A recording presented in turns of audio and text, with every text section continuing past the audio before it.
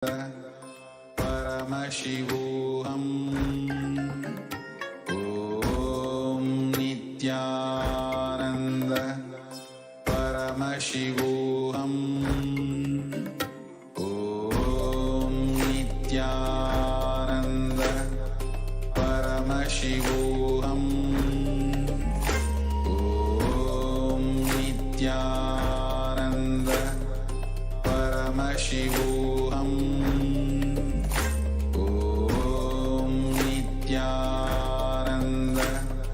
Paramashivoham. Om Nithyananda Paramashivoham.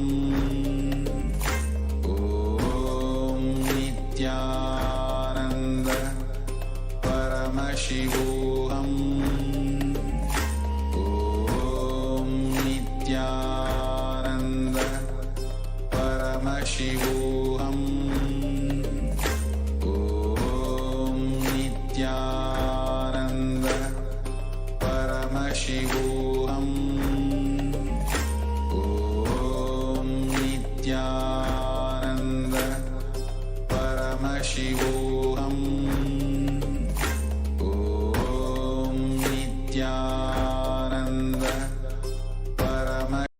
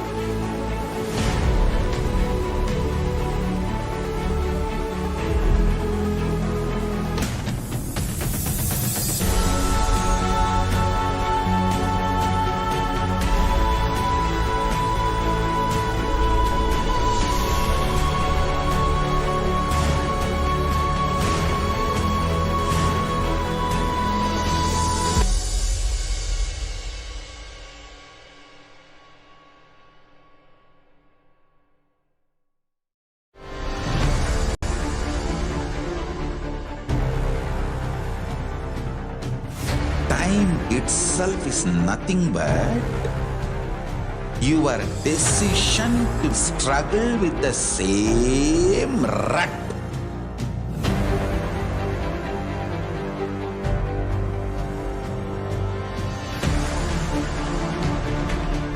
Your decision to struggle with the same rut is time, Kala.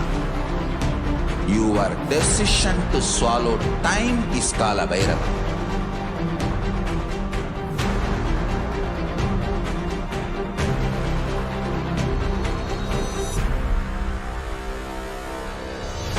Stand. Be a conscious woman or man. Be conscious being.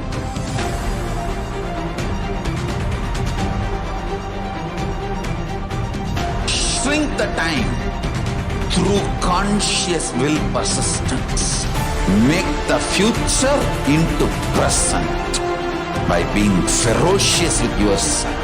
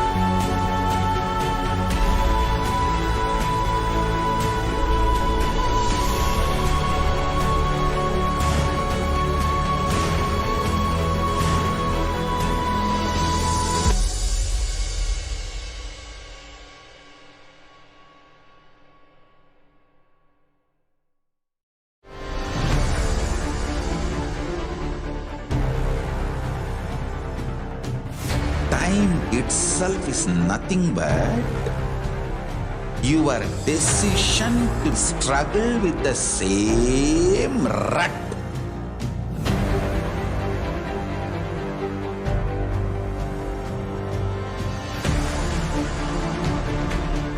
Your decision to struggle with the same rut is time, Kala. Your decision to swallow time is Kala Bhairava.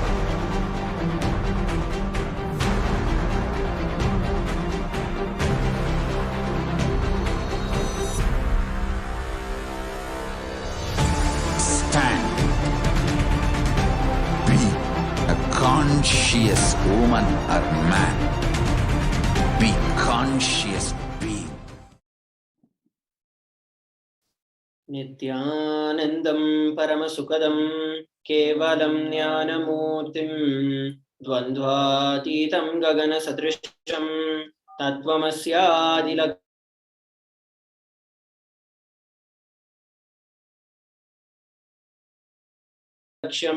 Ekam Nityam Vimalamachalam Sarvadi Savam Trigunarahitam Sadguruntam Namami. Nithyanam, everybody. We welcome each and every one of you for today's Parashakti Akashic reading.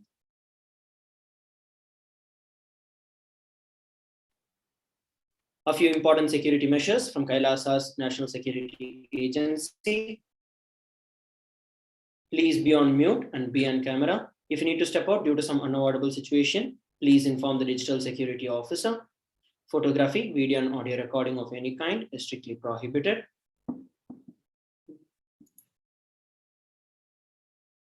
A few important cautions. We welcome all the Kailasa Vasis attending from Kailasa's monasteries, Nithyananda Gurukuls, temples, ashrams, and centers from around the world. And we welcome all the Instagram, Nithyananda TV, Kailasa TV, Hinduism Now TV, Twitter, YouTube viewers, and all those who are blessed to have the Nayana Diksha, which is the two-way video conferencing for today's sacred spiritual program, the Devi Bhava Samadhi Darshan.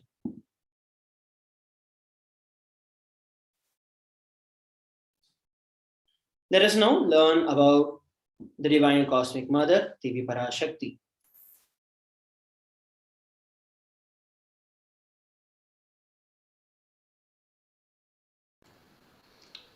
Devi, the ultimate pure feminine consciousness, the cosmic mother, and she is the source Shakti. It is her cosmic womb, Brahmanda Yoni, from which billions and billions of universes comes out and goes in, and she is the source of the Big Bang and black holes.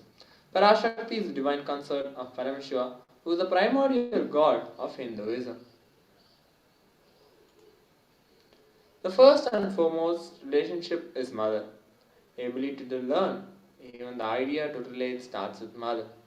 How to relate starts with mother. Understand that your idea to relate, your ability to relate starts with mother. Mother is an important way to connect what you think as life. In Vedic tradition, our rishis were aware that your ability to connect with the mother should be directed to cosmos. It should inspire, it should awaken your higher consciousness. It should inspire your higher consciousness to express through you. It should awaken your higher consciousness. Connecting with life as mother is the most sweetest, most beautiful, most easiest form to ever connect.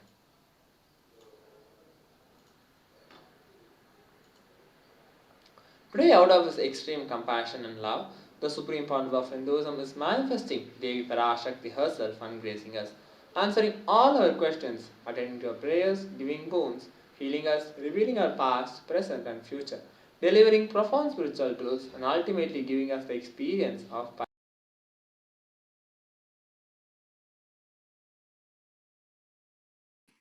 Let us now learn about the Devi Bhava Samadhi Darshan. What is Bhava Samadhi Darshan? The very word Samadhi is from the two Sanskrit root words Sama and Adi. Sama means oneness and Adi means source. So Samadhi means one with the source. Bhava means attitude or aspect. Bhava Samadhi means being one with the source through this aspect. What is darshan? Darshan means to have a glimpse of. In the Vedagamic tradition, it is used to describe the moment we behold a deity an avatar or a saint or an enlightened being, as just seeing such beings can cleanse the karmas of lifetimes and create a deep and lasting transformation in us. Darshan is the powerful superconscious vibration that is present around the avatar at all times. He simply radiates the darshan just as the sun continuously radiates light. The auspicious moment when the receiver is able to catch it becomes the moment of darshan for you, raising you to the next level of superconscious breakthrough, like hitting the reset button on your very being. The science of Bhava Samadhi Darshan. The divine cosmic beings are real. They manifest from Kailasa, which is the enlightened time space zone, through the deities and incarnations. The divine cosmic beings manifest through the Archavataras, which are the deities in the temples, and through the Bhava Samadhi Darshans, who are the Nijavataras, the incarnations.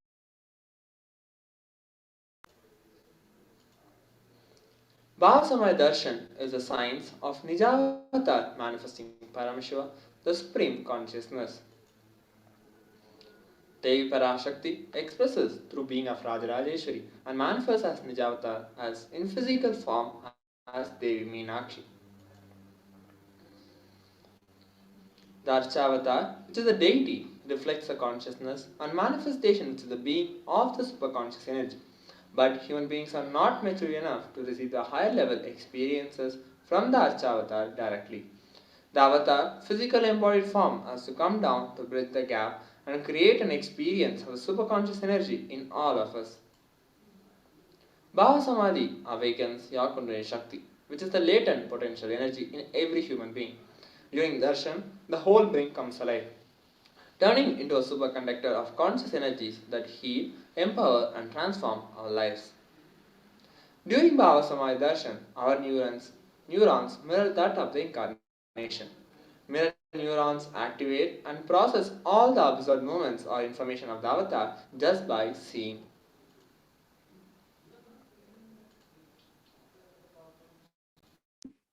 Let us now learn about the Akashic readings, which are the readings from the cosmic archives. These Akashic readings are not just in predictions. Beyond the space, creation and destruction happen simultaneously. And in the dimension of time starts the past, the present, and the future. Because the Akashic readings are stored in the space dimension, there is no past, present, or future. That is why whatever we call as happening, and yet to happen are clearly recorded. We'll now be learning about the supreme pontiff of Hinduism after a short break. We request every one of you to please stay tuned as we enter into this next segment.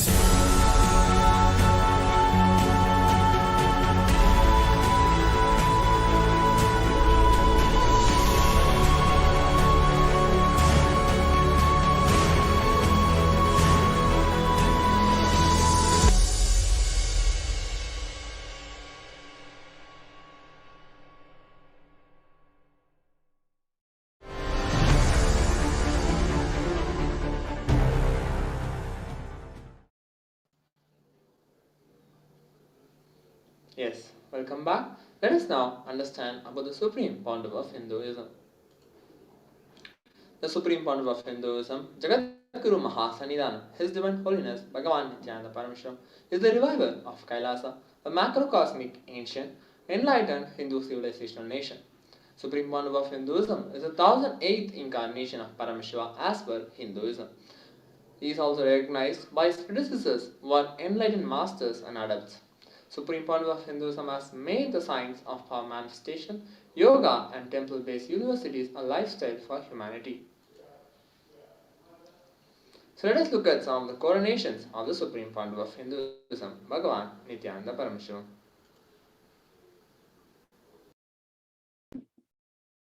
Before 1981, the Supreme Pontiff of Hinduism was identified as the 1008th incarnation of Paramashiva by spiritual adepts and enlightened masters of Hinduism. And in 1981, at the tender age of 3, he was initiated into Bala Sannyas and Chaturmasya. In 1988, he was coronated as the future Guru Mahasannidhanam of the Tondai Mandala Adinam, which is the oldest monastic university.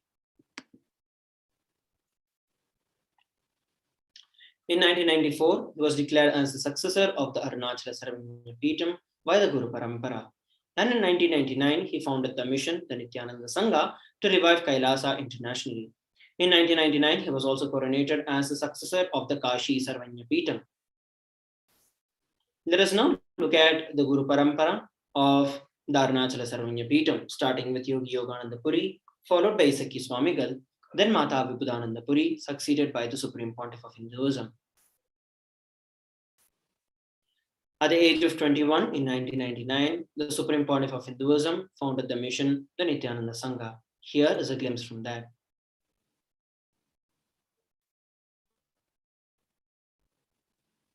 Here we're looking at the glimpses from the coronation as the successor of the Kashi Sarvanya Peetham at the age of 21.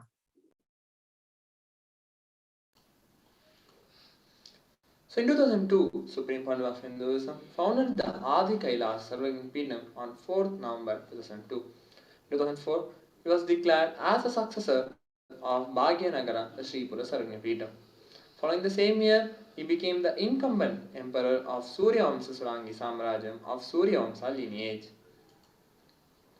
Here are the glimpses of pictures where the Supreme Pontiff of Hinduism founding the Adi Kailasa Sarvanya Peetham. Here are the pictures, some of the pictures where the Supreme Pontiff of Hinduism declared as the successor of Bhagyanagara, Sripura Sarvanya Peetham. Here are the lineage of Suryavamsa Surangi Samrajyam, where the Supreme Pontiff of Hinduism is the current emperor of the Suryavamsa lineage.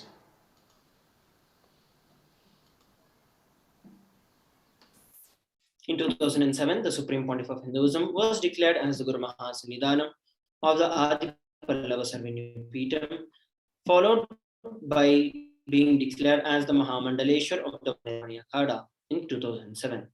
On 27th of April 2012, he was coronated as the 293rd Guru Mahasannidhanam of Kailasa Shyamala Peetha Sarvanya Peetham, which is the oldest Hindu papal state and the monastic kingdom.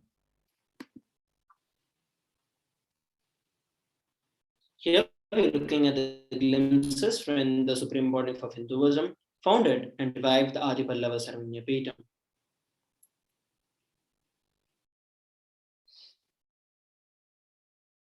Here is the photographs taken on the day of the ceremony of being coronated as the 293rd Jagadguru Mahasannidhanam of the Kailasa Shyamala Peetha Sarvanya Peetham.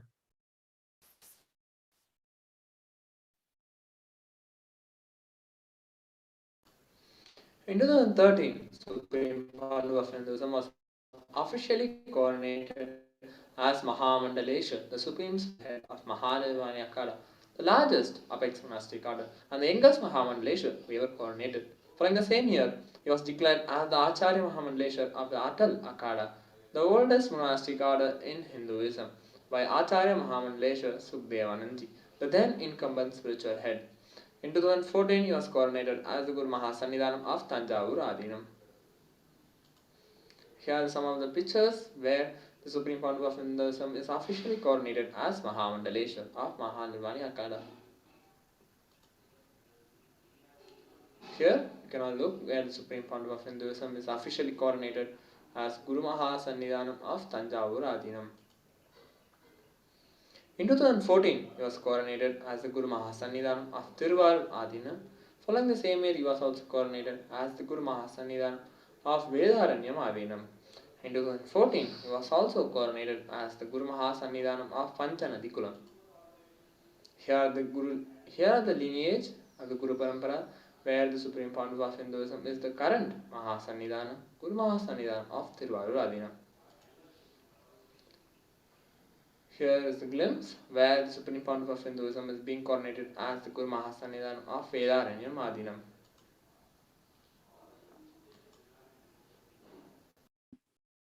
In 2015, the Supreme Pontiff of Hinduism was coronated as the Guru Mahasannidhanam of the Dharmamukti Swargapuram Adinam. Following which, in the same year, he was also coronated as the Guru Mahasannidhanam of the Adipita Koladamata. And in 2015, he was also elected as the Supreme Pontiff of Hinduism by a congregation of over 1,000 spiritual leaders and pontiffs. What we're looking at here is the Guru Parampara of the Dharmamukti Swargapuram Adinam.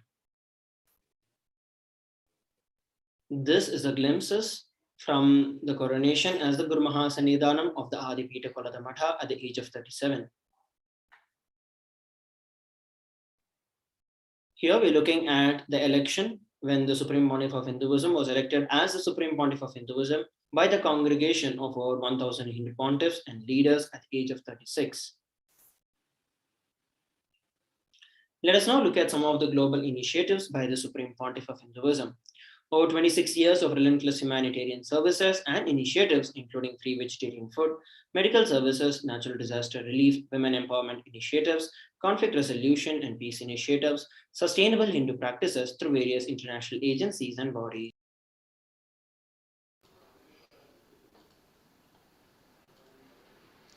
Supreme Pontiff of Hinduism has authored over 300 books and 10,000 articles in 3 languages, just English, Tamil and Sanskrit, and translated into 50 languages with over 1,000 titles. He has also authored over 300 books and 10,000 articles in 3 languages. Over 20 million copies of books and articles has been sold, read and downloaded worldwide. He has also established the largest Hindu library with over 1 million books, 1 million palm leaf scriptures and over 20 million digital books. Over 10,000 hours of discourses with over 1 billion views on social media alone.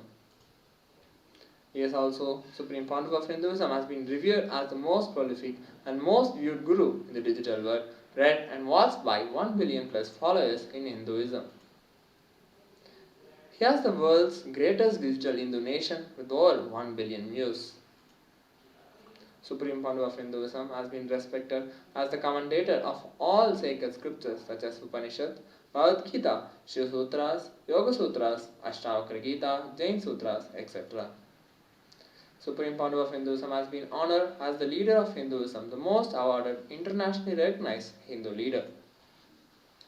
He has also been acclaimed as one of the top 100 spiritually influential living personalities by Watkins' Mind Body Spirit magazine. The Sovereign Order of Kailasa, led by the HDH Nithyananda Paramashivam and Nithyananda Order of Monks, nuns and Hindu diaspora are working for global peace and to give superconscious breakthrough to humanity. Supreme Pontiff of Hinduism has established the largest Hindu university in the world with satellite campuses in 150 plus countries. Supreme Pontiff of Hinduism has established around 1,000 plus Kailasa Enlightenment ecosystem all over the world. And he is also the founder and reviver of over 100 plus Sarvanyapitams. So let us look at the Kailasa news and events after a short break.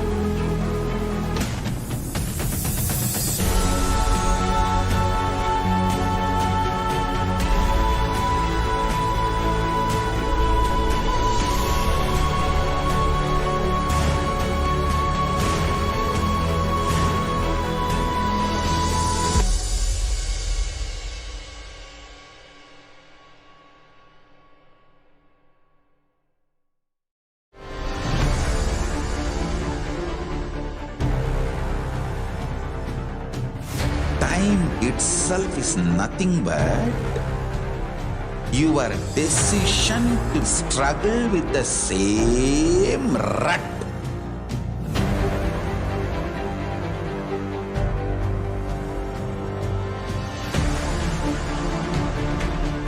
Your decision to struggle with the same rut is time, Kala. Your decision to swallow time is Kala Bhairava.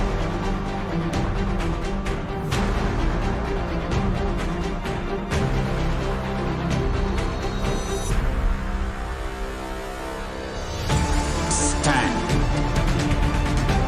Be a conscious woman or man. Be conscious being.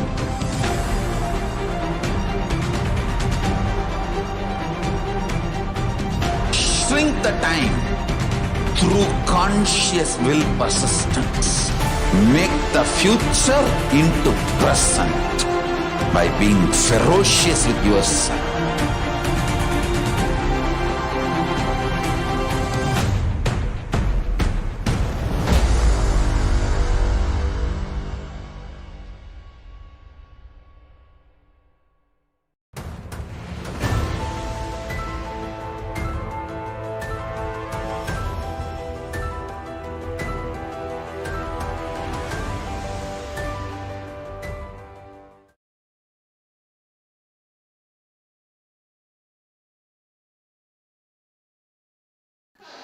Welcome back everyone. Let us look at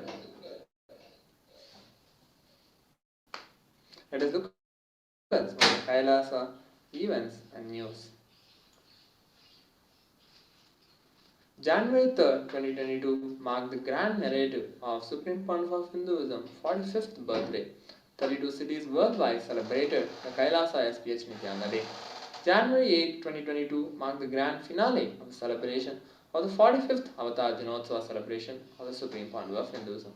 Various important dignitaries, statesmen, prince and princess of kingdoms, ambassadors and prominent celebrities and journalists from around the world were present on the auspicious occasion of Kailasa HDH Nithyananda Day.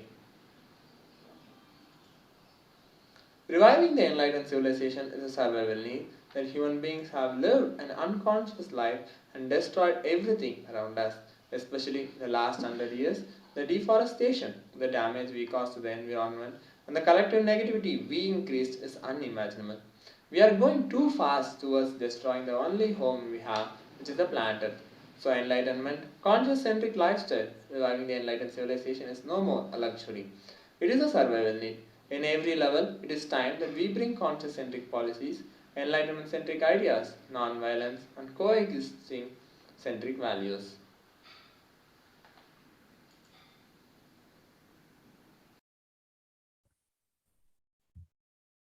Hinduism very clearly declares ahimsa paramo dharma.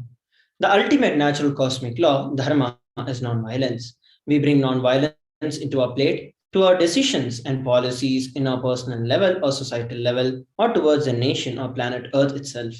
If this generation human beings wake up, we are going to leave a better future for the planet Earth. If we do not, I don't want to say what will be the result because there will be not anything left. If we don't wake up to the conscious-centric values, the enlightened civilizational policies, values, non-violence, centric principles and ideas, the collective negativity which we have already triggered is not going to let us live on this planet Earth, the only home that we have as of now. So we all, as conscious human beings, have the responsibility to unite all the nations and to revive the ethical environmentalism. We have to unite all the nations for consciousness studies and practices. We have to unite all the nations to preserve, to teach, live ancient enlightened sciences. We have to bring the enlightenment-centric policies, principles immediately to protect the environment, to bring gender equality, to bring real health, not to use human beings as a resource for pharmaceutical industries. We should focus more and more on bringing life positivity in every level. Kailasa, the only surviving ancient enlightened Hindu civilization, is working intensely, sincerely, uniting all the nations recognized by the Hindu United Nations and the unrecognized nations, civilizations, ethnic groups, matriarchal civilizations, the whole humanity, for reviving this consciousness centric based enlightened civilization. Kailasa is the first nation for all Hindus, and by the grace of Paramashiva, we do have a sovereign land, a sovereign territory that is gifted to us by more than one country, legally given as per the Vienna Convention. Sovereign territories in more than one place for Kailasa. And in a few countries, we do have a kind of autonomous, semi sovereign small islands.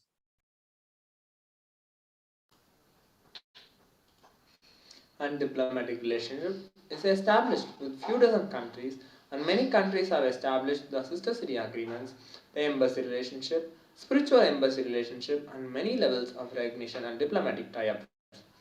Kailasa is more a civilizational nation, and every awakened human being's heart is the territory of Kailasa. Kailasa commits to do its responsibility to spread enlightenment sciences and revive the ancient enlightened Hindu civilizational nation for the sake of humanity. Nithyananda Paramashivam Devalayam in Adi Kailasa Sarvagna Peetham celebrated the 22nd day of the 45th Avatar Dinotsavam of the Supreme Pontiff of Hinduism with the Chandrasekhara temple. So let us look at some of the upcoming events and darshans. Vaikunta Vasa Darshan, which is going to be happening on 13th January 2022. Vaikunta Ekadasi is one of the important and auspicious days for devotees of Lord Vishnu. It is dedicated to Lord Venkateshwara. On this auspicious day, Lord Venkateshwara assures his devotees liberation in both the inner and outer world. The significance of Vaikunta Ekadasi is mentioned in the Padma Purana. So please join us for a special Vaikunta Vasa Darshan, the door to experience the enlightenment space of Vaikunta.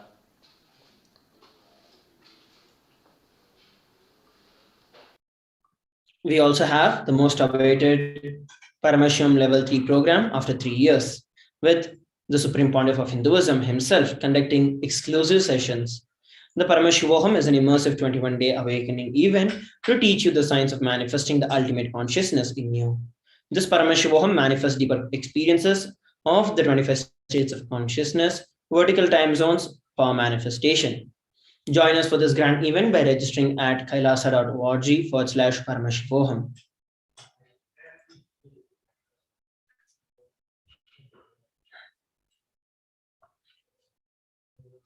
You can also show your intention for attending the Paramashivoham Level 3 by updating your Facebook cover image to the special cover image of Paramashivoham. Head over to kailasa.org/Paramashivoham and update yours.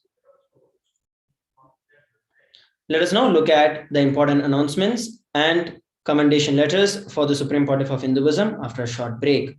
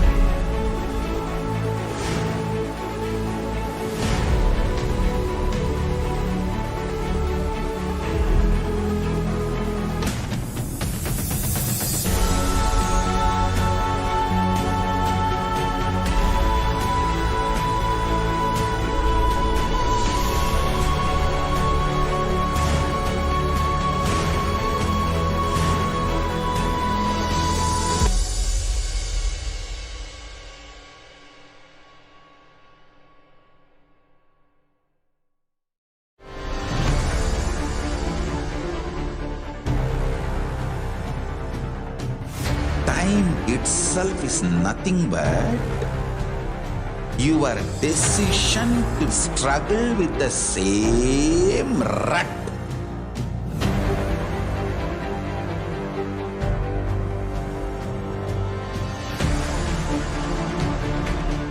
Your decision to struggle with the same rut is time, Kala.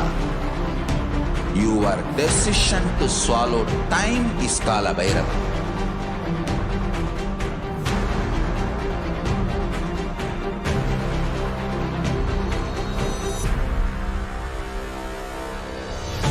Stand. Be a conscious woman or man. Be conscious being.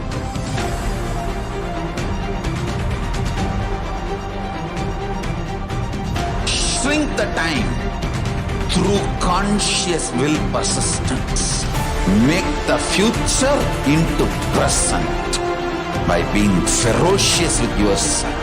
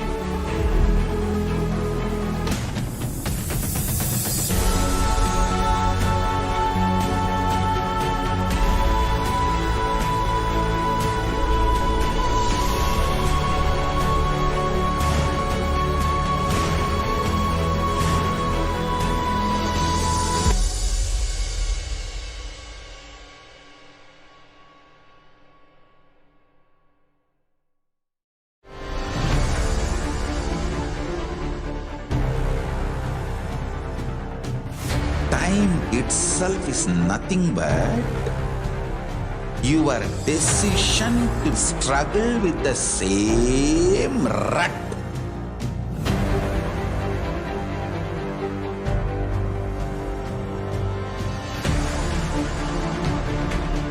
Your decision to struggle with the same rut is time, Kala. Your decision to swallow time is Kala Bhairava.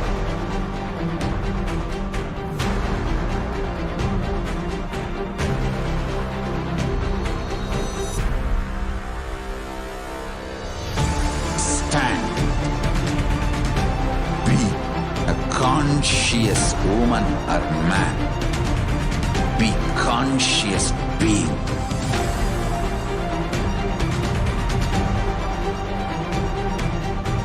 Shrink the time through conscious will persistence. Make the future into present by being ferocious with yourself.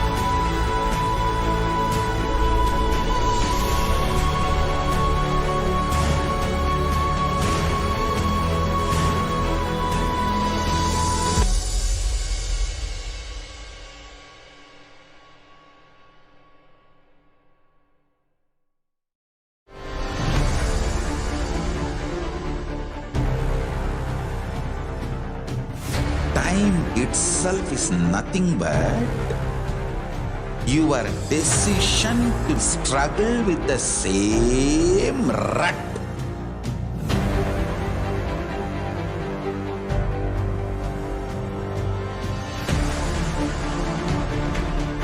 Your decision to struggle with the same rut is time, Kala. Your decision to swallow time is Kala Bhairava.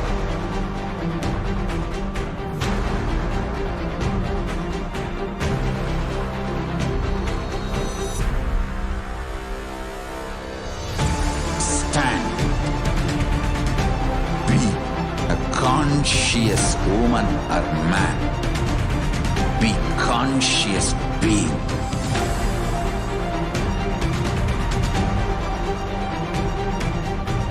Shrink the time through conscious will persistence.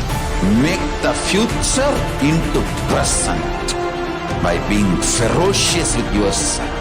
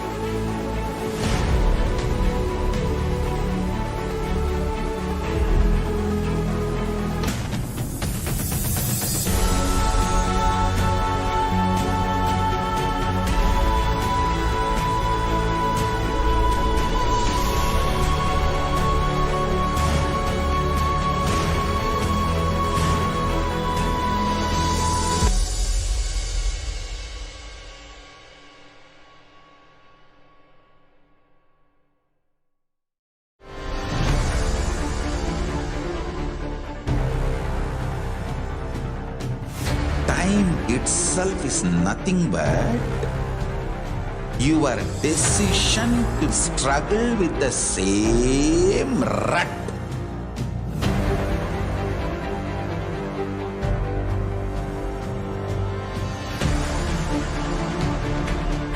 Your decision to struggle with the same rut is time, Kala. Your decision to swallow time is Kala Bhairava.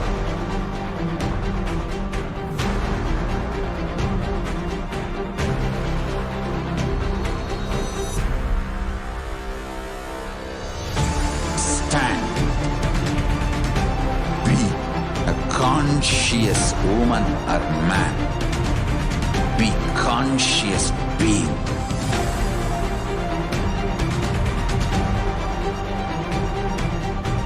Shrink the time through conscious will persistence. Make the future into present by being ferocious with yourself.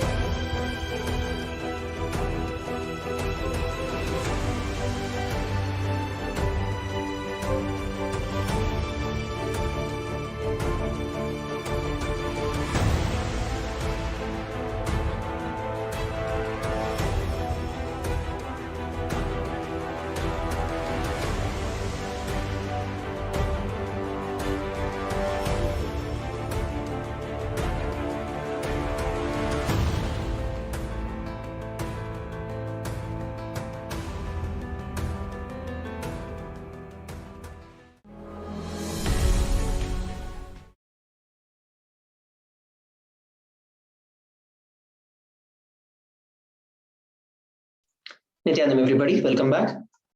Let us now look at some of the important announcements from the Supreme Pontiff of Hinduism and the various recognition letters that the Supreme Pontiff of Hinduism has received. We have over 32 cities worldwide that have declared January 3rd, 2022 as Kailasa's HDH Nithyananda Day. Mayor Paul E. Coogan of the city of Fall River, Massachusetts, confers a proclamation to the Supreme Pontiff of Hinduism and the sovereign of the sovereign state of Sri Kailasa, the Supreme Pontiff of Hinduism, Bhagavan Nithyananda Paramashivam, proclaiming January 3rd, 2022 as Kailasa's SPH Nithyananda Day. We also have Mayor Lee Harris of the Shelby County, Tennessee, conferring a proclamation to the Supreme Pontiff of Hinduism, proclaiming January 3rd, 2022 as Kailasa's SPH Nithyananda Day. The member of Legislative Assembly, Magadi Assembly Constituency of Karnataka, A. Manjunath, confers a proclamation to the Supreme Pontiff of Hinduism, proclaiming January 3rd, 2022 as Kailasa's SPH Nithyananda Day. Mayor William C. Dust of the Concord of North Carolina confers a proclamation to the Supreme Pontiff of Hinduism, proclaiming January 3rd, 2022 as Kailasa's SPH Nithyananda Day. The Honorable Mark D. Saulnier of the US Congressman representing the 11th Congressional District of the California confers a certificate of special congressional recognition to the Supreme Pontiff of Hinduism. We also have a letter of appreciation from Mr. Sir Pujan Lal Bihari, General Secretary of the Mauritius Sanatan Dharma Temples Federation. He has conferred a special recognition to the Supreme Pontiff of Hinduism on the 45th Avatar Dinotsava celebrations. Mayor Aquanetta Warren, Mayor Pro Tem Peter A. Garcia, and the council members of the city of Fontana, California, confers a proclamation to the Supreme Pontiff of Hinduism and the sovereign of the sovereign state of Sri Kailasa. Mayor H. William Mutz of the city of Lakeland, Florida, confers a proclamation to the Supreme Pontiff of Hinduism and the sovereign of the sovereign state of Sri Kailasa, proclaiming January 3rd, 2022 as Kailasa's SPH Nithyananda Day. We have Mayor J. Allen Jones of the city of Winston-Salem, North Carolina, conferring and proclaiming January 3rd, 2022 as the Kailasa's SPH Nithyananda Day. Mayor Sammy Phillips of the city of Jacksonville, North Carolina, also proclaimed January 3rd, 2022 as Kailasa's SPH Nithyananda Day. Mayor Krista Bernasconi of the city of Roseville, California, confers a certificate of recognition to the Supreme Pontiff of Hinduism, proclaiming January 3rd, 2022 as Kailasa's SPH Nithyananda Day. Mayor Callan K. Riggle of the city of Delaware, Ohio, confers a proclamation to the Supreme Pontiff of Hinduism and the sovereign of the sovereign state of Sri Kailasa, the Supreme Pontiff of Hinduism, the Incarnation Day of the Supreme Pontiff of Hinduism. Mayor Callan K. Riggle also thanks the local members of Nithyanandeshwara Hindu Temple, Ohio, for their continuing outreach and support to the city of Delaware, Ohio. Since Kailasa, Ohio, thousands of Kailasa ecosystems have flourished in all the US states. The ecosystems offer a place and space to explore through a host of activities from meditation to science. They nurture the quantum spirituality where the material and spiritual worlds merge and create a blissful living. They offer life solutions as per the Vedagamic scriptures and as revived by the Supreme Pontiff of Hinduism. We have another proclamation from Mayor John David Smith of the junior mayor of the city of Manchester, Virginia, proclaiming January 3rd, 2022 as the Incarnation Day of the Supreme Pontiff of Hinduism. We have another commendation letter from the National President of the 10 India Sanmarga Aikya Sangam, Fiji, Sri Sadasivan Naikar, in honor of the Supreme Pontiff of Hinduism. Mayor Donald R. Sadler of the city of Washington, North Carolina, also proclaims January 3rd, 2022 as Kailasa's SPH Nithyananda Day. Now, it is time that we move to the next segment of today's Bhava Samadhi Darshan, which is the power manifestation after a short break.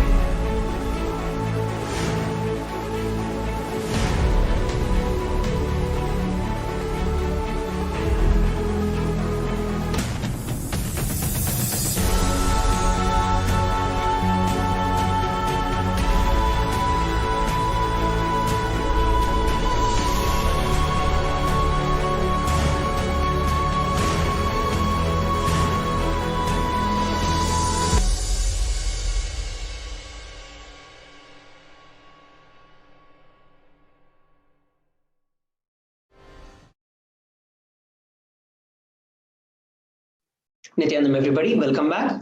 Let us now enter into the next segment, which is the manifestation of these extraordinary Shaktis. Today, the Balasans and the Nityananda yogis will be manifesting and demonstrating the powers of third eye and sharing with all the experiences and the results of these extraordinary powers. Let us now learn about the Shaktis. What exactly are Shaktis?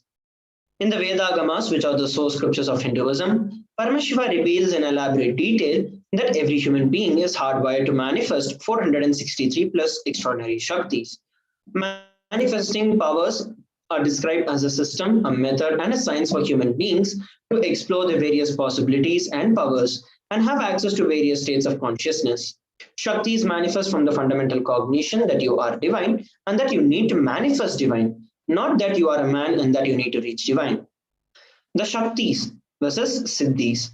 Shaktis expressed from the space of enlightenment as a side effect of feeling connection with the divine and high integrity with the Guru. Shaktis are the source of enlightenment. Whereas on the other hand, Siddhis are powers that manifest from tapas or penance for enlightenment. Siddhis happen on the path of enlightenment. The Shaktis of Paramashiva manifest through ordinary human beings in an extraordinary way just after the initiation from the avatar. The Shaktis are permanent, whereas Siddhis are not, and Siddhis can divert you from enlightenment. Paramashiva is the source of Shaktis. Paramashiva is a primordial divinity in Hinduism, the ultimate reality and cause, which is self-effulgent, Swayam Prakasha, all-pervading, unchanging beyond time, space, form, and causality. As the fundamental base of Abhyakta, which is the unmanifest, and the Vyakta, which is the manifest, he performs the Panchakritya, or the five cosmic acts of Srishti, Sthiti, Samhara, Trobhava, and Anugraha: creation, sustenance, rejuvenation, pulling out of delusion, and liberation. The Supreme Pontiff of Hinduism, Jagadguru Mahasamidhanam, His Divine Holiness Bhagavan Nithyananda Paramashivam, is the 1008th living incarnation and representative of Paramashiva. He is the reviver of Kailasa. Ever since the beginning of the civilization, the Sanatana Hindu Dharma has been the cradle for enlightened beings and highly advanced sciences. It was where the science of enlightenment and the powers was lived and taught as a lifestyle. For the very first time in the modern day, the Supreme Pontiff of Hinduism is reviving these yogic sciences and transmitting it to the world at a record-breaking pace never accomplished before. The knowledge and the science of these manifesting these Shaktis are passed on from one generation to the next through the Diksha, or the initiations by the enlightened Gurus. The Supreme Pontiff of Hinduism, being recognized as an incarnation at a very young age, was trained and taught these sciences to revive the repositories and for billions to manifest the science of our manifestation. From the disciplines of Vedanta and Tantra, Sri Vidya, Yoga and Yogic powers, Mantra Shastra, Siddha Vidya, science of Aushadha, Advaita, Bhakti Yoga, Paramashiva Jnana, and Paramashiva Vijnana. Let us now learn about how we can awaken these Shaktis. Every ultimate truth, which is the Jnana, when it is mapped into your consciousness, which is Prajna, manifests as the possibility and the power of every being. Let us now watch a beautiful video on the science of initiation.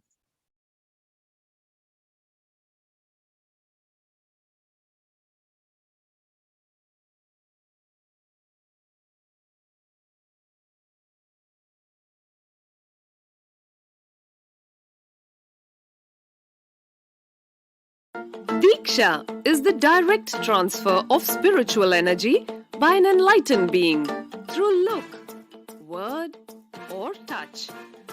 The traditional Vedic book Navaratneshwara states, Sarvasamapi Dikshanam Muktihi Phalamakhanditam Avirodhat Bhavantyeva Prasangyastu Bhuktayaha. The main benefit of all initiations is moksha, enlightenment. As a side effect, health, wealth, leadership, and well-being happen. And in Rudrayamala Tantra, Shiva says, Devi Diksha Vihinasya Na Siddhihi Na Cha Sadgatihi Tasmat Sarva Prayatnena Guruna Dikshito Bhavet. The one who is not initiated does not attain liberation nor a better future. So by all efforts, one should get initiated by Guru. What is the science of initiation? Neuroscience has proved that the process of initiation floods the brain with energy. This is the superconscious energy of Kundalini, our own highest inner potential energy. As the Kundalini flows from the thalamus to the cortex, it sets up a powerful energy loop within the brain, which awakens the latent non-mechanical parts which we have never used before. With increasing levels of coherence, the whole brain comes alive, turning into a superconductor of conscious energies that heal, empower, transform our lives, bliss and fulfillment. Initiation creates high awareness, visualization, creativity. It also slows the aging process and improves the immune system. Kundalini awakening, healing experience, levitation, teleportation, materialization. Experience the power of initiation through a range of exclusive programs conducted at the ashram. Nithyananda Dhyanapitham, Nithyananda Nagar, Birdi, Bengaluru. Let us now understand the next, which is the difference between the Shastra Pramana and the Apta Pramana. These are the authentications through which the power manifestation is authenticated. The Shastra Pramana is the eternal and unchangeable truths that are revealed in the source scriptures. Apta Pramana is the experiences and the results of Aptas or authorities of Hinduism who have time tested and verified the science.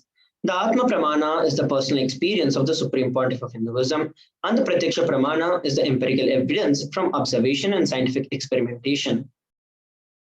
The Vedas are the ultimate and superior authority for Hindus. Vedas are the pure science where the ultimate truths are explained, whereas Agamas are the scriptures where the applied technology is expanded. Vedas and Agamas, together called as the Vedagamas, are given the status of Shruti as they are directly revealed by Paramashiva. They are the ultimate, the eternal, the unchangeable truths. A reference that is cited from the Shastras or source scriptures is called a Shastra Pramana. Let us now get ready to witness a demonstration of the power of third eye. All of you can now go over to the Facebook and YouTube live, and you can put down your message if you'd like to receive body scanning. So while you all go and put your message, let us now look at the Pramanas for the power of body scanning. The Shastra Pramana for this power of body scanning is from the Vijnana Bhairava Tantra, Sutra 54.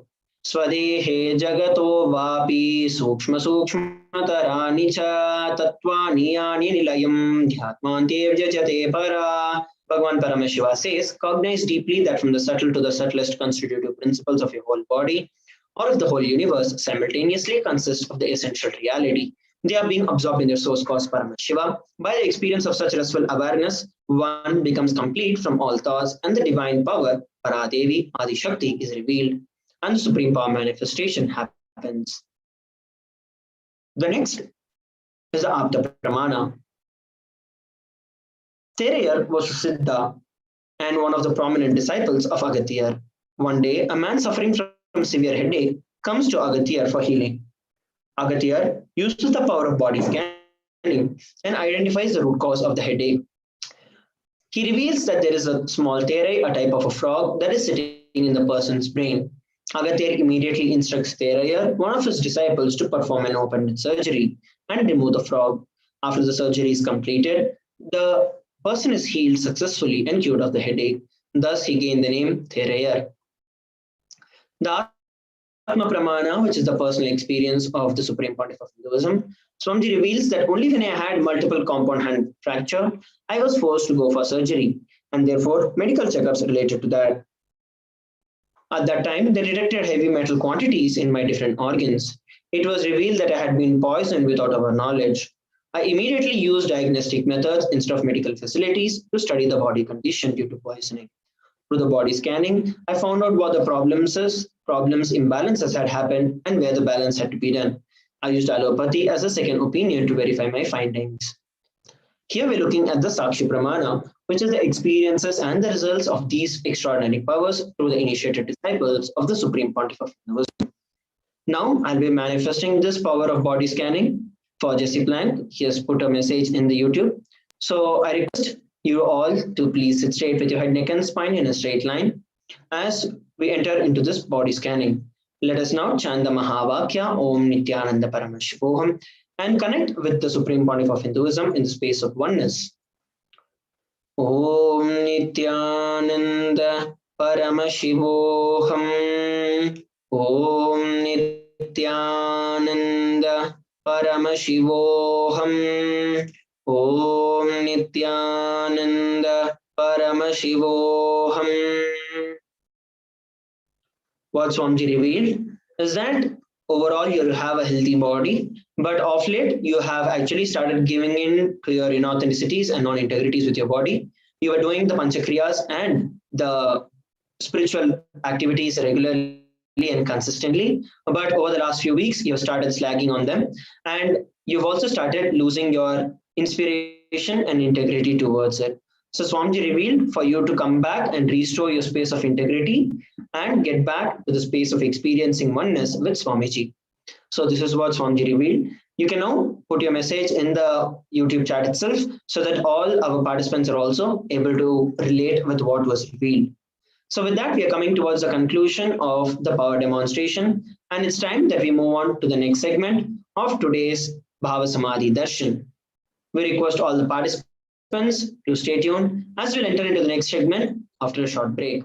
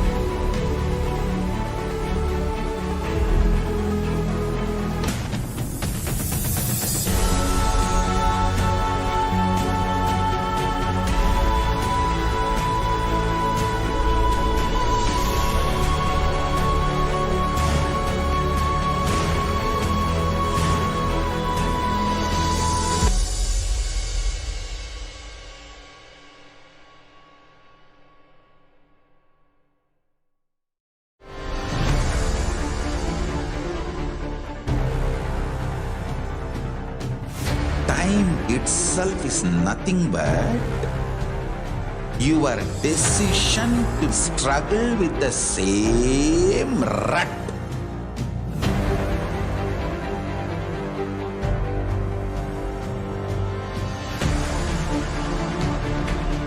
Your decision to struggle with the same rut is time, Kala. Your decision to swallow time is Kala Bhairava.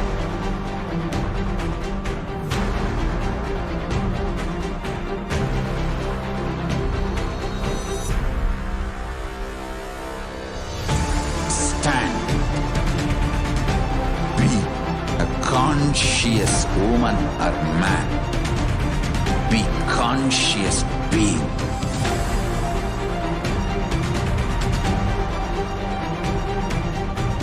Shrink the time through conscious will persistence.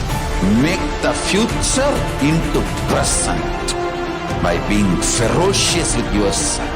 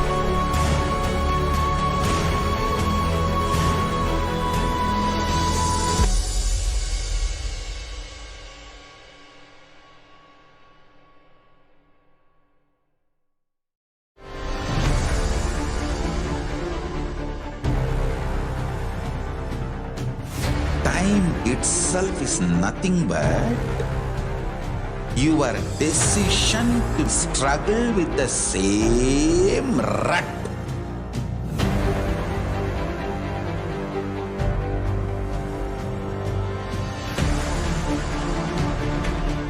Your decision to struggle with the same rut is time, Kala. Your decision to swallow time is Kala Bhairava.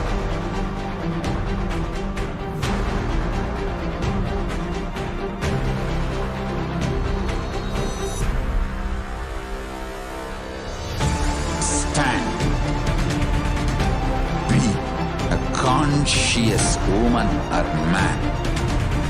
Be conscious being.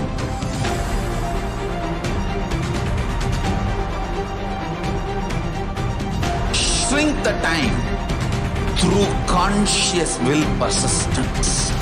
Make the future into present by being ferocious with yourself.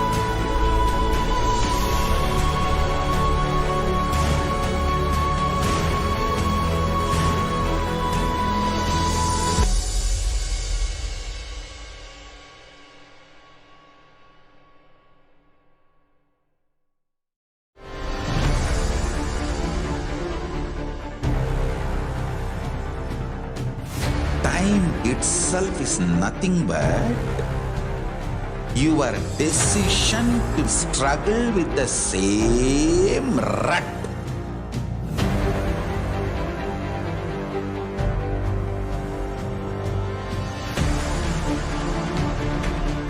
Your decision to struggle with the same rut is time, Kala. Your decision to swallow time is Kala Bhairava.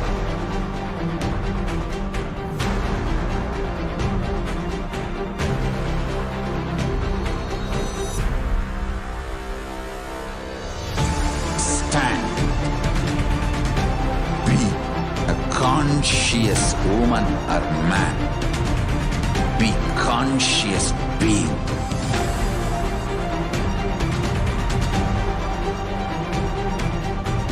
Shrink the time through conscious will persistence.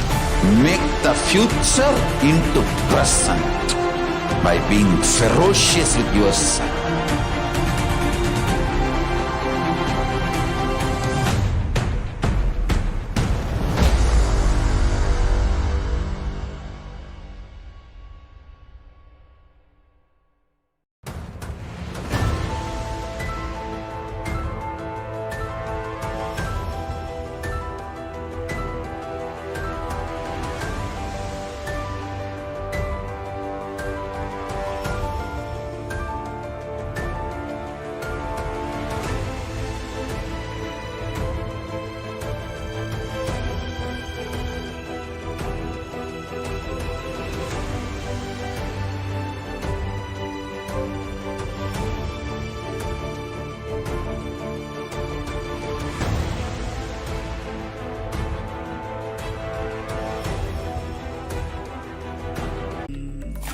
Om Nithyananda Paramashivoham.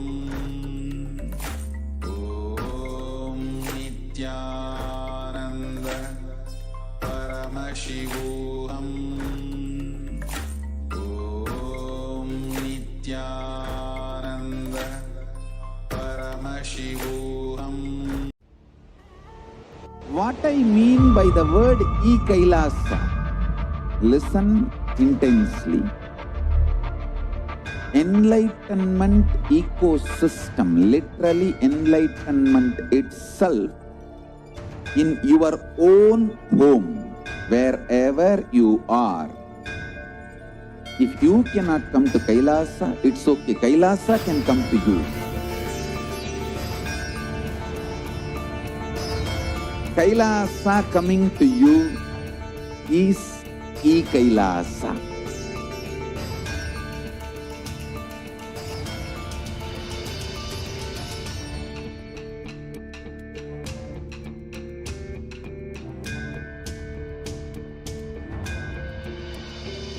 I will revive Hinduism.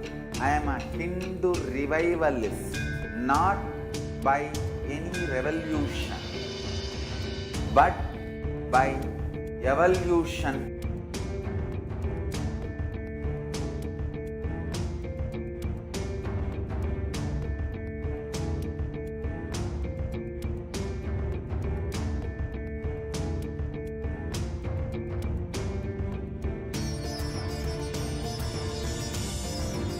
And setting model communities.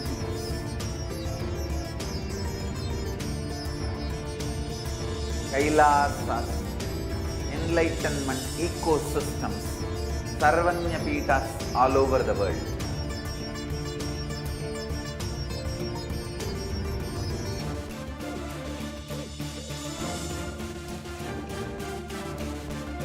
All powerful cognition, knowledge, only when you live, power manifestation and possibilities manifestation happens. It's a fundamental truth.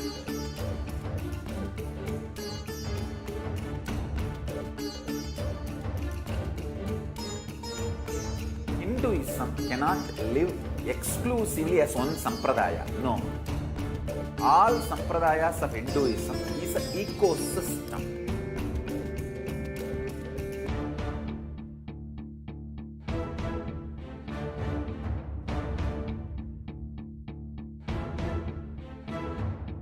So don't keep quiet thinking that if one sampradaya is attacked, only that sampradaya is going to be affected.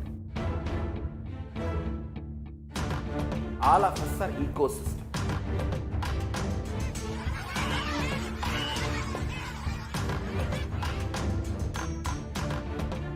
I invite all of you to get involved and enjoy Hinduism by the principle of Dharmo Rakshati Rakshitaha. When you protect Dharma, Dharma protects you. We will make the whole planet flourish spiritually. The spiritual prosperity will happen to the whole planet. We all have to coexist together.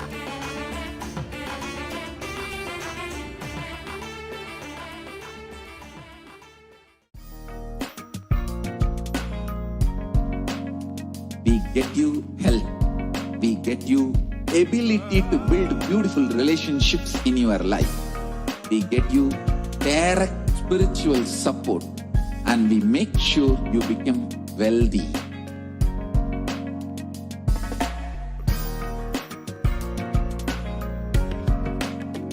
We won't stop giving you just good life. We will literally not stop till you live enlightened life. Manifesting the state of Paramashiva, space of Paramashiva, powers of Paramashiva, being of Paramashiva.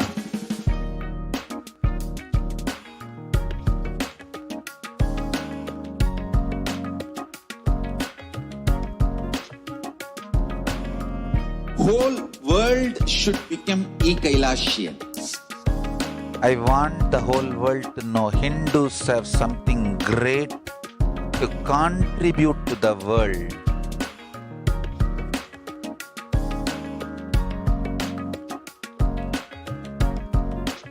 We have something great to contribute to the world. Let us do that.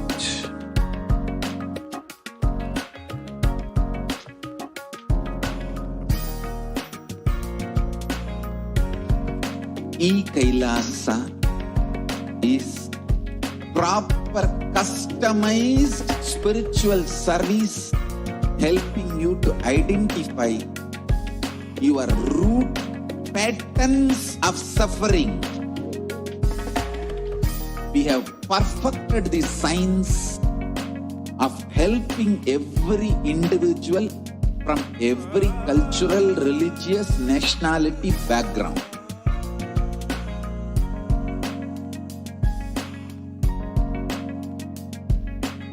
You will have lowest reactionary assumptions, highest awakened response, alive response for life continuously.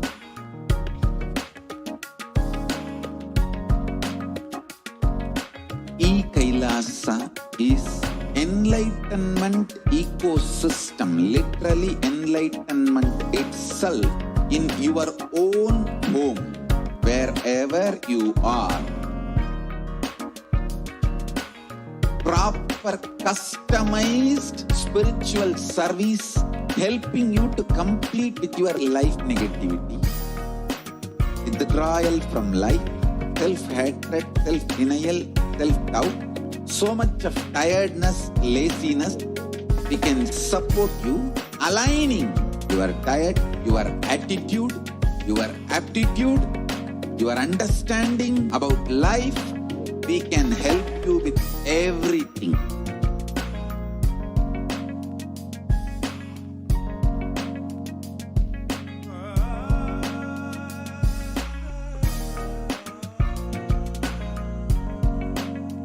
If you are interested in enlightenment, we will immediately bring this to you. If you are not interested, we will explain the whole science, inspire you, and make you interested in enlightenment science. We need to cater this enlightenment science to the whole world wherever they are, because enlightenment is the birthright of all human beings. Kailasa is responsible to provide that to all human beings.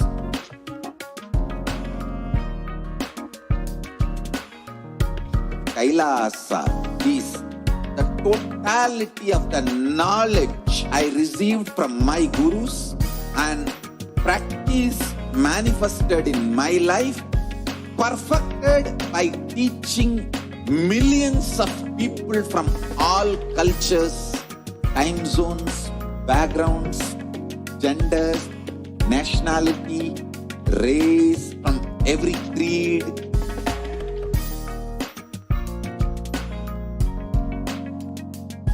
So this absolutely perfected knowledge available to you, served to you in your home without even you moving out of your couch, free of cost.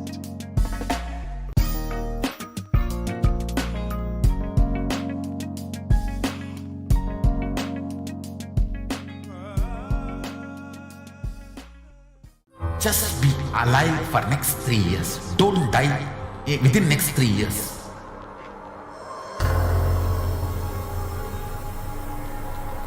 Just don't die within next 3 years. Be alive. Somehow be alive. I'm working sincerely. I will reach you somehow. Somehow I will reach you. It's my commitment to humanity.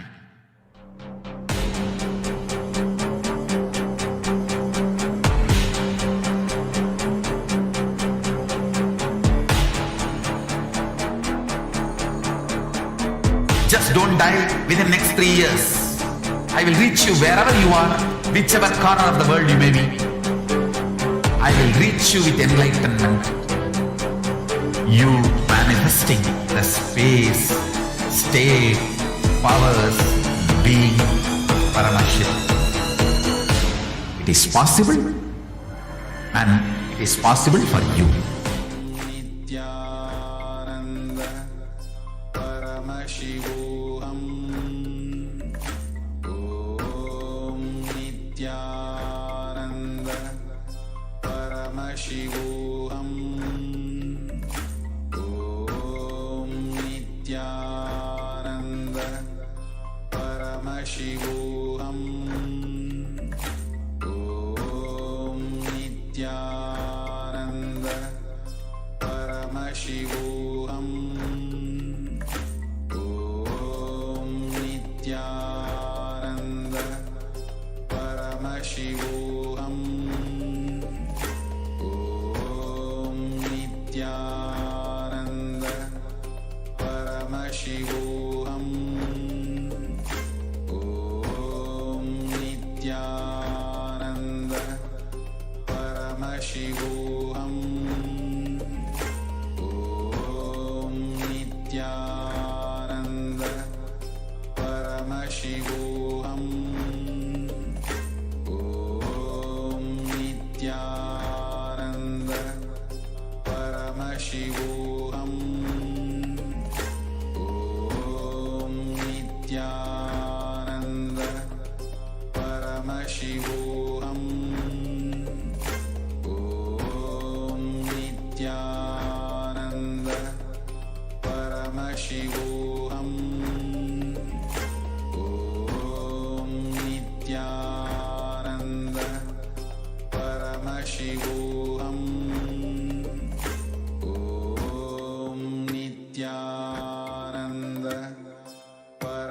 Paramashivoham. Om Nithyananda Paramashivoham. Om Nithyananda Paramashivoham. Om Nithyananda Paramashivoham. Om Nithyananda Paramashivoham. What I mean by the word Kailasa, listen intensely. enlightenment ecosystem, literally enlightenment itself, in your own home, wherever you are. If you cannot come to Kailasa, it's okay. Kailasa can come to you. Kailasa coming to you is E-Kailasa.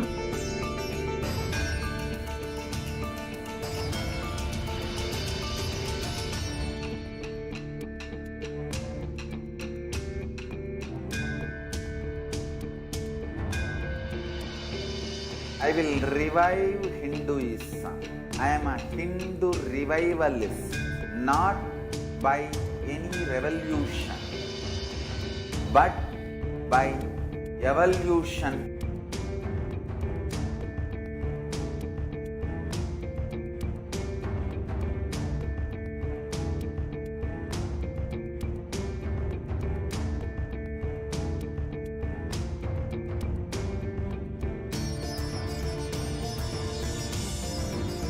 And setting model community.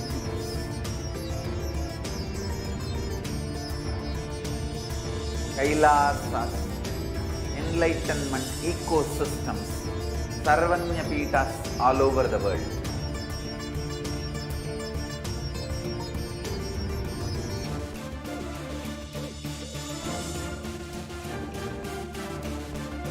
All powerful cognition, knowledge, only when you live, power manifestation and possibilities manifestation happens. It's a fundamental truth.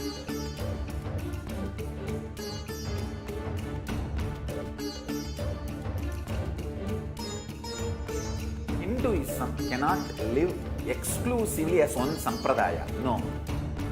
All sampradayas of Hinduism is an ecosystem.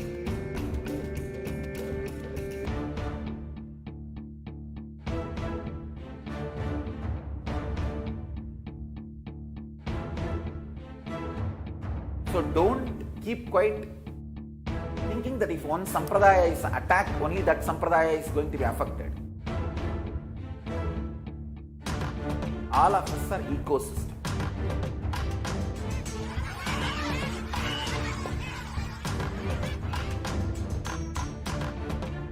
I invite all of you to get involved and enjoy Hinduism by the principle of Dharmo Rakshati Rakshitaha. When you protect Dharma, Dharma protects you. We will make the whole planet flourish spiritually, the spiritual prosperity. We happen to whole planet here. We all have to coexist together.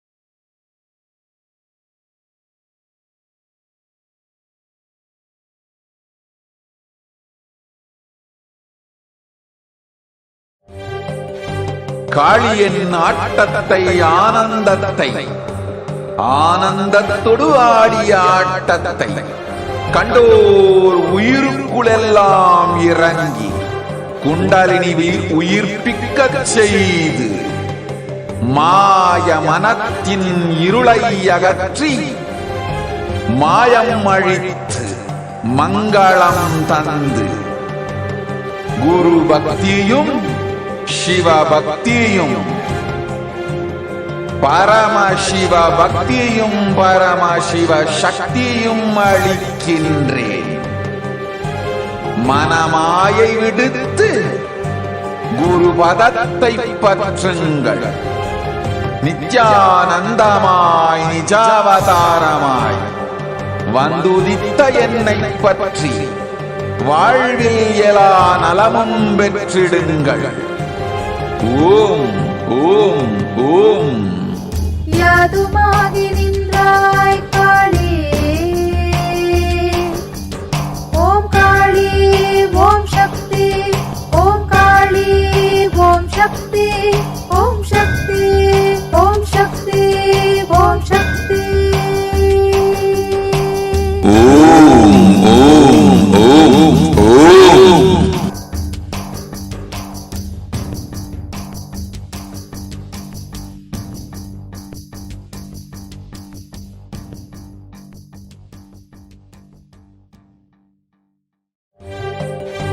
காளியின் ஆட்டத்தை ஆனந்தத்தை ஆனந்தத்தொடு ஆடிய ஆட்டத்தை கண்டோர் உயிருக்குளெல்லாம் இறங்கி குண்டலினிவில் உயிர்ப்பிக்கச் செய்து மாய மனத்தின் இருளை அகற்றி மாயம் அழித்து மங்களம் தந்து குரு பக்தியும் சிவ பக்தியும்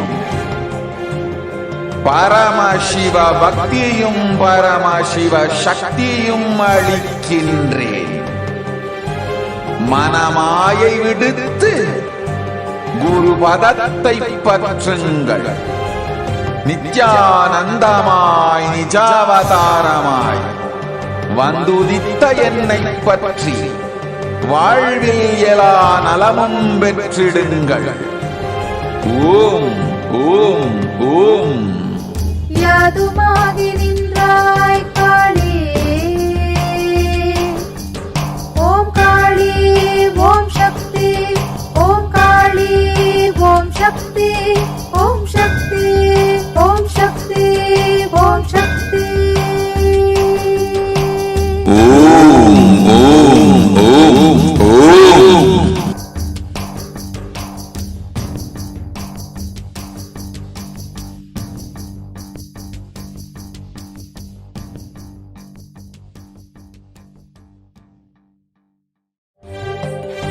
காளியின் ஆட்டத்தை ஆனந்தத்தை ஆனந்தத்தொடு ஆடிய ஆட்டத்தை கண்டோர் உயிருக்குளெல்லாம் இறங்கி குண்டலினிவில் உயிர்ப்பிக்கச் செய்து மாய மனத்தின் இருளை அகற்றி மாயம் அழித்து மங்களம் தந்து குரு பக்தியும் சிவ பக்தியும் பரமசிவ பக்தியும் பரமசிவ சக்தியும் அளிக்கின்றேன். மனமாயை விடுத்து குரு பதத்தை பற்றுங்கள். நித்யானந்தமாய் நிஜாவதாரமாய் வந்துதித்த என்னை பற்றி வாழ்வில் எல்லா நலமும் பெற்றிடுங்கள். ஓம் ஓம் ஓம். யாதுமாகி நின்றாய் காளி,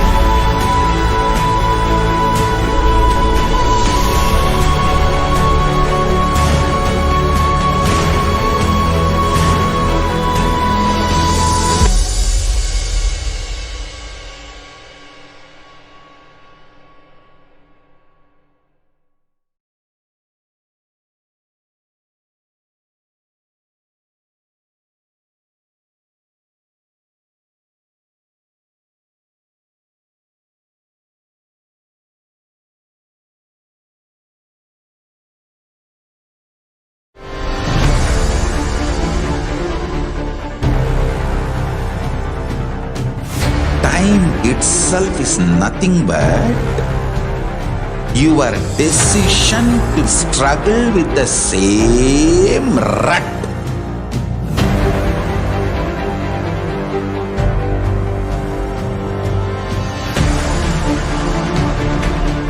Your decision to struggle with the same rut is time, Kala. Your decision to swallow time is Kala Bhairava.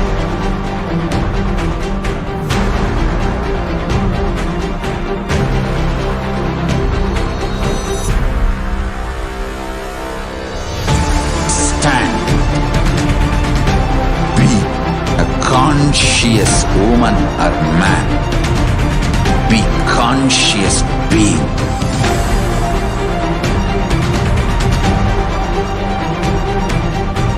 Shrink the time through conscious will persistence.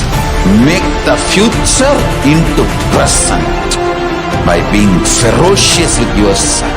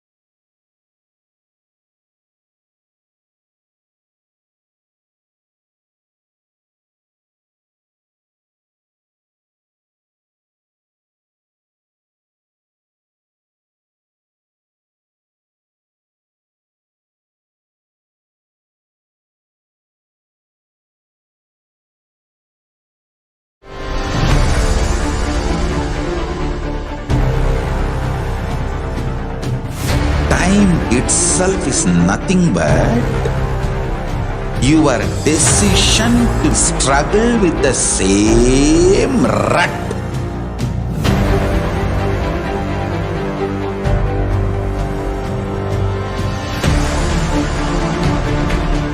Your decision to struggle with the same rut is time, Kala. Your decision to swallow time is Kala Bhairava.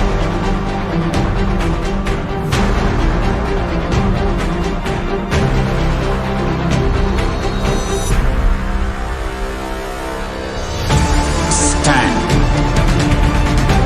Be a conscious woman or man. Be conscious being.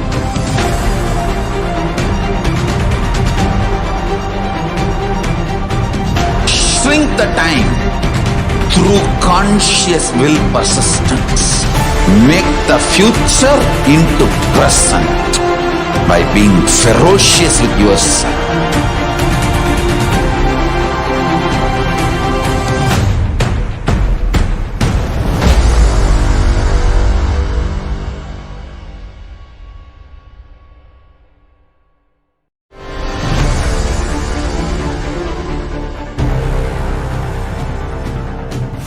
Time itself is nothing but your decision to struggle with the same rut.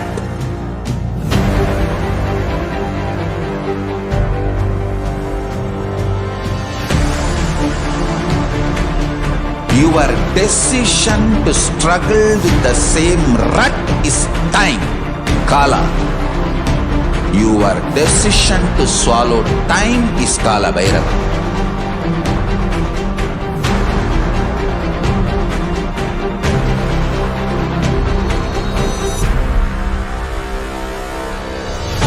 Stand. Be a conscious woman or man. Be conscious being.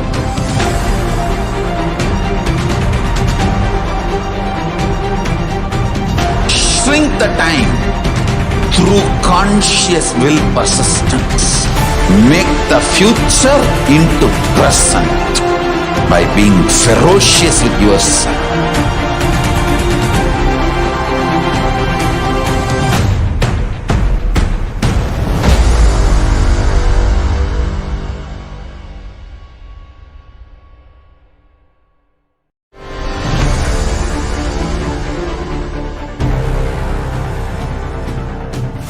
Time itself is nothing but your decision to struggle with the same rut.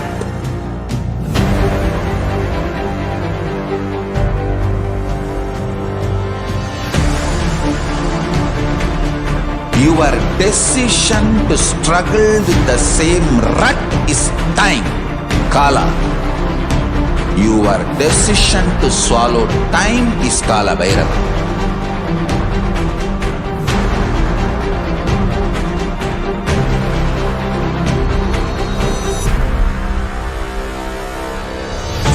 Stand. Be a conscious woman or man. Be conscious being.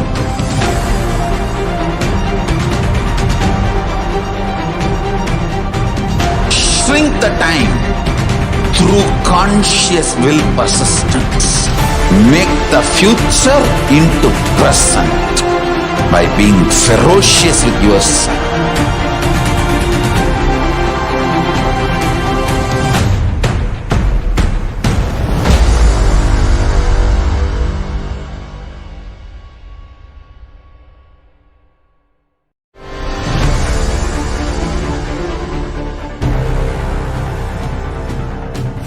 Time itself is nothing but your decision to struggle with the same rut.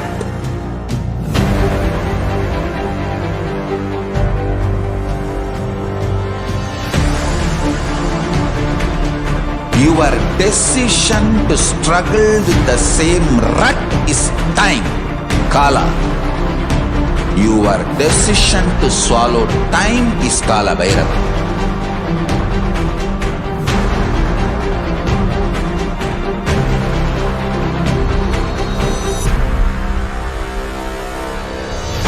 Stand.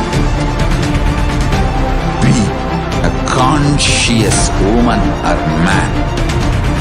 Be conscious being.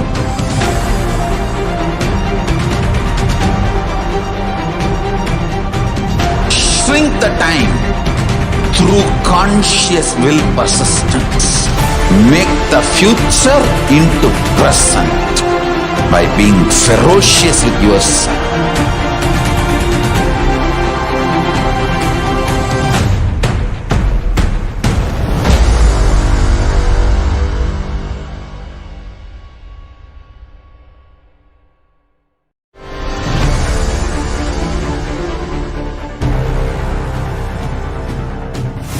time itself is nothing but your decision to struggle with the same rut.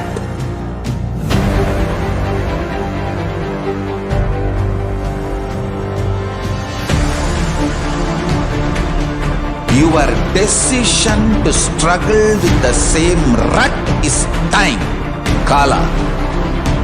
You are Anandam Paramashivoham Devaram Jnanamurtim Bhagavatitam Gaganasadusham Tattvamasyaadilaksham Ekam Nityam Himalachalam Sarvadi Shakshibhutam Bhavatitam Trigunahitam Sadgurum Tam Namami.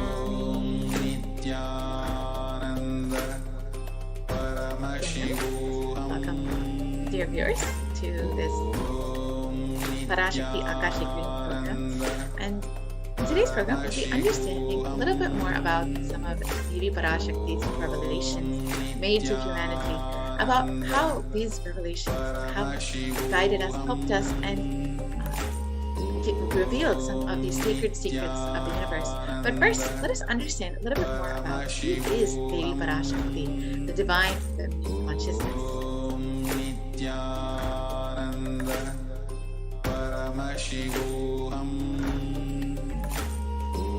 So Devi is the cosmic mother. And in this Dhyana Shloka for Devi Parashakti describes that the divine mother is to be meditated upon as shining in a vermilion red body, with the triple eyes, sporting a crown of rubies, studded with the crescent moon, a face all smiles, a splendid bust, one hand holding a jewel cup brimming with mead, and the other whirling a red lotus. And this Dhyana Shloka continues on.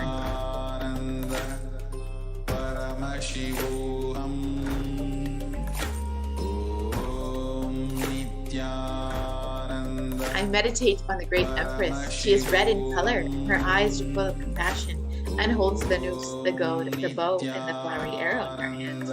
She is surrounded on all sides by powers such as Anima, and she is the self within me.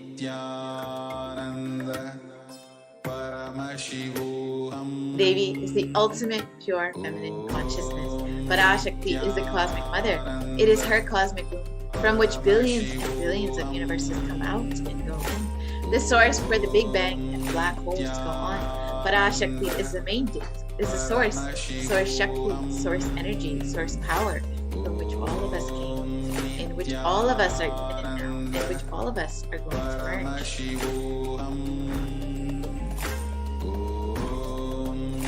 And out of her extreme love and compassion, Parashakti herself is manifesting through the embodied form as an Nijavatar of the Supreme Quantum of Buddhism, gracing us, answering all of our questions, attending to our prayers, giving wounds, healing us, revealing our past, present, and future, delivering profound spiritual truth, and ultimately giving us the experience of Paramashivoham itself.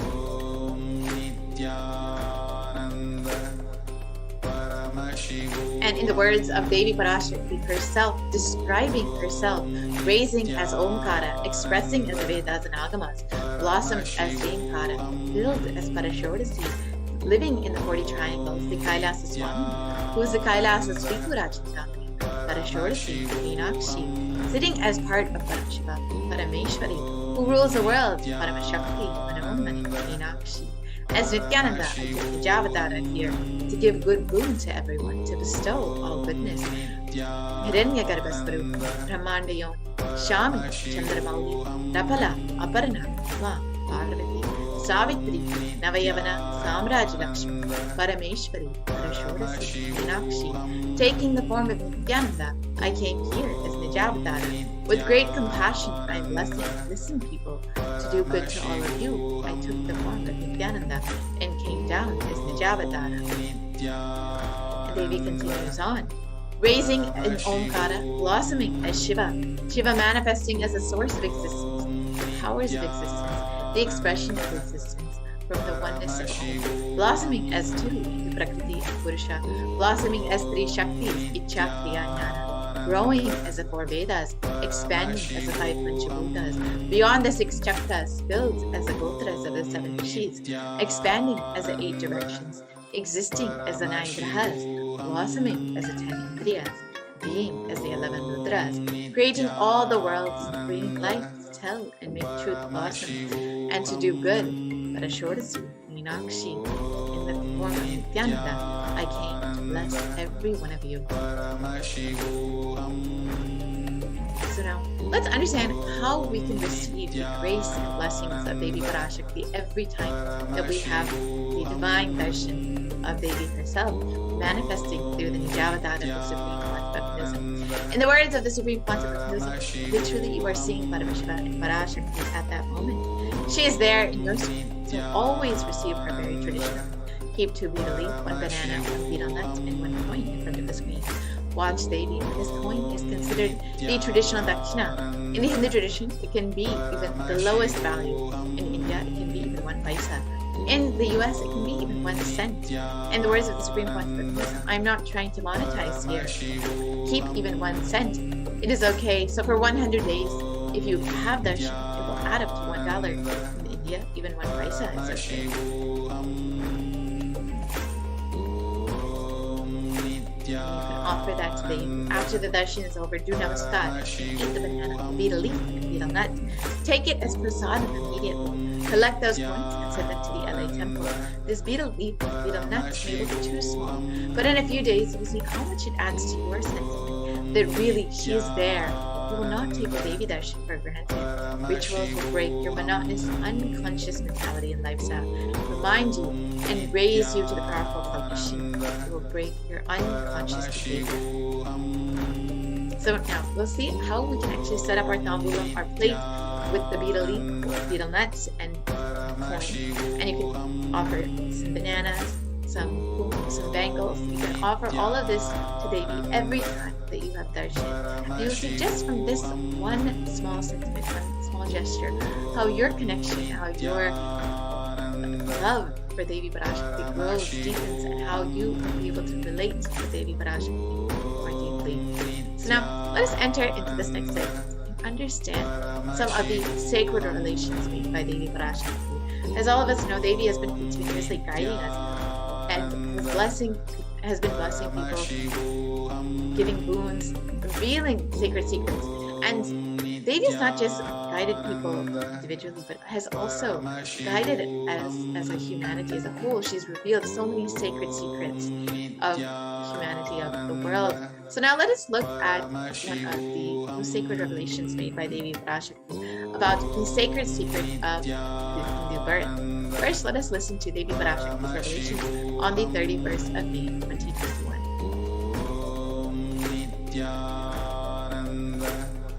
Paramashivoham. Om Nithyananda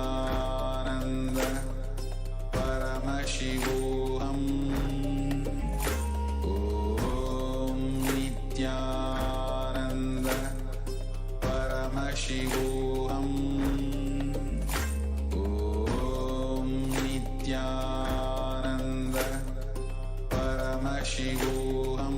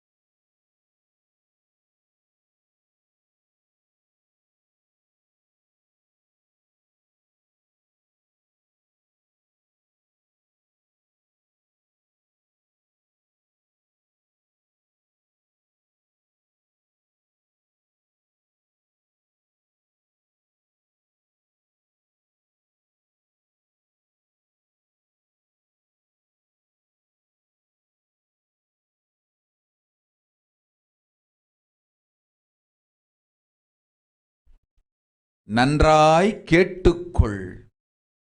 உன் கேள்விக்கு உன்மூலமாய் உலகெங்கும் இருக்கும் இந்துக்கள் எல்லோர்க்கும் அளிக்கின்றேன் உத்திரம். கேட்டு வாழ்ந்தால் உங்கள் வாழ்க்கை பத்திரம். நன்றாய் கேளுங்கள்.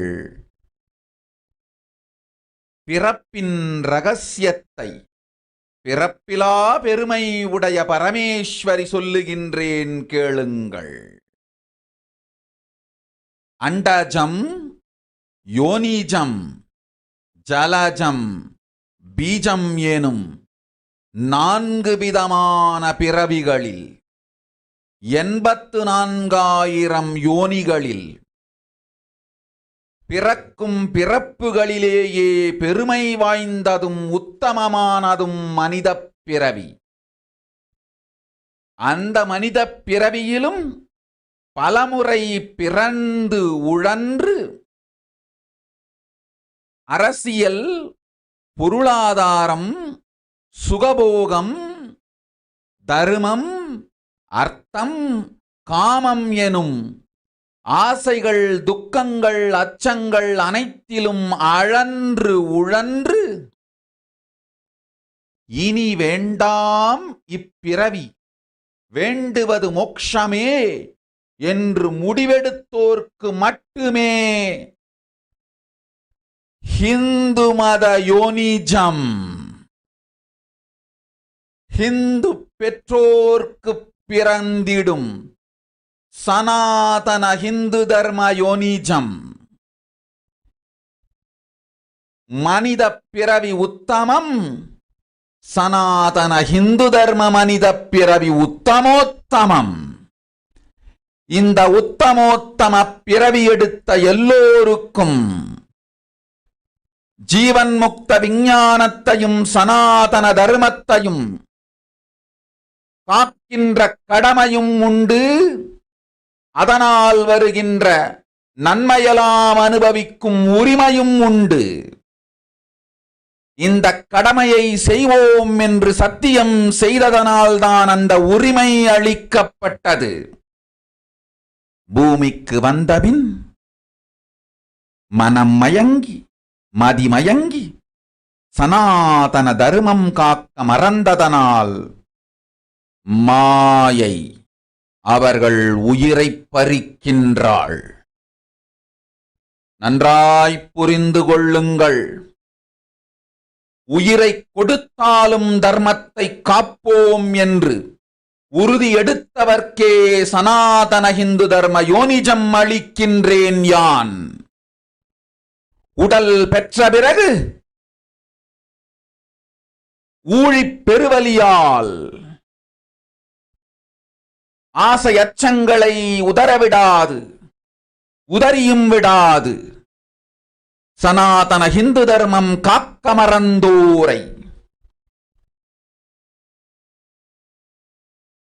உயிர் வாழத் தகுதியில்லாதவர் பட்டியலில் உடனடியாய் மாயை சேர்க்கின்றாள். அதனால் ராட்சசர்களும் அசுரர்களும் தானாகவே இவர்கள் உயிரை எடுக்கின்றார். நன்றாய் புரிந்து கொள்ளுங்கள். உயிரை கொடுத்தாலும் தர்மம் காப்போம் என்று நிற்பவர்க்கு நிலைத்திடும் வீரஸ்வர்க்கமும் கைலாச பதவியும், எக்காரணம் கொண்டும் தர்மம் காக்க மறந்த உத்தமோத்தம ஜனனமான சனாதன ஹிந்து ஜனனம் பெற்ற மக்களுக்கு இல்லை வேறு கதி. சனாதன ஹிந்து தர்ம மனித ஜனனம் உத்தமோத்தம மனித ஜனனம். உங்கள் உரிமை உலகில் அதிகம், உங்களுக்கு கடமையும் உலகில் பெரிது. தர்மம் காத்தாலே கடமை, தர்மம் காக்காதார்க்கு உயிர் வாழும் உரிமை இல்லை.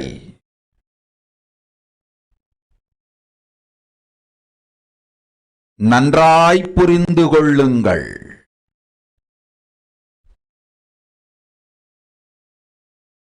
உத்தமோத்தம பிறவியான சனாதன ஹிந்து தர்ம பிறவி எடுத்த எல்லோரும் புரிந்து கொள்ளுங்கள். உங்கள் வாழ்வின் முதற்கடமை தர்மம் காத்தல். தர்மம் காக்க தர்மம் உங்களை காக்கும்.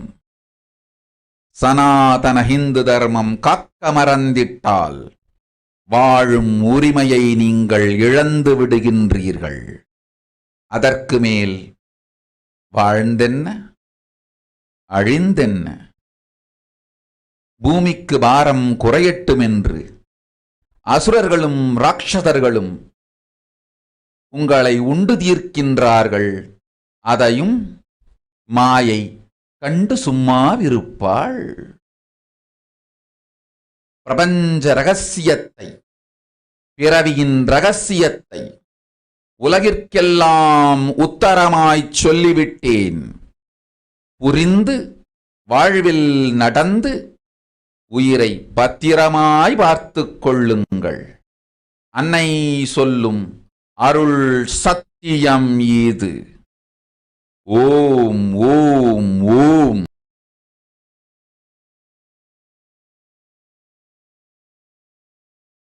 Yes. Yes. So now that we've heard Devi Parashakti's revelations, let us understand these revelations mapped into English. Of course, Devi's words are too profound, too sacred to be translated purely into English, but let us understand the basic meaning of Devi Parashakti's revelations.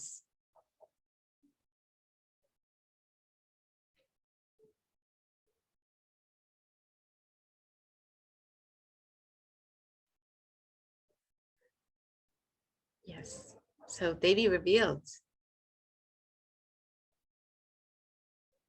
listen,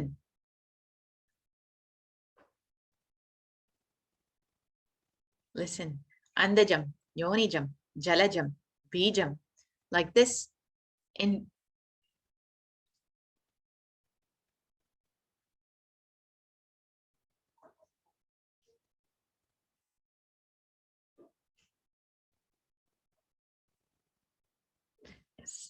like this in 4 types of births, in 84 lakh yonis. In all these births, the most greatest birth of them all is the human birth. Even in that human birth, being born and toiled many times, after getting burnt and toiled in politics and finance, in luxuries, in dharma, artha, kama. And those who decide of not wanting this birth, wanting only moksha, only those will have the Hindu Dharma Yonijam, the Sanatana Hindu Dharma Yonijam of being born to Hindu parents. Human birth is Uttamam, the best, and Sanatana Hindu Dharma human birth is Uttamottamam, the best of the best. Everyone who took this Uttamottama birth has the responsibility of protecting the science of living enlightenment and Sanatana Dharma. And also they have the right of experiencing its benefits. This right was given to them because of their commitment given by them to do this responsibility. And after coming to Guloka, by getting mentally deluded and forgetting the dharma of protecting Sanatana Dharma, Maya, she is taking away all their souls. Understand carefully. I'm giving the Sanatana Hindu Dharma Yonijam only for those who gave the commitment of protecting Sanatana Dharma, even by giving their life. After getting the body, because of painful deluge, not dropping fear and greed, for those who forgot to protect Sanatana Hindu Dharma, Maya, she will immediately add them all to the list of those who are not worthy of living. After getting, therefore, Rakshasas and Asuras are automatically taking away their life. Understand properly.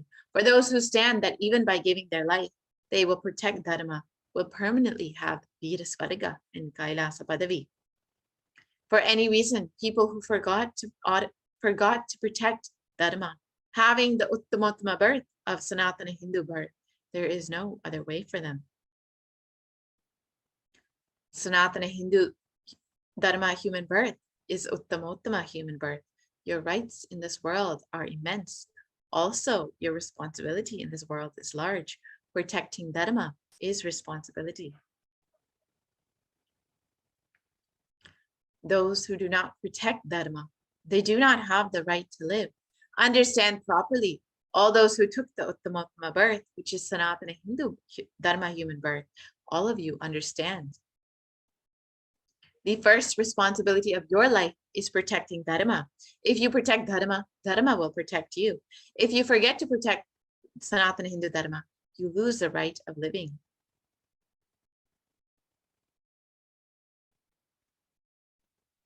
After that, what bothers whether you live or get destroyed? Asuras and Rakshasas will eat you, so that the burden on earth is reduced. Seeing that, Maya, she will keep quiet. So now let us understand what exactly Devi has described here. What is the responsibility of Hindus? How can we protect Hinduism? And why we need a Hindu nation to fulfill this responsibility to protect Hinduism, to fulfill the commitment that we have given when we were given the Uttamottama birth of Sanatana Hindu birth. So first, let us understand Hinduism represents the world's most ancient yet progressive indigenous spiritual tradition. It is an open framework model of civilization that stands for global peace, vegetarianism, nonviolence, yoga, the worship of nature, temple-based living, manifesting spiritual powers, and the inherent divinity of every being. And the Supreme Pontiff of Hinduism has most recently revealed that there were 48 ancient indigenous spiritual traditions that existed, civilizations that once existed. And of all of those 48, only Hinduism, the Sanatana Hinduism, is the only ancient civilization that is still existing today. These Hindu nations were ecosystems where more and more enlightened beings could be produced, so that enlightened civilization could be kept alive and its great gifts shared with the world. So now we've heard many references from our Hindu nations, from our Hindu scriptures, and there are thousands of these references. So let us look at some of the most famous references that you probably have also heard of. First, let us look at the Rama Rajya, the Hindu nation that was ruled by Bhagavan Sri Rama himself. And this was described in the Valmiki Ramayana. There were no widows to lament. There was nor any danger from wild animals, nor any fear born of diseases. The world was bereft of thieves and robberies. No one felt worthless, nor did old people perform obsequies concerning youngsters. Every creature felt pleased. Everyone was intent on virtue, turning their eyes towards Rama alone. Creatures did not kill one another. And it continues on. People survived for thousands of years with thousands of their progeny, all free of illness and grief. The trees were bearing flowers and fruits regularly without any injury by pests and insects. The clouds were raining in time, and the wind was delightful to the touch. Every caste was performing their own duties, satisfied with their own work and bereft of any greed. People were intent on virtue and lived without telling lies. All people were endowed with excellent characteristics. All were engaged in virtue. So you can see how prosperous this kingdom was, the kingdom ruled by Bhagavan Sri Rama himself. Now let us look at another famous Hindu kingdom, the Hastinapur kingdom, ruled by Yudhishthira. And it was described in the Srimad Mahabharata. Devas granted rains to fulfill all wants. The world became free of all diseases. There was no hunger or thirst anywhere. There was no mental suffering. Those without livelihood were given livelihood. There was abundance all around. There was no worldly worries left for anyone, and there was no cause for fear either. Happiness on earth was in fact even greater than in the heavens. So you can see the standards by which the Hindu kingdoms were even measuring the success, that people were living free of all diseases, that people didn't experience suffering. Everyone was satisfied with their own work, and no one felt greed. There was abundance all around. There was livelihood for everyone, and happiness was greater than in the heavens. You can see all of these descriptions, whether it was in the Ramaraja or the Hastinapur kingdom, was completely different standard than what we consider as a success of a nation today. Whether it's now we consider the GDP of the nation to consider the success of the nation. However, you can see the standards itself were completely different. Were much more evolved when the Hindu kingdoms were existing. And Hindu kingdoms, Hindu nations had so much to contribute in every single field, whether it was the field of enlightenment, health, medicine, art, science, technology, aviation, dance and music, clothes and jewelry, social systems, judicial systems, political systems, legal systems. In every field, Hindu kingdoms gave breakthroughs. This is why everyone felt satisfied with their own work, and because every field, every dimension had breakthroughs, had something to offer, had something to contribute to the world. So now let us understand how our Hindu kingdoms were destroyed. Over the course of 1,000 years, our Hindu nations, our Hindu kingdoms faced various attacks, various invasions, which left all of our Hindu kingdoms destroyed. When we once had 56 nations, now we don't even have a single nation that is Hindu except for Kailasa.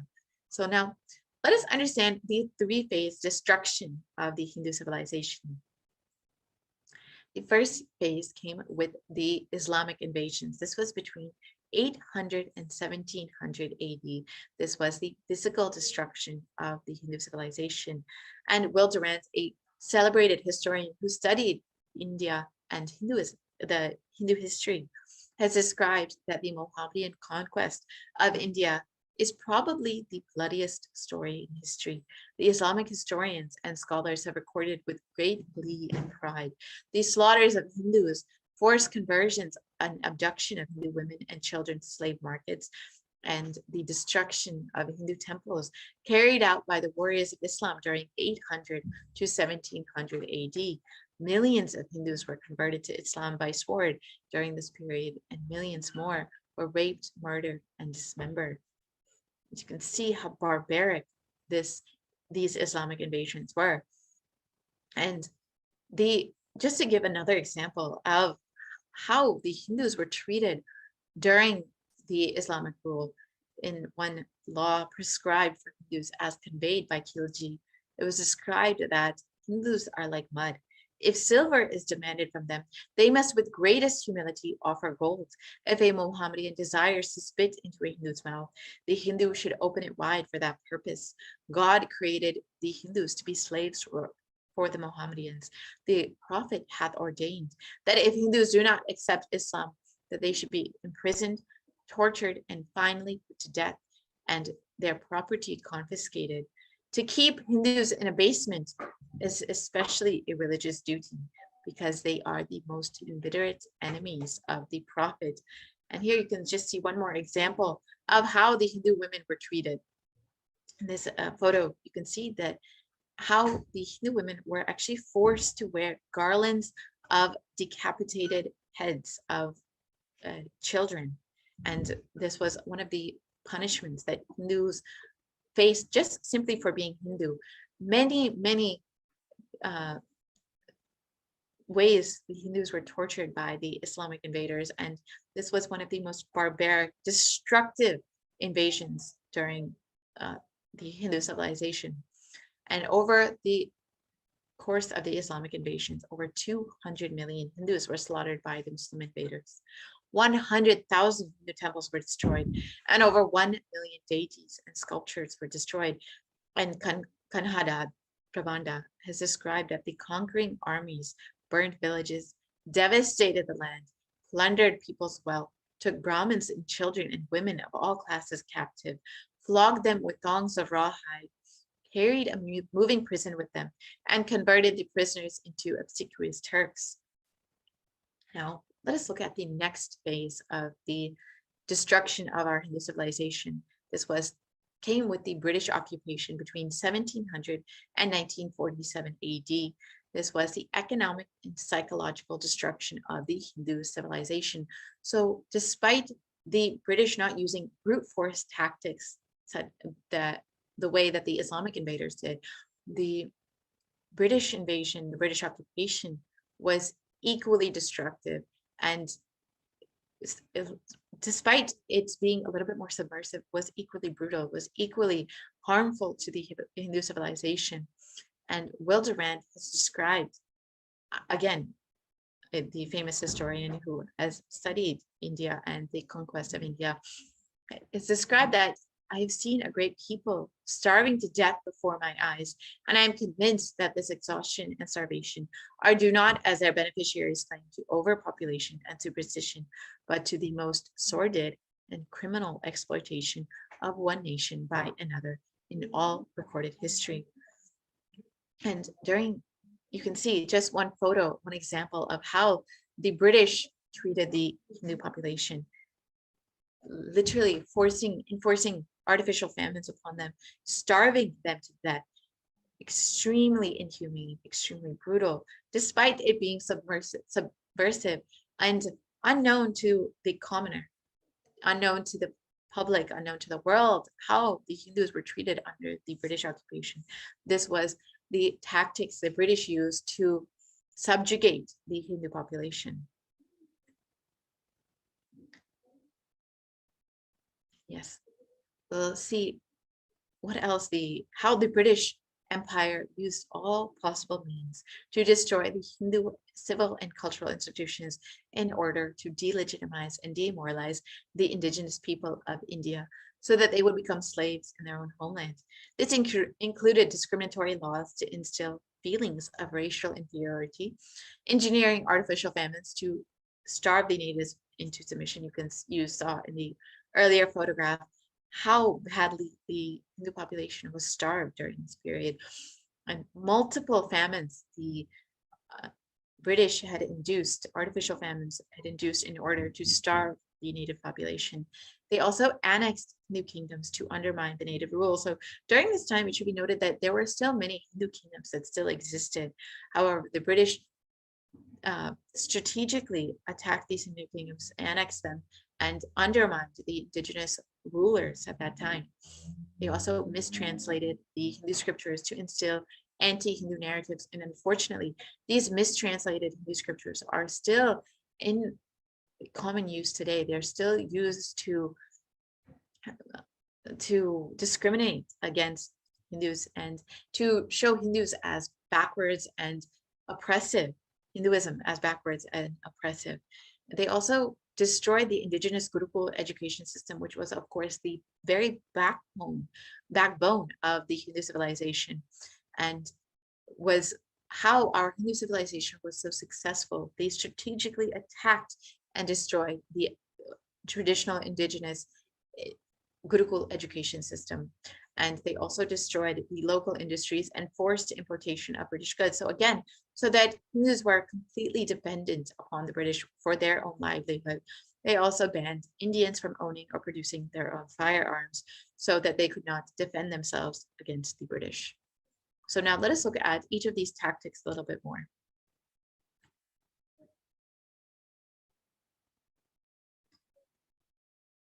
So using theories of scientific racism and social Darwinism, the British justified their conquest and oppression of dark-skinned people as a humanitarian civilizing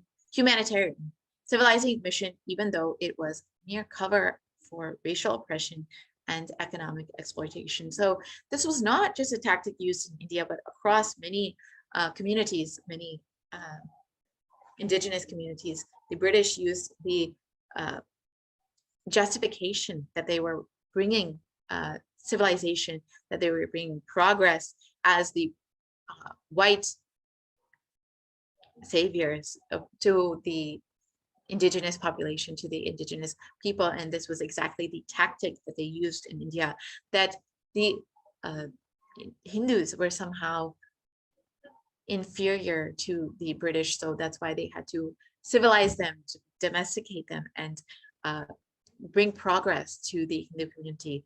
And Charles Kingsley, a celebrated professor and historian and friend of Charles Darwin and the priest in the Church of England, has described, do you not see then, by that by following these studies, you are walking in the very path to which England owes her wealth, the glorious work which God seems to have laid on English race to replenish the earth and subdue it.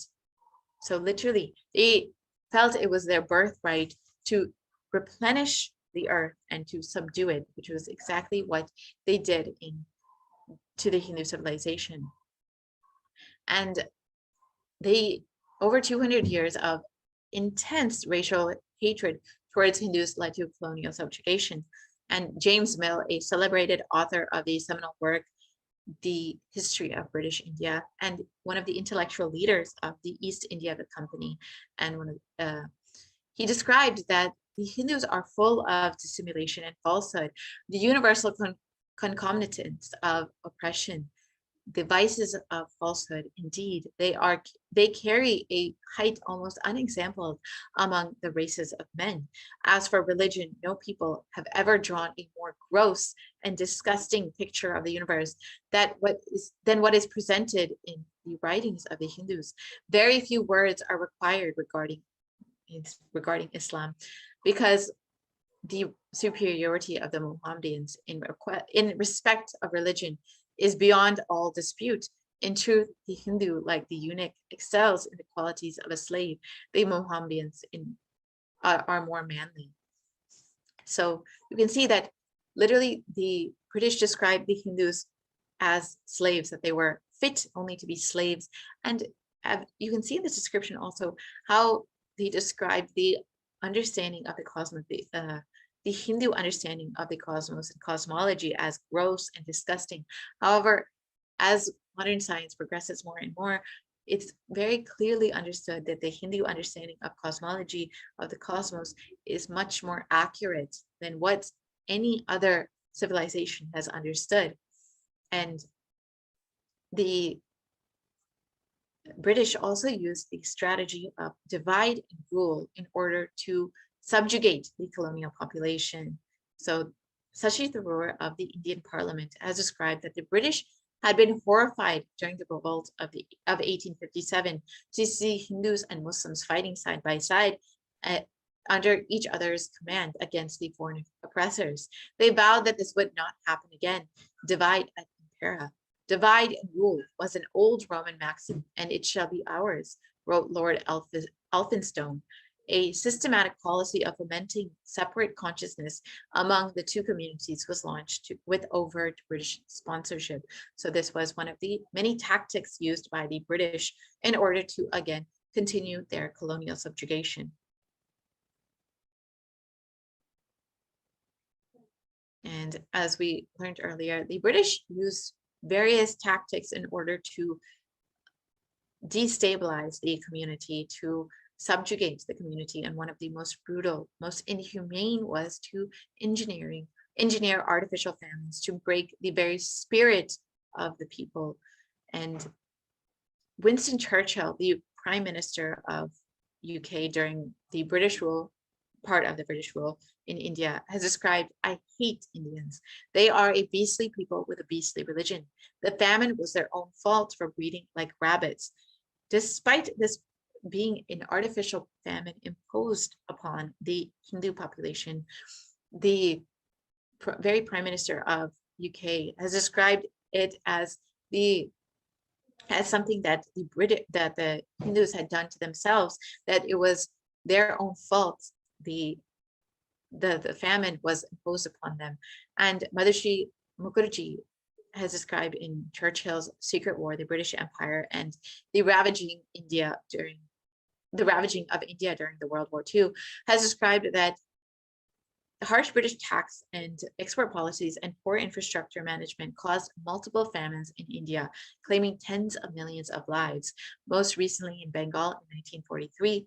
And Indians were forced to eat leaves, grass, human flesh, and parents threw their starving children into rivers and wells, while others committed suicide to escape their living hell. So you can see over the course of the British rule, millions, tens of millions of Hindus were put to death due to these artificial famines.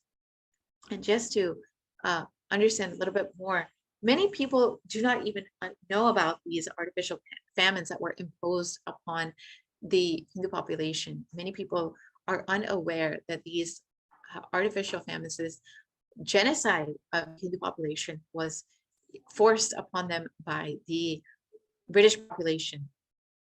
And this is still very unknown today. It's unfortunately, even Hindus themselves are unaware of this attack upon them. And due to this starvation, due to this attack, due to this continuous subjugation, the Hindu population has been left completely destroyed, has been completely left destroyed and unable to live to the original glory that the Hindu population once had. Now, when people remember India, they only remember this starving child, the starving population.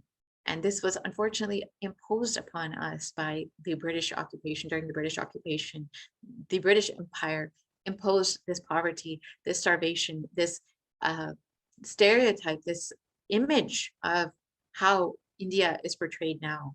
And the British Empire used other means also to subjugate the colonial, to subjugate the Hindu population during this time. One of these methods was by destroying the local industry to ensure dependence and poverty. So again, imposing poverty upon the British, imposing poverty upon the Indian population, the Hindu population.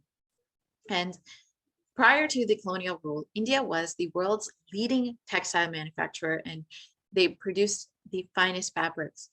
The British engaged in a systematic campaign to destroy the local handloom industry through harsh taxation and export policies that forced India to import British-made textiles and banned Indian textiles from being sold in the foreign markets.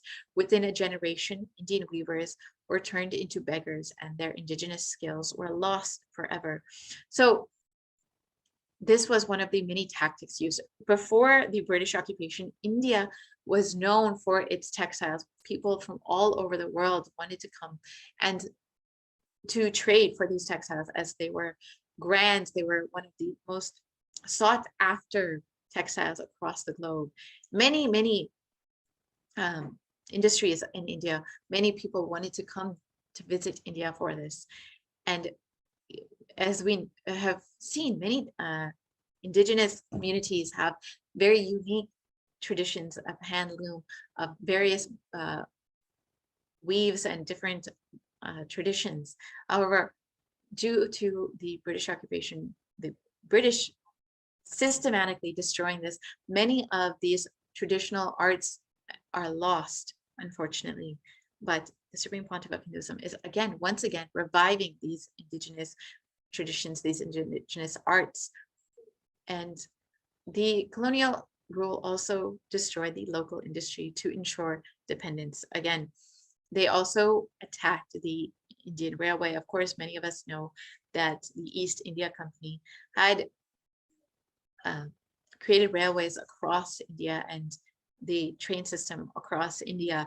And by 1878, the Indian Railway mechanics in Jamalpur in Bengal and Ajmer in Rajputana had become so proficient at maintaining locomotive trains that they started designing and building their own models at a fraction of the cost of the imported British trains.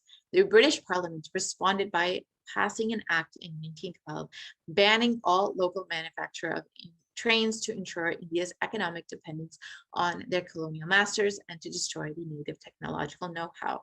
So again, continuously making the Hindu population dependent upon the British. Even though the Hindu population, the Indians, were able to learn and create their own locomotive trains, the British ensured that this did not happen by enforcing various acts and policies in order to ban the native population from making their own technology, from advancing their own technology.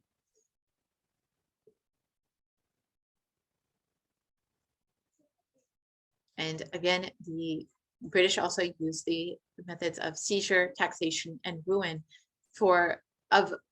to attack the Hindu temples as well. So it was described in the journal in 1831. It was a strange but determined piece of policy when throughout the country the Pagoda lands were resumed by the East India Company and the Tastec allowances were granted in their place. Now let us contemplate the result of this plan. From one end of the country to the other, the pagodas, or the temples, are ruined and unmaintained. The revenues of the Tripati are on a gradual decline and will die in the lapse of years, a natural death. Some of the most celebrated temples in the country are worse off, but there are still, alas, many more strongholds of the country. So again, the British systematically took over these temples in order to destroy them, to completely destroy the Hindu population and destroy the Hindu temples. And this was a very systematic attack. The British also used false anti-Hindu narratives in order to project the Hindus as backwards, as oppressors, and in order to make it easier to rule over the and to subjugate the Hindu population. In the survey of the indigenous education in Madras during the Madras presidency between 1822 and 1826, it was noted that British rulers perpetuated the narrative that Indians were generally illiterate and education was restricted to high caste Hindus. But their own survey revealed that every village had at least one school, and Shudras and other low caste children constituted 70 to 84% of students. In contrast, a century of direct British misrule of India left the population with a dismal 12% literacy rate.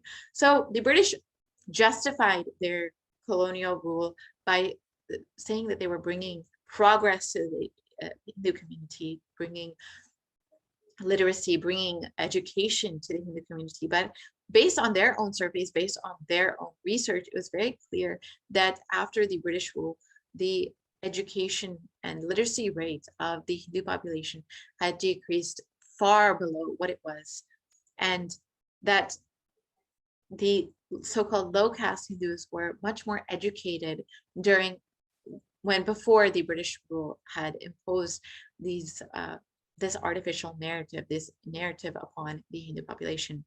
And the British also created a class of brown British natives. Thomas Macaulay of the East India Company had described in the Minute on Education, "We must at present do our best to form a class who may be interpreters between us and the millions whom we govern, a class of persons Indian in blood and color, but English in taste and opinions, in morals and in intellect. To that class we may leave it to refine the vernacular dialects of the country, to enrich those dialects with terms of science borrowed from the Western nomenclature, and to render them by degree fit vehicles for conveying knowledge to the great mass of the population." So the British created their own class of Indians who were British in taste and ideology, but brown in color, so that they could be interpreters between them and the Hindu population. And despite their best effort to adopt the English language, clothing, and mannerisms, the angelicized brown British native clerks of India were often viewed with contempt and ridiculed as Bengali bamboos by their white masters for their ornate speech, self-importance, and fawning attitude towards any Westerner that they met. And unfortunately, this thought current has been passed down, where the next generation has idealized the British and the white skin, the Western ideology. And this was a systematic way that the British attacked and subjugated the Hindu population. They also converted the native Hindu Rajas into proper British gentlemen. Here you can see just one example of how one of the Hindu kings was literally converted into a brown British gentleman. And in the Mayo College, Eton of India, it was described that, concerned at the rising awareness of nationalism from the Indian Mutiny of 1857, the British realized that to strengthen their hold in India, they being just a handful needed to widen their political and psychological management of India and Indians. Thus, they began to focus on the education of native princes and the pursuit of the objective in Macaulay's Minute on Education of 1837 to create a class of people Indian in blood and color, but English in opinion, in morals, and in intellect. And this became the cornerstone of their strategy. So despite there being just a very small number of British people, British rulers in India, they were able to subjugate the whole population by systematically attacking the native kingdoms, the native rajas, the kings, and by converting them into the brown British gentlemen. And this was passed down to the lower classes, and this ideology was passed down to the lower classes and the next generations, which is why even today the Western ideology is idealized compared to the traditional Hindu practices. Hindu ideology, the practices are still shown as backwards, as oppressive, as discriminatory, because of the narrative, the false narrative that the British imposed upon the Hindu population. And another way that the British attacked and criminalized the indigenous community were through various acts. One of the acts that the British used was the Criminal Tribes Act of 1871. And the British government passed this act in order to discriminate against various ethnic communities and to deem them subversive to the colonial authorities, simply because they did not conform to their idea of civilized living. And they targeted populations such as sadhus, sannyasis, tribals, nomads, gypsies, and shudras, which were presumed guilty by birth. And they were murdered, raped, arrested, and their children were separated from parents and held in penal colonies or quarantined without conviction or due process. And upon release from the British custody, they were targeted communities. These targeted communities were subject to surveillance and given tattoos to stigmatize them and make them easier to mark. So just by their very existence, these communities, including sadhus, including sannyasis, were considered criminals. And the Thugee and Dacoity Suppression Act also attacked and falsely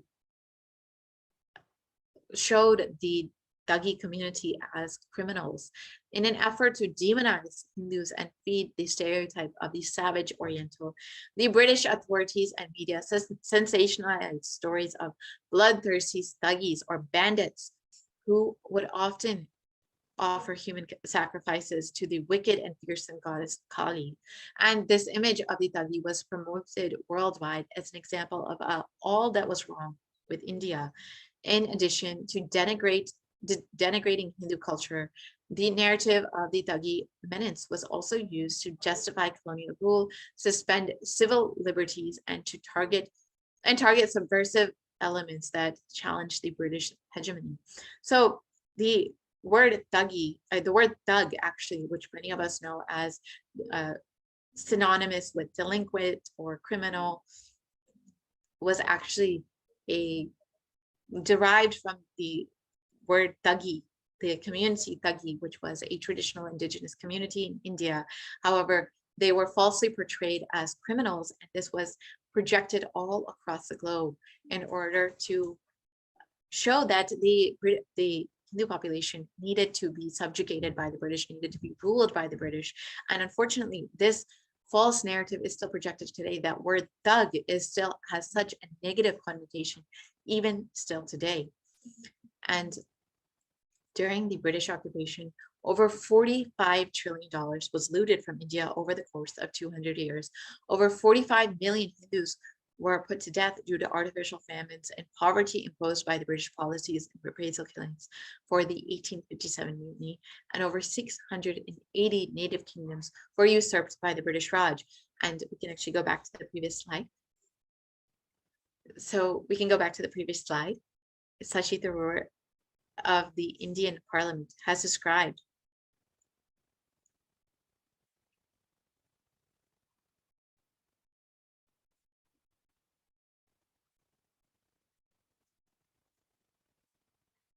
Yes, so Sashi Tharoor of the Indian Parliament has described that the British came to one of the richest countries in the world, and over the course of 200 years. Yes, we can go to the previous slide, please.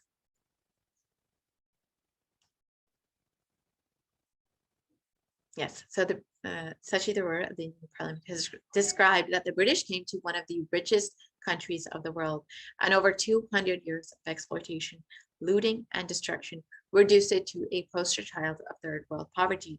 So the idea that many people have of India now, the impoverished child, the starving population, is something imposed by the British. Before the British occupation, India was one of the wealthiest countries across the globe. Many people wanted to come visit India for the various industries, the textile industry, the spice market. Many people wanted to experience the richness of the culture, the richness of the industries of India. However, the British systematically destroyed this and left the Indian population, the Hindu population, impoverished and completely dependent on the British. Yes, we can continue to the next slide, please.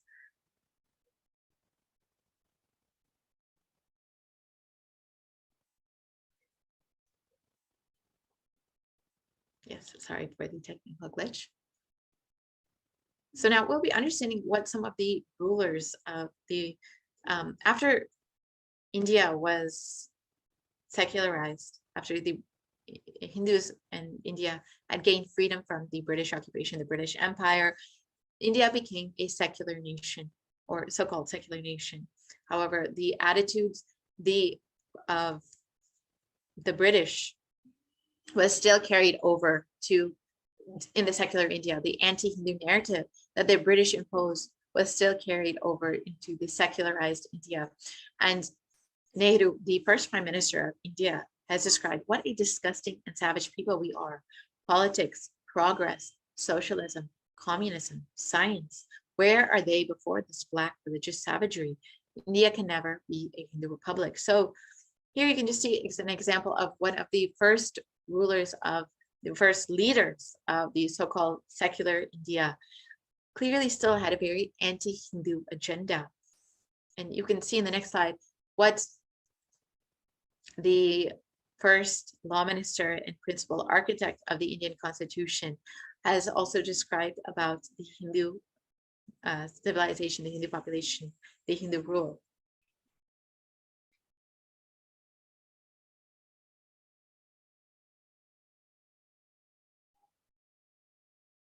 Yes, sorry for the technical glitch.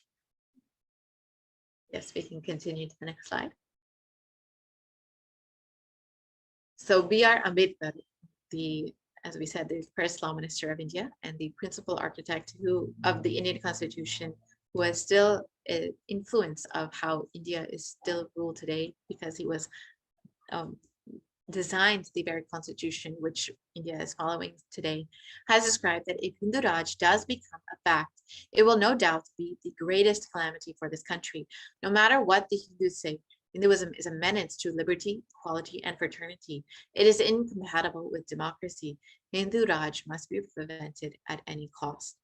So here you can see, again, the very clear anti-Hindu narrative, the anti-Hindu agenda that the first rulers of the so-called secular India had.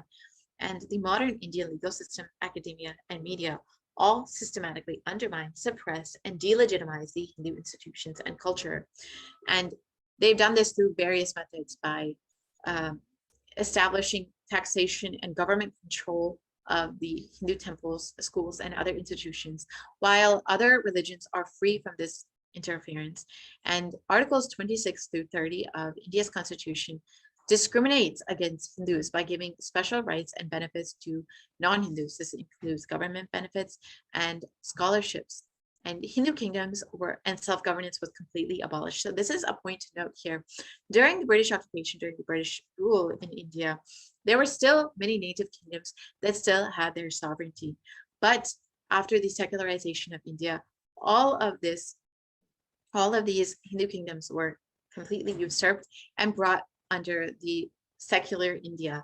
And the self-governance in these Hindu kingdoms were completely abolished by the Indian legal system.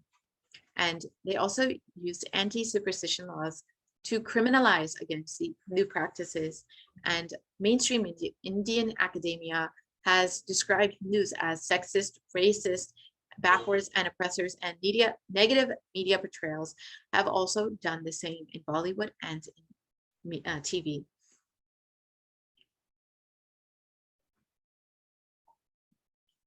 And media narratives have been used to stereotype and demoralize Hindus.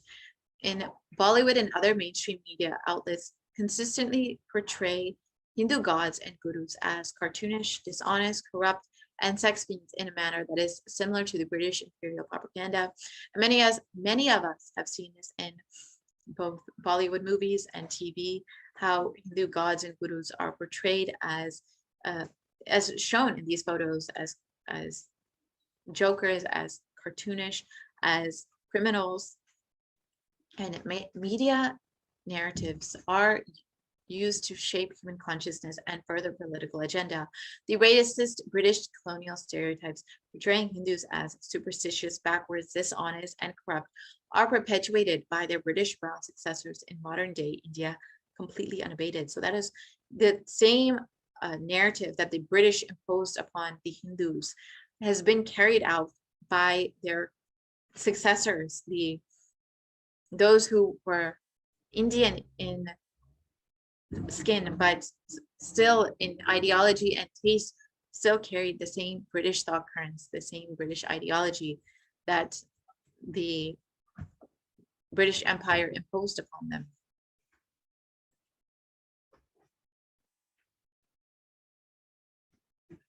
So now that we've understood the destruction of our Hindu civilization over the course of 1,000 years, how the British had systematically destroyed the Hindu population and undermined the native rule, had made the native Hindu population completely impoverished and created the wrong narrative of the Hindu population, how the Islamic invasions physically destroyed the Hindu population, how the British had systematically, psychologically destroyed the Hindu population. Let us understand now why we need to revive our Hindu nations and how the Supreme Pontiff of Hinduism is reviving the Hindu civilization. So the Supreme Pontiff of Hinduism has revealed the vision for the Hindu civilization, and directly in the words of the Supreme Pontiff of Hinduism himself is described, during the time of the Mahabharata, we Hindus had 56 deshas, 200 states, 1,700 samsthanas, and 10,000 sampradayas. In all 56, we Hindus are persecuted. Now we have lost all of the 56. The last of all was Nepal. I am the collective voice of all the persecuted Hindus. I will revive and rebuild a Hindu nation, built on the Vedagamic principles as a refuge for all the practicing and aspiring Hindus, as a safe haven for all the persecuted Hindus. So what is Kailasa? This revival of Kailasa, the Hindu nation, is for reviving the whole life of enlightened civilization and all the great things it has to offer to the world, bringing legitimacy to all the offerings of Sanatana Hindu Dharma and sharing it with the world is the purpose of this Kailasa, the Hindu nation.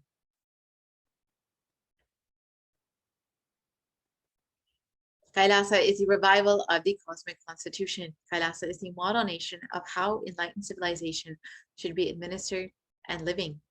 Politics, judiciary, education, economy, everything will be revived as Paramashivoham revealed in the Vedagamas, the Sanatana Hindu Dharma scriptures.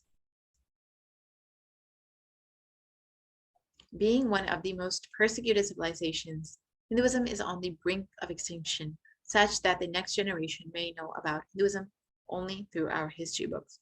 So what can we do to stand up for Hindu civilization and all that it has offered to the world? What can we do to fulfill the commitment that we have given when we were given the Uttamottama birth of Sanatana Hindu birth? Today, Hinduism is a political orphan. The preservation and restoration of Hinduism's spiritual and cultural heritage is impossible without a national identity. So what can we do to save Hinduism? Let us reclaim our Hindu identity. As Devi Parashakti has revealed, as we have come to Bhuloka, we've forgotten the commitment that we've given, fallen into Maya, fallen into delusion due to fear and greed, and forgotten this commitment that we have given to protect Sanatana Hindu Dharma. So now let us reclaim our Hindu identity. We need to understand first that Hinduism is responsible for our successful life. If we are healthy, wealthy, rich, successful, peaceful, happy, respectable, have a stable family life, have the best mental health, we need to understand that Hinduism is responsible. Our Hindu identity is responsible. Our Hindu scriptures are responsible. It is our Hindu scriptures which have given us the best mental setup, and all the best things that we Hindus have are from our Hindu scriptures. And Hindus are amongst the richest and most successful ethnic community across the world. In our Hindu scriptures, our Hindu lifestyle, our enlightened masters are responsible for this. Our Hindu thought currents are responsible for this. And here, just to look at one example of the success of the Hindu population across the globe. In Hindustan Times, it describes that Hindus are the most educated religious group in the US, according to Pew study reports. So this is just one example of how the Hindu population, no matter where they go, they experience success. So now it is time to reclaim our Hindu identity. It is not just the anti-Hindu elements being active, it is the responsible Hindus being inactive, which is responsible for this whole destruction of Hinduism. Let us now take responsibility for Hinduism and let all the Hindus all over the world reclaim our Hindu identity. So let us understand a little bit more about what is our responsibility of Hindus as revealed by Devi Parashakti. It is the responsibility of Hindus to revive this enlightened civilization again and again, and give all the gifts of the enlightened civilization to humanity. The revival of the enlightened civilization, the Kailasa, the Hindu nation, is a survival need of humanity, whether it comes to mental health, the climate change crisis, the suicide epidemic. No matter what issue, what crisis the globe, humanity is facing, there's only Hinduism that has a viable, sustainable solution.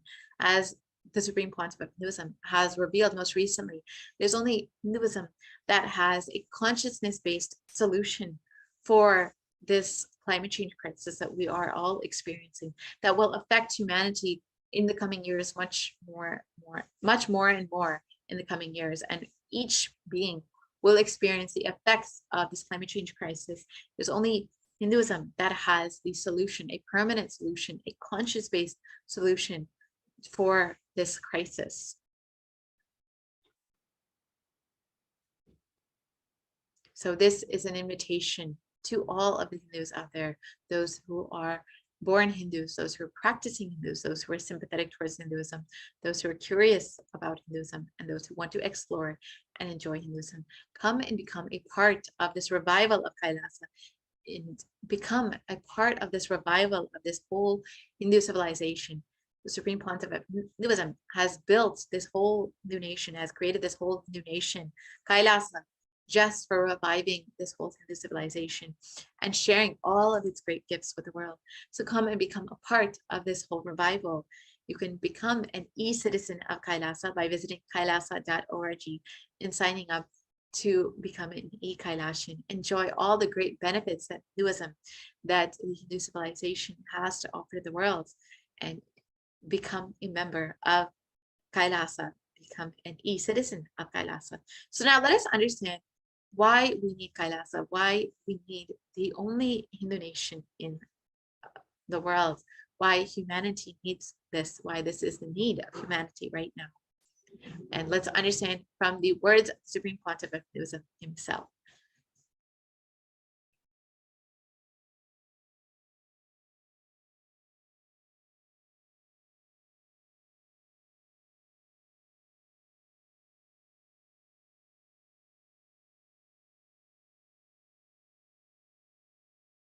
I have incorporated this Kailasa nation without borders. Kailasa, nation without borders. In a way, I can say whole universe is the Kailasa.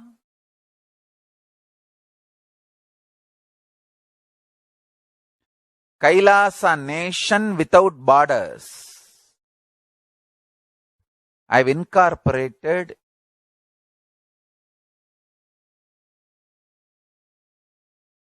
in multiple countries.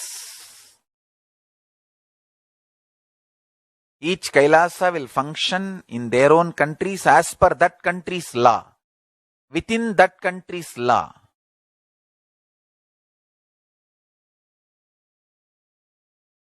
Understand? The Kailasa is revived to do contribution, uniting the nations for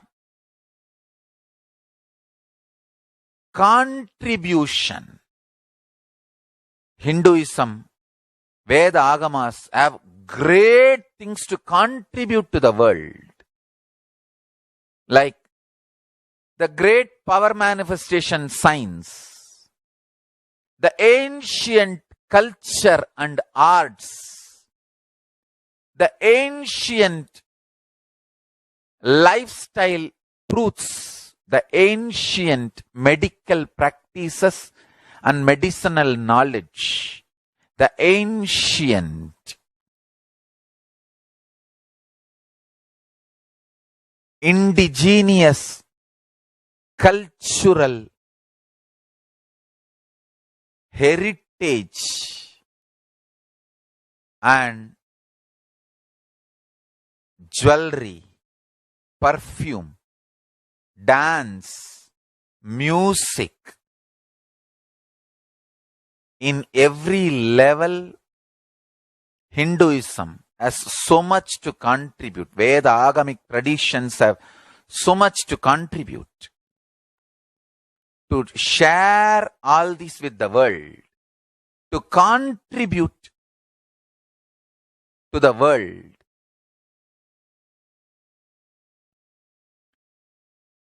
Hindus need to tell the world what they are contributing in every level.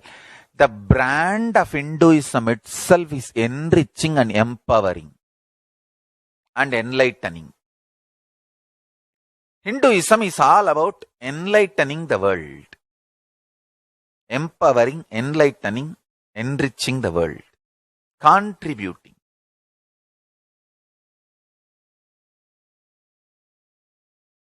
That is our spiritual life.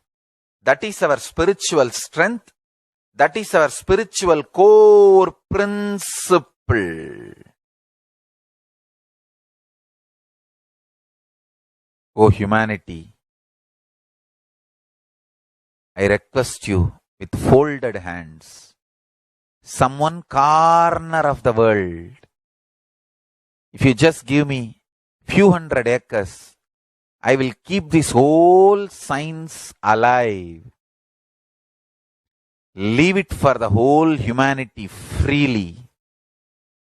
Fortunately, Paramashiva has given me the power to decode all this Hindu medicinal system, Hindu judiciary system, Hindu social law and order system, Hindu power manifestation system, Hindu mental sciences system, Hindu yogic sciences, the sciences of Hindu biology, Hindu physics, Hindu psychology, Hindu physiology, Hindu chemistry, all this Paramashiva has given me the power to decode. Whatever the remaining scriptures are available with the humanity, Paramashiva has blessed me, and I have collected, not only I have collected and organized, I can decode. This whole science can be kept alive. in any one corner of the world, just few hundred acres are given for me to live peacefully and exist peacefully, I can store this whole thing alive and contribute it to humanity. Humanity can become better and better and better. I can make the planet Earth so much better place to live. I am here to contribute, and I will continue to contribute.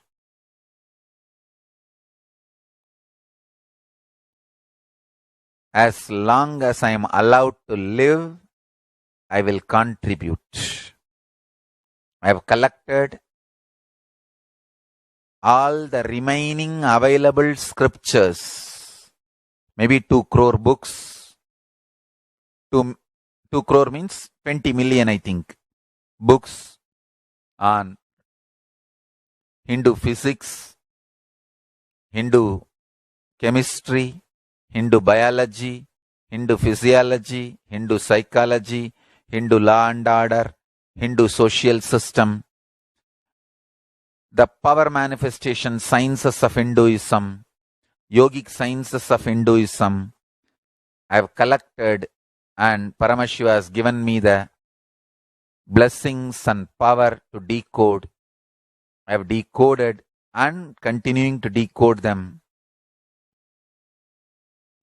If the humanity, somebody is kind enough to give me few hundred acres in one corner of the world and let me live peacefully, I can keep all the scriptures there and go on sharing with the world, revealing this whole sciences to the world, and go on contributing. I don't need anything other than 1 cup of curd rice every day. That's all. A cup of curd rice per day, over. I can go on be giving this to the world. I can add to the world. I can make the world better place to live. That's all I have to say.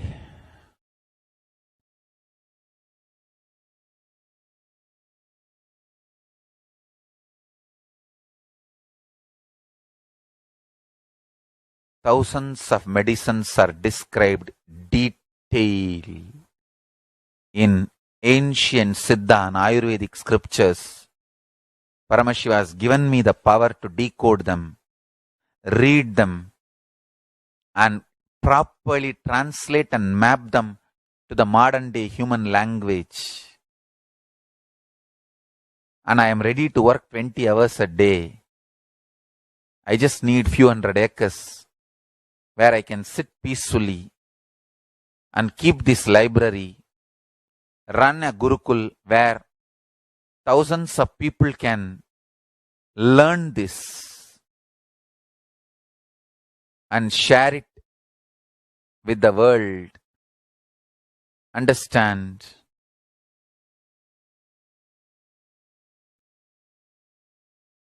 I am only interested in contributing.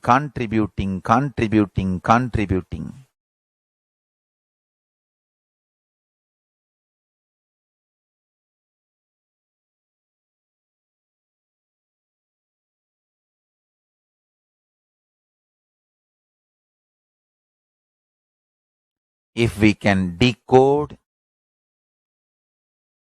all this great knowledge, whole world can prosper from this knowledge. Whole world can enjoy from this knowledge. If I prosper, I will only create a university. I will not create anything else. If the Hindus prosper, they will only create education institutions. Because Hinduism is all about giving, contributing. If I prosper, I'll create university, that's all. Kailasa is all about university, to decode decode the ancient sciences and share with the world. Understand?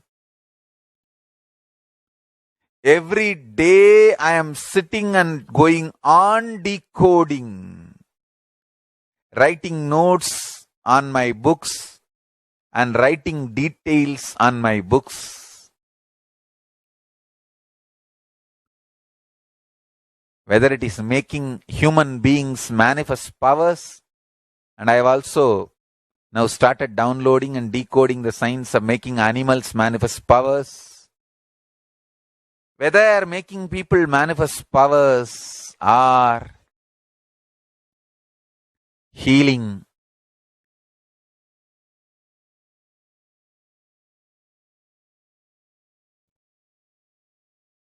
in every level, life is all about contribution, contribution, contribution.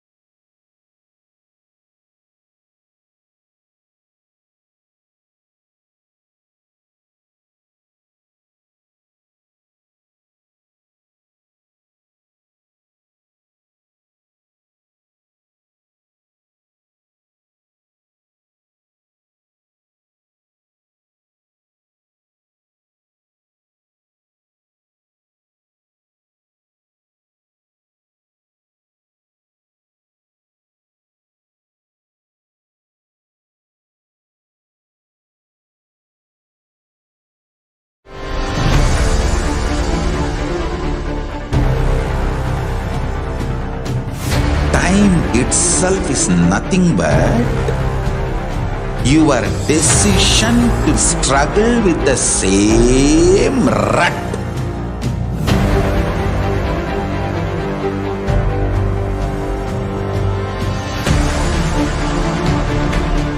Your decision to struggle with the same rut is time, Kala. Your decision to swallow time is Kala Bhairava.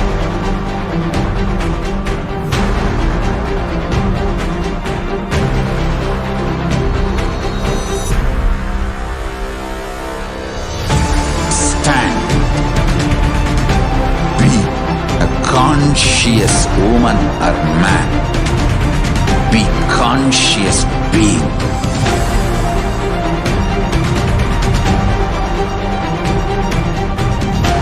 Shrink the time through conscious will persistence. Make the future into present by being ferocious with yourself.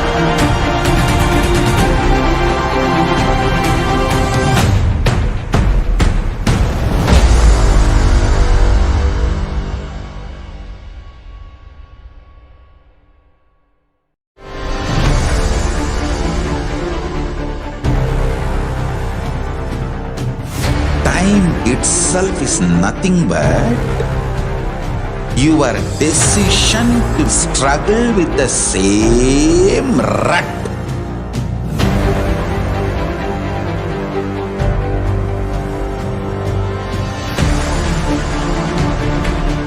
Your decision to struggle with the same rut is time, Kala.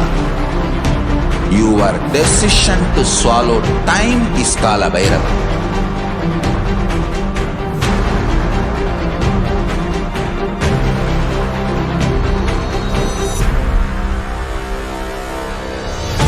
Stand. Be a conscious woman or man. Be conscious being.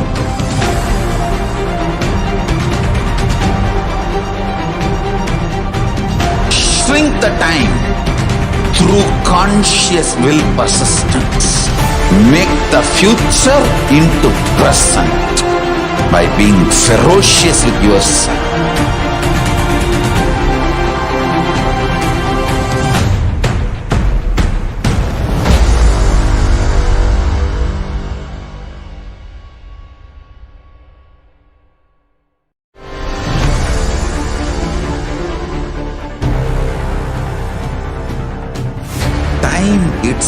is nothing but your decision to struggle with the same rut.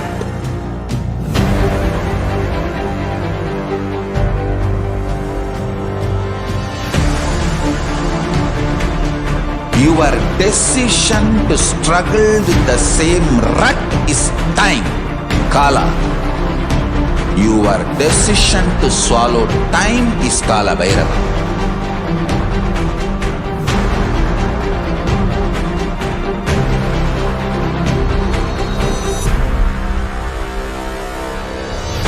Stand. Be a conscious woman or man. Be conscious being.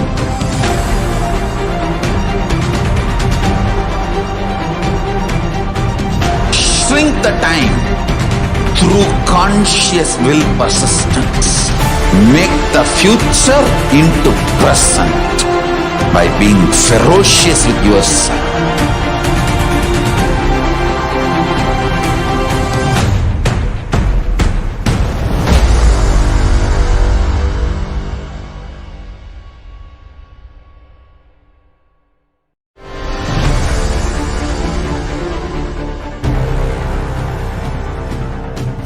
Time itself is nothing but your decision to struggle with the same rut.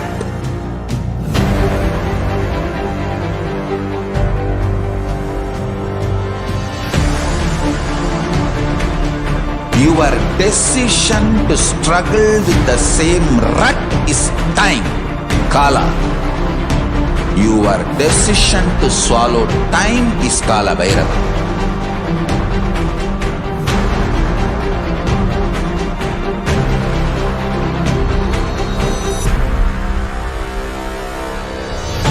Stand. Be a conscious woman or man. Be conscious being.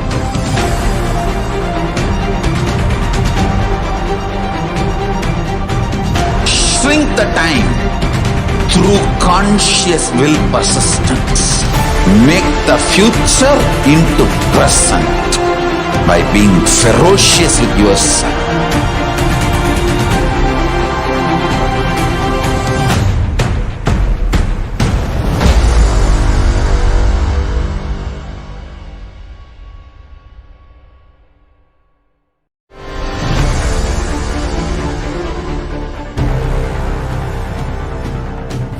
Time itself is nothing but your decision to struggle with the same rut.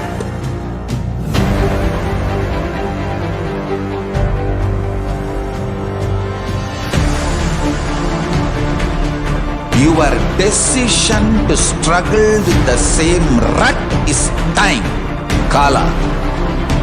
Your decision to swallow time is Kala Bhairava.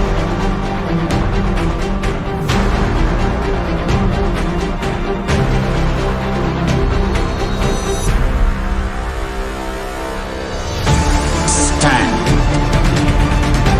Be a conscious woman or man. Be conscious being.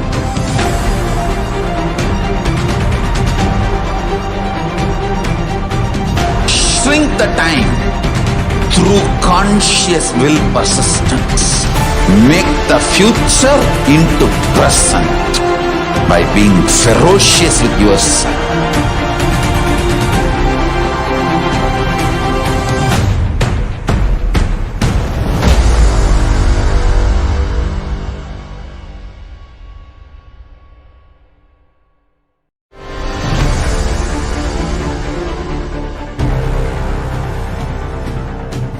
Time itself is nothing but your decision to struggle with the same rut.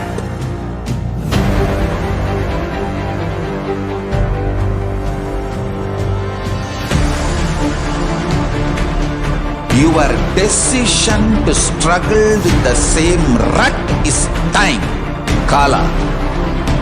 Your decision to swallow time is Kala Bhairava.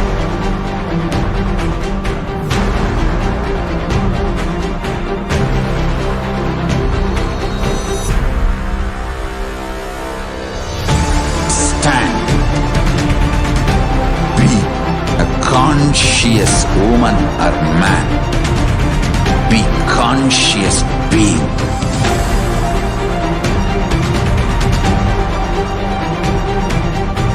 Shrink the time through conscious will persistence. Make the future into present by being ferocious with yourself.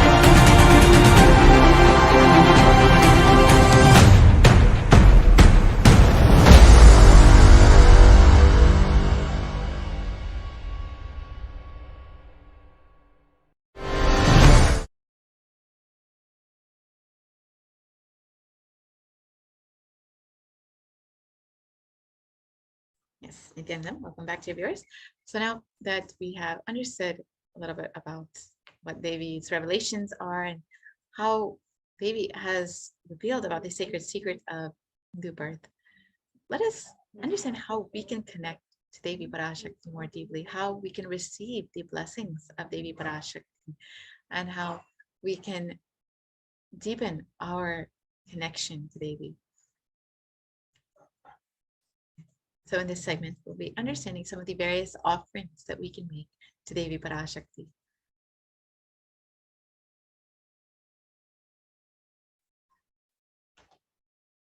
So first, let us understand a little bit about the consciousness. Both masculine and feminine consciousness have to be expressed equally by every human being in order to be enlightened.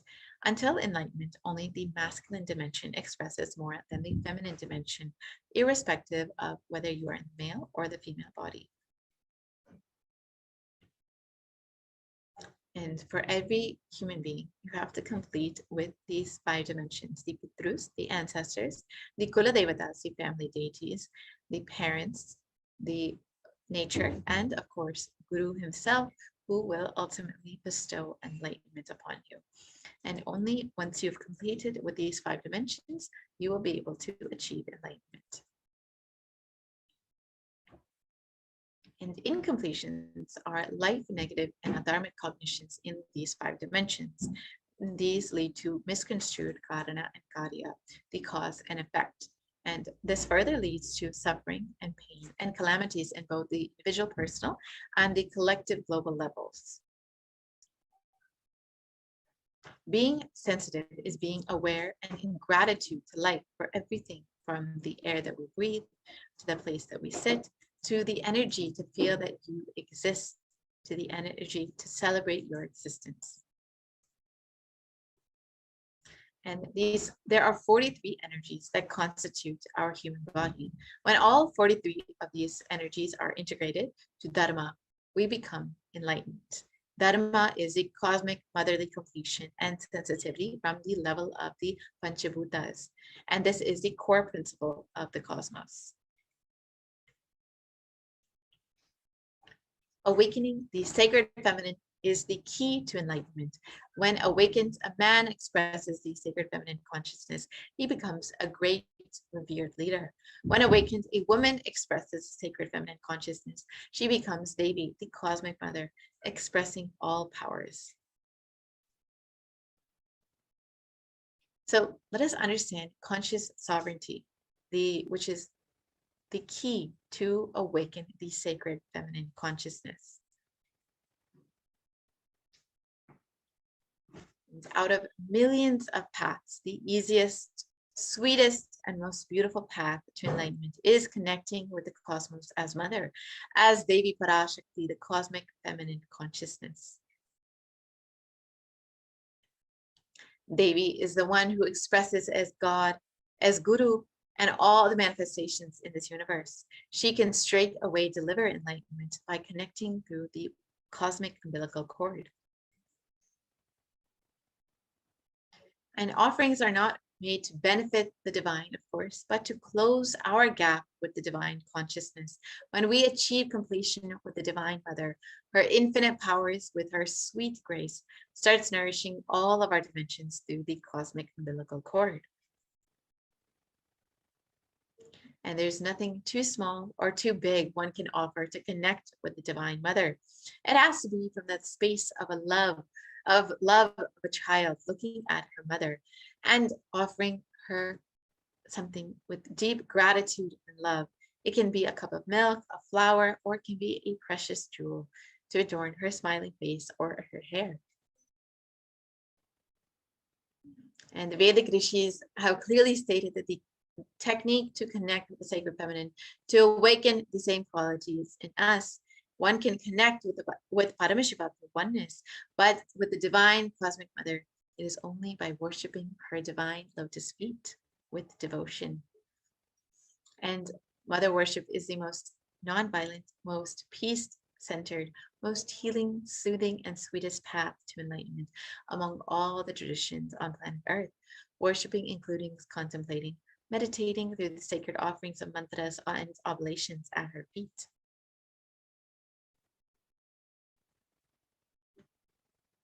So why do we worship the divine feminine? Because she is the ultimate and she can transmit that experience to each of us. And in this verse from the Devi Suktam, Devi describes herself. I walk as the 11 Rudras, I walk as the Vasus, I walk as Vishnu and other Adityas and all divine forms, the Vishwadevas, assuming the form of the inner self of all the gods. I hold aloft Mitra and Varuna, even as Indra and Agni I do, and the Ashwini twins too. So this is from the Rig Veda, the Devi Suktam, and it continues on.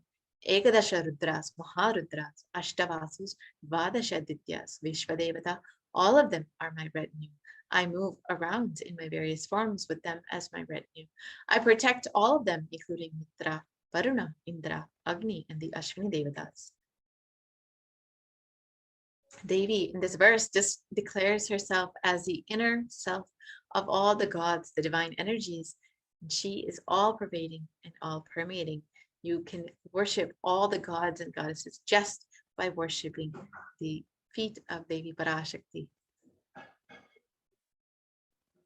So now in this segment, we'll be understanding how we can worship Devi Parashakti, how we can connect with Devi Parashakti and experience that completion with the divine cosmic mother, experience the love of the divine cosmic mother herself.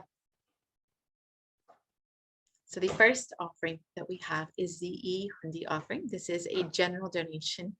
And like in any temple that you might visit, they'll just offer a few dollars in the hundi just to offer your love, your gratitude, your devotion to the divine for happening in your life. You can do the same.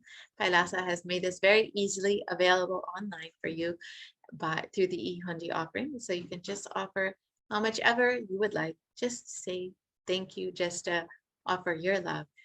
And in this verse, it describes that Devi is fond of true devotion and she is realized through true devotion. She can be won over through true devotion and she removes all fears. So if there's any fear in the minds of the devotees, Devi is sure to remove that fear. It is stated that Devi likes to be worshipped in autumn. And here it's not meant the autumn, the season, but rather the autumn of our lives when our thoughts turn more and more inwards and the role of the divine becomes much more known and clearly understood. And the need for Devi worship becomes much stronger. And Devi is the one who bestows happiness on all of her devotees. So you can offer gratitude and devotion to Devi Parashakti by offering any amount that you would like in the E-Hundi, and your name shall be chanted during the puja to Devi Parashakti. The next offering is the Sankalpa offering, the offering of your conscious resolution. And in the Saundarya Lahari, it describes that the mantras I chant with the sacrifice in my soul become chanting of your name. Let all my movements become auspicious mudras. Let my travel become perambulations around thee. Let the act of eating and drinking become fire oblations, offerings in the homas, yajnas to thee. Let my act of sleeping become salutations to you, and let all actions of pleasure of mine become part of your worship. So you can receive blessings for both asked and unasked, remembered and forgotten wishes to manifest by the grace of Devi Parashakti herself when you offer the Sankalpa, the offering of your conscious resolution. The next offering is the Devi Sahasranam Swarnakasu. This is the offering of the gold coin jewelry, which will be inscribed with the various names of Devi Parashakti. So each of these various names of Devi Parashakti are not just her names, but rather her various divine auspicious qualities. So when you offer this Devi Sahasranam Swarnakasu, you will be blessed to manifest all of the Ananta Kalyana Gunas, all the various divine, feminine, auspicious, conscious attributes and powers of Devi Parashakti herself. And the next offering is the Mukta Anguti, the finger ring with a pearl. And in the Devi Suktam, it describes that the goddess who brings good fortune, who is praised by the gods, who is served by Devendra, who is praised by the Devas, troubled by the Asuras, who is praised and remembered as devotion to her solves all, who is the source of all good in the world, and let that goddess destroy all obstacles. So you can offer this Mukta Anguti and receive the blessings for protection from all dangers and fears in your life. The next offering is the Svarna Padma Pushpa, offering of the golden lotus. And the golden lotus, the lotus itself has great significance in Hinduism. It's found in the worship of almost every god and goddess, and it's used in many rituals. So it has great significance. And in this verse, it describes that Devi is the one who bestows accomplishments and intellect and who showers worldly prosperity. Devi, who powers the subtle mantra of the cosmos. I bow to you, O Devi Mahalakshmi. So you can offer the golden lotus, the Svarna Padma Pushpa, and receive blessings for attracting positive relationships in personal and business dimensions of your life. The next offering is the Svarna Padma Pushpa, the Svarnameti, the offering of the golden toe ring. And in the Saundarya Lahari, it describes the power of Devi's very toenails, just the dust of the feet of Devi Parashakti. And it describes Lord Brahma, the creator of selects a dust from your feet and creates this world. The great Adishesha, with thousands of heads, somehow carries a dust of your feet with great effort. And the great Lord Rudra takes it and powders it nicely and uses it as the holy ash. So you can see that just a grain of dust from Devi Parashakti's feet are enough to create this whole world. So you can offer the Svarnameti and receive blessings for a life of leadership qualities by offering worship to the divine lotus feet of Devi Parashakti, achieved by even worshiping a tiny grain of dust from her feet. And the Meti is a gold toe ring to worship by adorning the divine feet of Devi Parashakti. And the Mandika is the next offering. It's gold hairline jewelry. And the Mandika represents the overflowing nectar from the Sahasrara. And in this verse, it describes that Devi is the one that makes the nectar flow from the Sahasrara, the crown center, to the Anya, the third eye, and permeates all our 72,000 nadis and gives us the ultimate experience of the cosmos. So when you offer this Mandika, you will be blessed to experience the overflowing Sahasrara and to achieve the blessings of the lifestyle of enlightenment. The next offering is the Pratiksha Pada Puja, the most favorite offering of all the devotees and disciples of the Supreme Pontiff of Hinduism, was manifesting Devi Parashakti herself. And in this verse, Adi Shankaracharya describes the greatness of worshipping just the feet of the Guru. And he describes, my repute has traveled in all directions through my philanthropy and prowess. All the things of this world are in my hands. as rewards for my virtues. Yet, if one's minds be not centered upon the lotus feet of the Guru, what then? What then? What then? So you can see, you may be achieving everything in the world, but if your mind is not fixed upon the Guru, then what is the use of all of this? So you can offer the Pratikshapada Puja to the feet of the Supreme Pontiff of Hinduism, who is manifesting Devi Parashakti, the feminine consciousness, and the one who is beyond the idea of male and female. And you can receive the most auspicious blessings on your path to enlightenment. The next offering, the last offering that we have, is the Vastra Seva, the offering of clothing to the feet of Devi Parashakti. And this is an offering done during the Pratikshapada Puja. The Vastram is the clothing, which is offered to the Guru, to the Supreme Pontiff of Hinduism, who is the dimension of the Cosmic Mother, during the Pratikshapada Puja, and you will be blessed with the sweetest path to enlightenment, with complete protection. So now here you can see the various offerings that are available for you to make, and you can offer any of these, and we'll be guiding you through the process of making these offerings and how you can make these offerings. So we'll be right back after a quick break and understand how we can make these various offerings.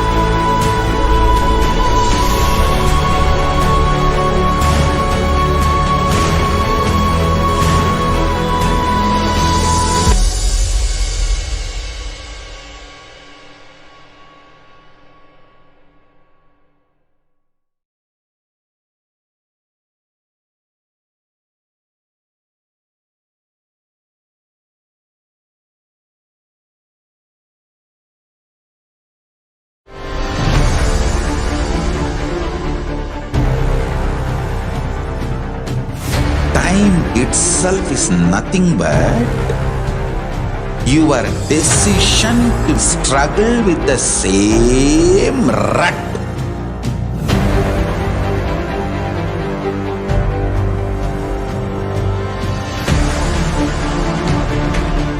Your decision to struggle with the same rut is time, Kala.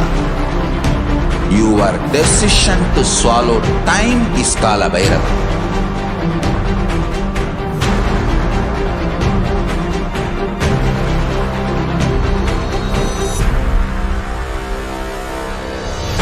Stand. Be a conscious woman or man. Be conscious being.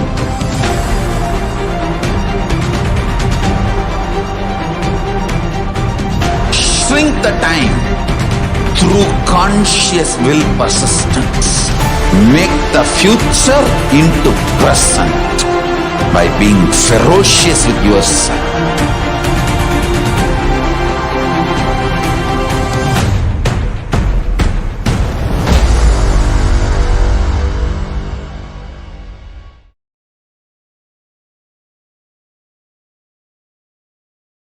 Yes, welcome back to your viewers. So now we've seen all the various offerings that we have, and here's the list of the various offerings. So we'll be guiding you through the process of making your offering. So we can visit kailasamailer.com and /save us, and you'll be able to see what this page would look like. So here's the website, kailasamailer.com /save us, and you can scroll down to the Devi Bhava Samadhi Darshan. So you can go ahead and you'll see 3 different steps. The first step is to submit your intention. So if you have an intention to make this offering, but you still need some help manifesting, or if you want some more information, you can go ahead and fill out the intention. And here is what that intention form will look like.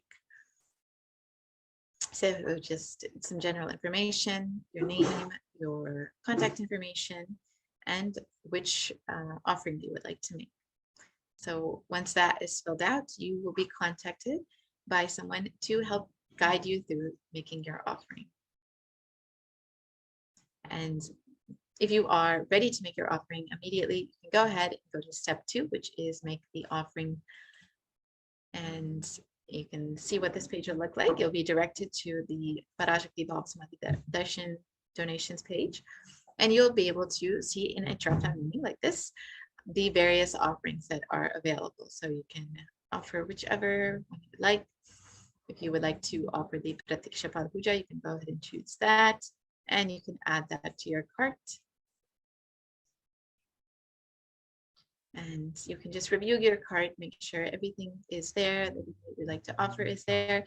If there is anything that you would like to add additionally to the cart, you can go ahead and press the back arrow and choose whichever other offering you would like to make. So if you would like to make the offering of the Swarnamati along with the Pratiksha Pad Puja, you can add that to your cart as well.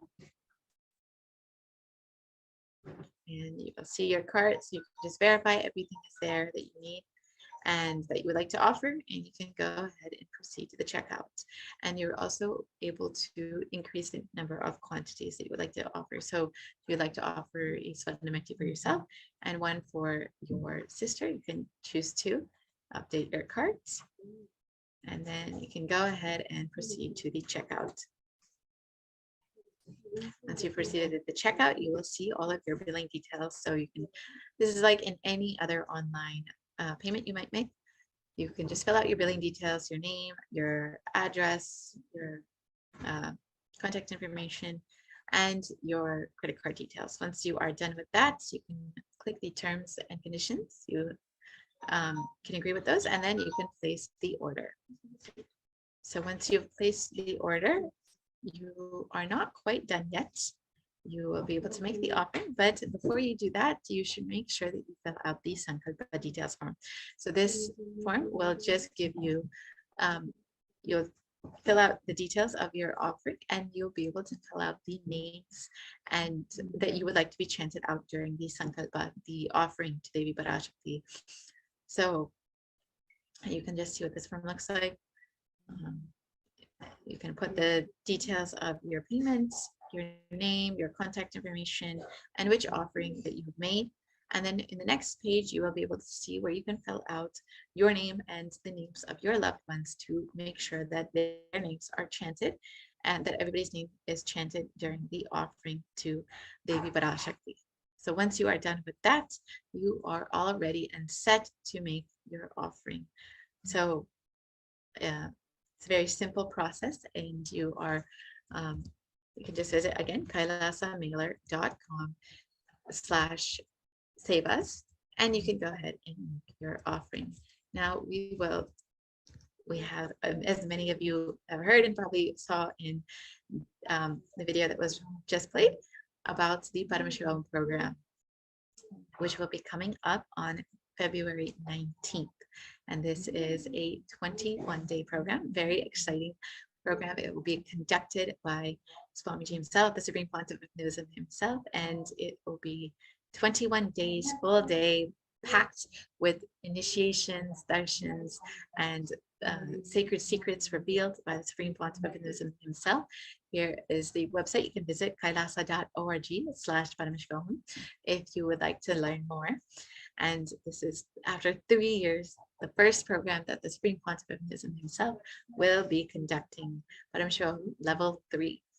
So you will be able to manifest the deeper experience of the 25 states of consciousness, vertical time zones, and experience power manifestation. So it'll be between February 19th and March 11th.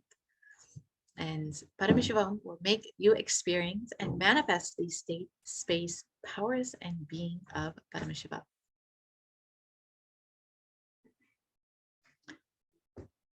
And Paramashivoham is an immersive 21-day awakening event to teach you the science of manifesting the ultimate consciousness in you.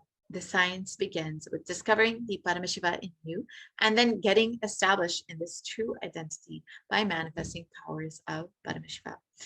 And it is not just a meditation program, it is pushing humanity to the next level of consciousness, to the consciousness of Paramashiva, the ultimate super consciousness as per Paramashiva, the avatar, the Supreme Pontiff of Hinduism himself, Jagat Guru Mahasanidan, His Divine Holiness Bhagavan Nithyananda Paramashivam, who has realized this state of super consciousness and is transmitting his own experience of Paramashivoham via initiation.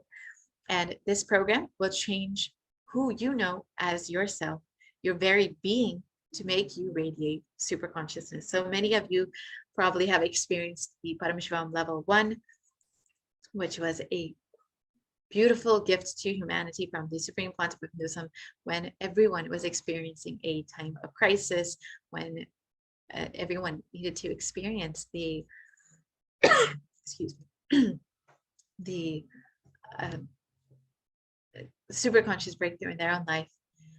And now Supreme Pontiff of Hinduism is taking it to the next level with the Paramashivoham level 3 program, which will be again directly conducted by the Supreme Pontiff of Hinduism. And most recently, the Supreme Pontiff of Hinduism has revealed some of the details of this program, that it's essentially a consolidation of all the things that the Supreme Pontiff of Hinduism has taught in the past, has given in the past, but you will be able to experience all of it much more deeply. The Supreme Pontiff of Hinduism will be locking all of this into your system more deeply. And this will includes the 25 states of consciousness, 11 dimensions, and vertical time zones. You will be able to experience that space beyond time, collapsing time itself, and experiencing that space beyond physical and psychological time, as which is what most of us are stuck with now, as the Supreme Pontiff of Hinduism has revealed. Most of us are experiencing time only in a psychological dimension. And through this program, we'll be able to experience life beyond all of this. And the Supreme Pontiff of Hinduism has explained, Paramashivoham, I am Paramashiva. This is the truth. Paramashiva is the ultimate consciousness, the source of all creation, the Karana, the Karya, the Mula, the cause, the effect, and the source of all that we perceive and all that is unmanifest in our lives. So we will be able to experience this Paramashivoham I am Paramashiva, this truth much more deeply through this very exciting program conducted by the Supreme Concept of Hinduism himself. So we'll just again watch a quick video of the program and about what you all will be experiencing during this program.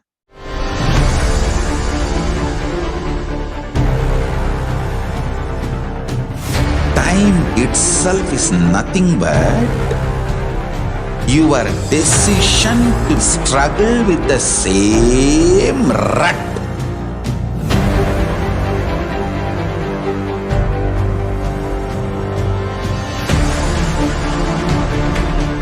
Your decision to struggle with the same rut is time, Kala. Your decision to swallow time is Kala Bhairava.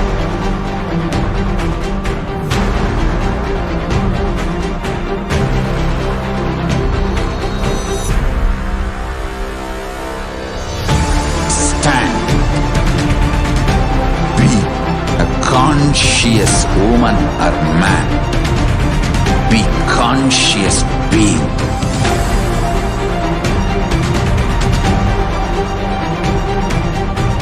Shrink the time through conscious will persistence.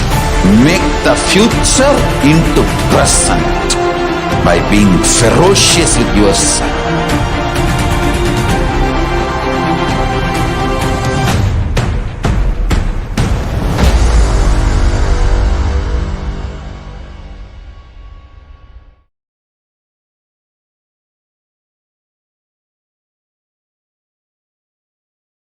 Yes, so I'm sure all of you are excited to experience this Paramashivoham Level 3 program conducted by the Supreme Pontiff of Hinduism himself after 3 long-awaited years of not having a program. We will now be able to experience the program. Of course, we've had many programs, but one where Swamiji himself will be conducting, we will get to experience through the Paramashivoham Level 3 program. And just to understand a little bit more about what the Supreme Pontiff of Hinduism will be blessing us with during this program, I will just be describing a little bit more about the program. This Paramashivoham will help you manifest the deeper experiences of the 25 states of consciousness. So you will experience the powerfulness when you go through the 25 states of consciousness and how you can use them to manifest your reality. The known reasons why you experience the physical and mental disorders you'll understand, and how to be powerful in all 25 states of consciousness. And you'll also understand the ancient Vedic way of manifesting your reality. So this is not just a spiritual program or a philosophy, ideology, or anything. It is the Supreme Pontiff of Hinduism is delivering this Paramashivoham Level 3, the superconscious breakthrough for you to manifest whatever reality you want in your own life. And the fundamental sacred secrets, the individual consciousness, the jiva that you have, the individual consciousness that you have goes through 25 states of consciousness every day. You recognize only 3, the deep sleep state, the dream state, and the waking state. Only these 3 are normally experienced by every human being. And the deep sleep state, dreaming state, and the waking state are just 3 that many of us experience. And in Sanskrit, we have 3 words, the Shushupti, the Swapna, and the Jagrat. It's roughly translated into the deep sleep, dream, and waking state. But actually, every individual soul has a possibility of 25 states of consciousness, which is explained through this course and which you will be able to experience through the Paramashivoham Level 3, directly a blessing from the Supreme Pontiff of Hinduism. You'll also experience the vertical time zones, the space beyond physical, psychological time. And this is, again, a direct experience you'll be blessed with from the Supreme Pontiff of Hinduism.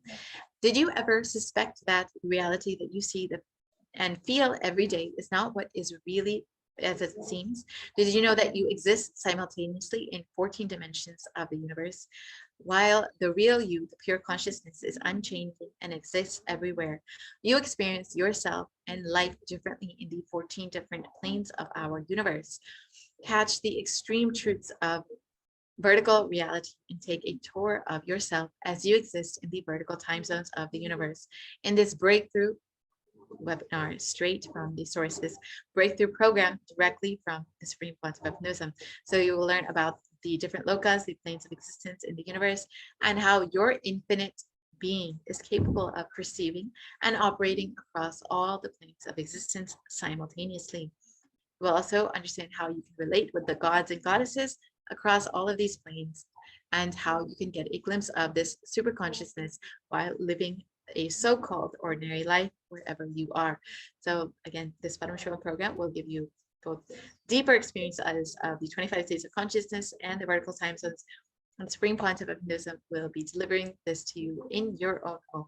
This program is fully online, so you can experience this fully in the comfort of your own home. And of course, you will be manifesting the extraordinary powers. Is it possible to live a superhuman life in the human body? Does the third eye awakening really exist? Can such awakened states be transmitted from the master to the disciple? So the answer is yes.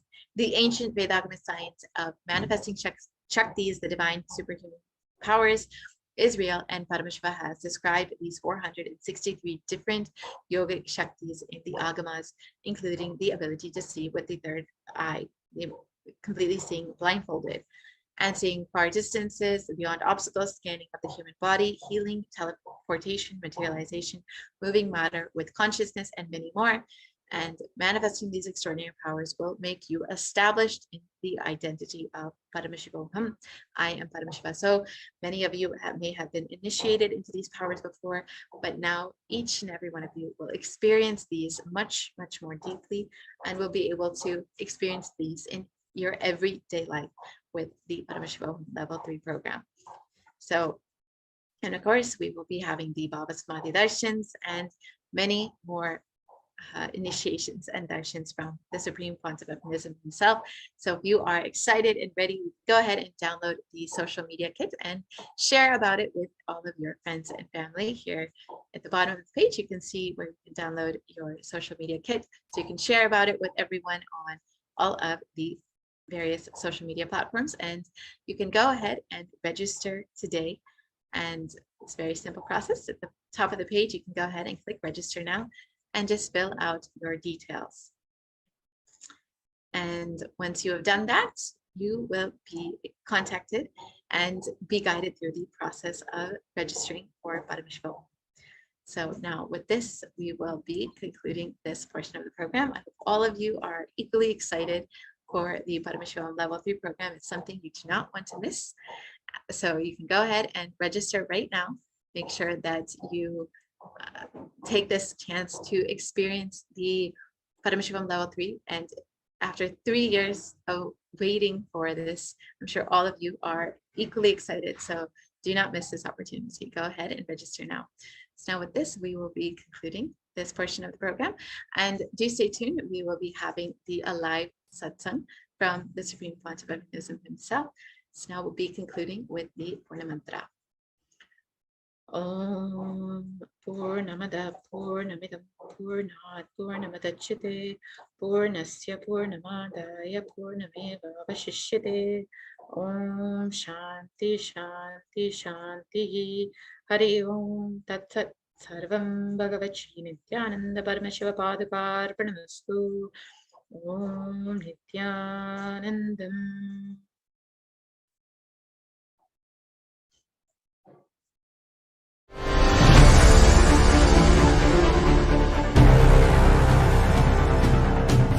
Time itself is nothing but your decision to struggle with the same rut.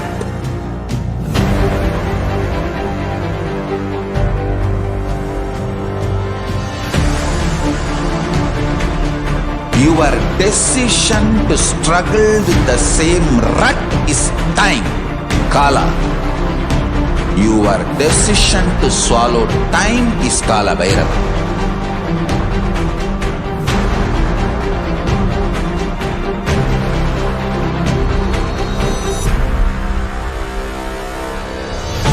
Stand. Be a conscious woman or man. Be conscious being.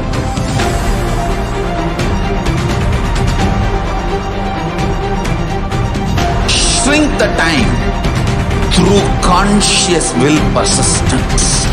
Make the future into present by being ferocious with yourself.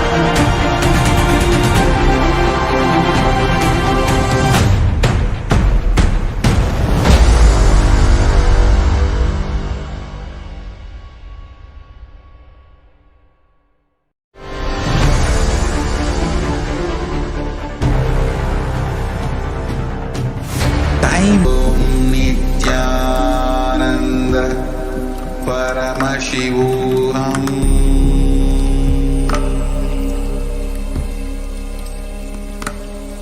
Om Nithyananda Paramashivoham. Paramashivoham.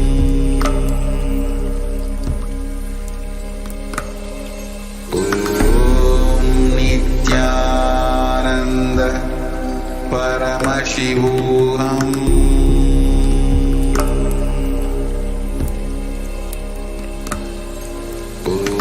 Om Nithyananda Paramashivoham.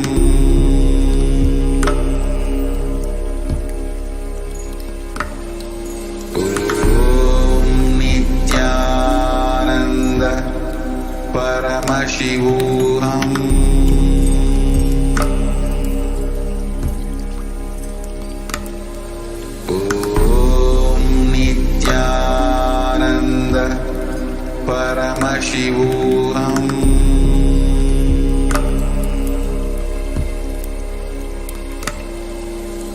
Om Nithyananda Paramashivoham.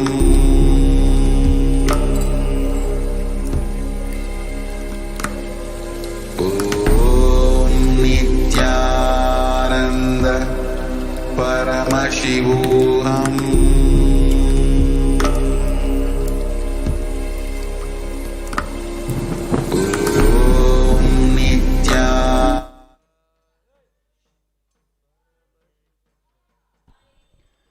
Nithyanandam. Today is the third day of the Uttaranga Utsava, the conclusory celebrations of Nithyanandotsavam, the celebration of the 45th Jayanti, that is, the 45th anniversary of the happening of the Avatar, the Supreme Pontiff of Hinduism, Jagadguru Mahasannidhanam, His Divine Holiness, Bhagwan Nithyananda Paramashivam, the Nijavatara, the 1008th incarnation of Paramashiva, who has descended to give superconscious breakthrough to humanity. Nithyanandotsavam is being celebrated all over Kailasa, the first nation for all Hindus. Today, Bhagwan Sri Subramanya Swami, the son of Paramashiva, is going to grace us in the Teppal festival, Teppotsavam. Teppal is a grandly decorated water float which is set afloat in the waters of the temple tank.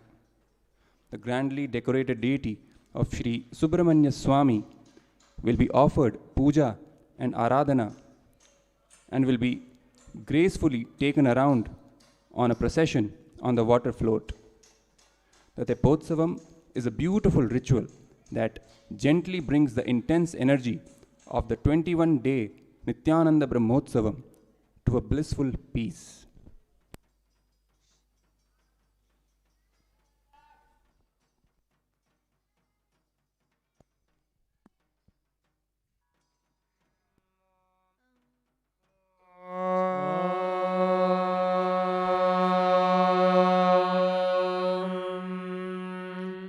Nithyanandam Paramashuvam Kevalam Jnanamurtim द्वातीतं गगनसदृशम् तत्त्वमस्यादिलक्ष्यम् एकं नित्यं विमलमचलम् सर्वधी साक्षिभूतम् भावातीतं त्रिगुणरहितम् सद्गुरुं तं नमामि। नित्यानन्देश्वर परमशिव समारम्भाम् नित्यानन्देश्वरि परमशिव शक्तिनि मध्यमाम् नित्यानन्दपर्यन्ताम् वन्दे गुरुपरम्पराम्। ललाटे त्रिपुण्ड्रे नितिलकृतकस्तूरीतिलकः स्फुरन्मालाधारस्फुरितगटिगौपीनवसनः दधानो दुस्तारं शिरसि फणिराजं शशिकला प्रदीपः सर्वेषाम् अरुणगिरियोगी विजयते। वन्दे सिन्दूरकान्तिं शरविपिनभवम् श्रीमयूराधिरूढम् षड्वक्त्रं देवसेना मधुरिपुतनया वल्लभं द्वादशाक्षम् शक्तिं बाणं कृपाणं ध्वजमपि च गदाम् चाभयं सव्यहस्तैः चापं वज्रं सरोजं कटकमिवरं शूलमण्यैर्दधानम्।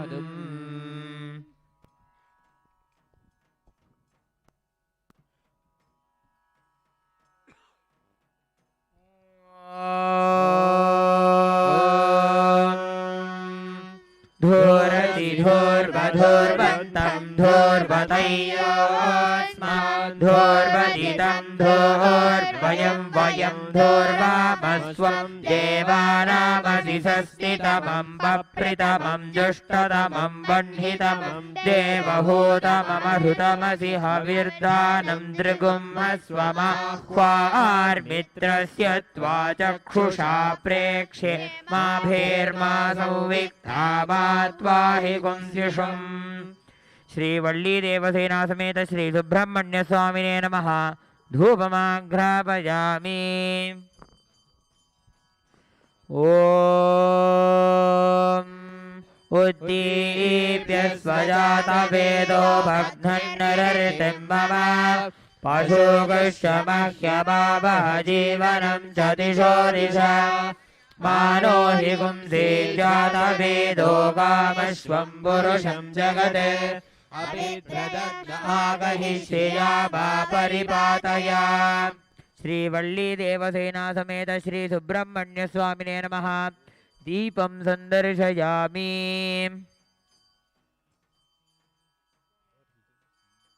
ॐ मधुवातारतायते मधुक्षरन्ति सिन्धवः माध्वीर्णसन्त्वोषधीः मधुनक्तमुदोषसि मधुमत्पार्थिवगुं रजः मधुद्योरस्तु नः पिता मधुमाण्डो वनस्पतिर्मधुमा अस्तु सूर्यः माध्वीर्गावो भवन्तु नः मधु मधु मधु। श्री वल्ली देवसेना समेत श्री सुब्रह्मण्य स्वामिने नमः। अमृतं महानैवेद्यं निवेदयामि। नैवेद्यानन्तरमाचमनं समर्पयामि।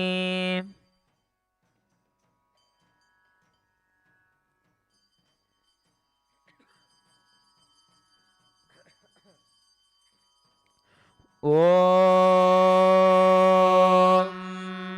साग्रहण्येष्यायजते इमां जनतां सङ्गृह्णानीति द्वादशारत्नेरसना भवति द्वादशमासा संवत्सरः संवत्सरमेवावरुन्धे बौञ्जी भवति ऊर्ध्वै मुञ्जाः ऊर्जमेवावरुन्धे चित्रा नक्षत्रं भवति चित्रं वा एतत् कर्म श्रीवल्लीदेवसेना समेत श्री सुब्रह्मण्य स्वामिने नमः। अलंकार दीपं संदर्शयामि।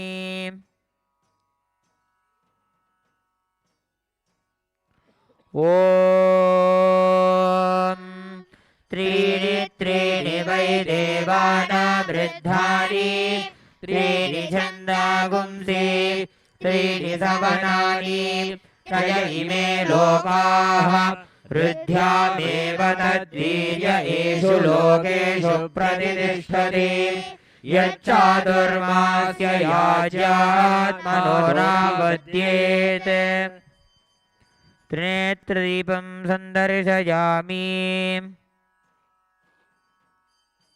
ओम ईशानः सर्वविद्यानामीश्वरः सर्वभूतानां ब्रह्माधिपतिर्ब्रह्मणोऽधिपतिर्ब्रह्मा शिवो मे अस्तु सदा शिवो। ओम तत्पुरुषाय विद्महे महादेवाय धीमहि तन्नो रुद्रः प्रचोदयात्।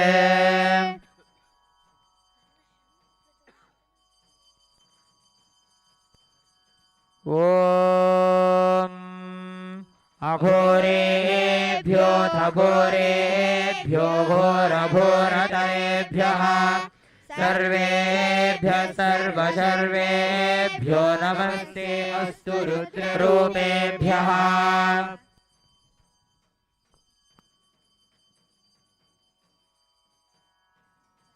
ओम वामदेवाय नमो ज्येष्ठाय नमः श्रेष्ठाय नमो रुद्राय नमः कालाय नमः बलविकरणाय नमो बलविकरणाय नमो बलाय नमो बलप्रमथनाय नमः सर्वभूतदमनाय नमो मनोन्मनाय नमः। ओम सद्यो जातं प्रपद्यामि सद्यो जाताय वै नमो नमः। भवे भवेनाति भवे भवस्व मां भवोद्भवाय नमः। ओम हिरण्यपात्रमधो पूर्णं ददाति मधव्यो सानीति एकधा ब्रह्मण उपहरति एकधैव यजमान आयुस्तेजो दधाति। श्रीवल्ली देवसेना समेत श्री सुब्रह्मण्य स्वामिने नमः। कुंभदीपं संदर्शयामि।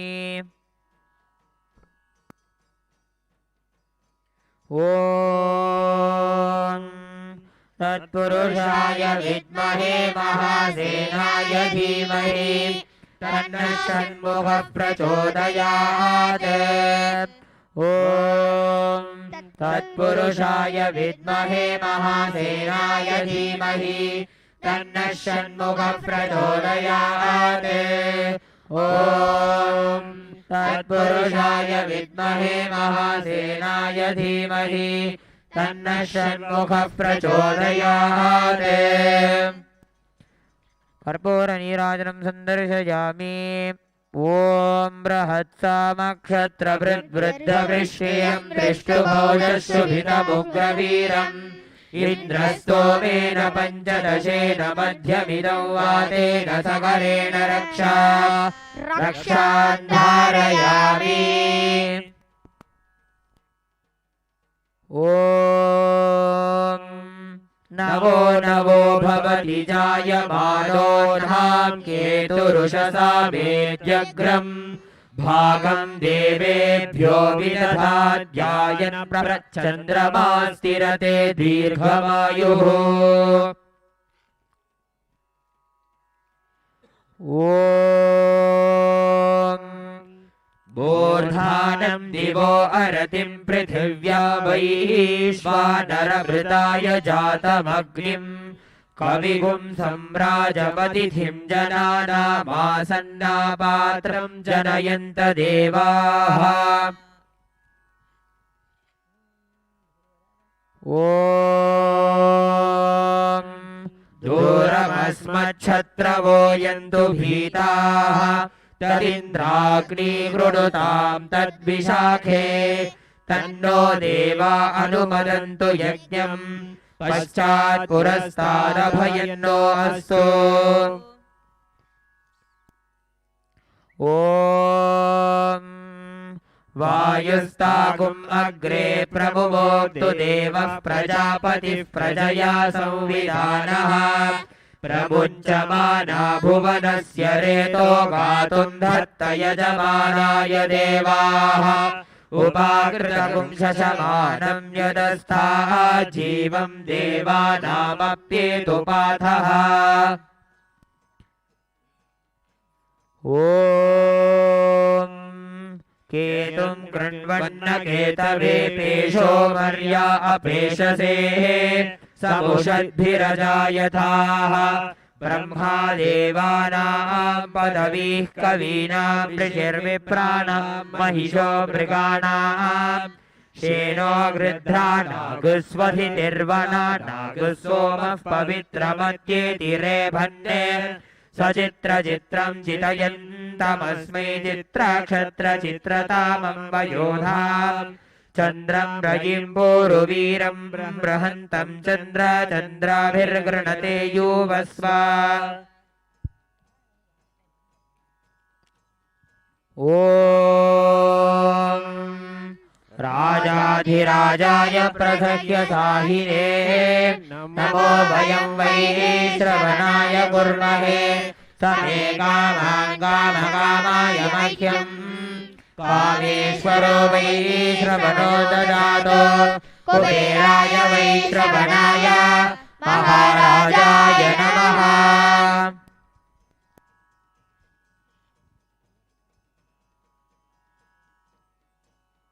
ॐ तत्पुरुषाय विद्महे महासेनाय धीमहि तन्नः षण्मुखः प्रचोदयात् ॐ तत्पुरुषाय विद्महे महासेनाय धीमहि तन्नः षण्मुखः प्रचोदयात् ॐ तत्पुरुषाय विद्महे महासेनाय धीमहि तन्नः षण्मुखः प्रचोदयात् श्री वल्ली देवसेना समेत श्री सुब्रह्मण्य स्वामिने नमो नमः सर्वदेव देवी स्वरूपाय भगवते श्री नित्यानंद परमशिवाय नमः कर्पूर नीराजनं संदर्शयामि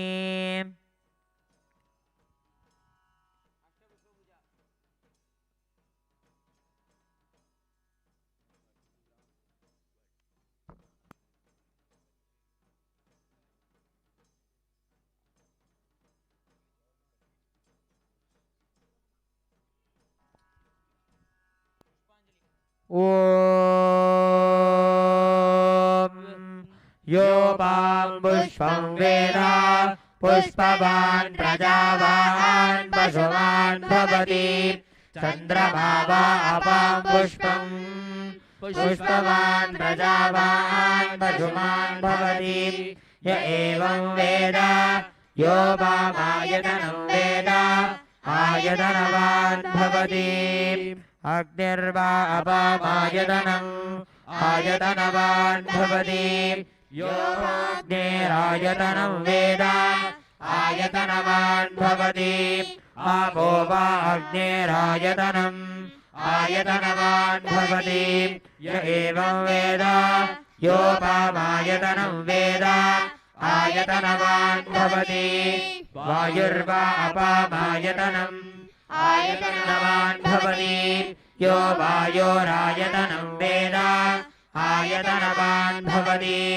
आपो वै वायोरायतनम् आयतनवान् भवति य एवं वेद योपामायतनं वेद आयतनवान् भवति असो वै तपन्नपामायतनम् आयतनवान् भवति यो मष्यतपद आयतनं वेद आयतनवान् भवति आपो वा अमुष्यतपद आयतनम् आयतनवान् भवति य एवं वेद योपामायतनं वेद आयतनवान् भवति चन्द्रमा वा अपामायतनम् आयतनवान् भवति यश्चन्द्रमस आयतनं वेद आयतनवान् भवति आपो वै चन्द्रमस आयतनम् आयतनवान् भवति य एवं वेद योपामायतनं वेद आयतनवान् भवति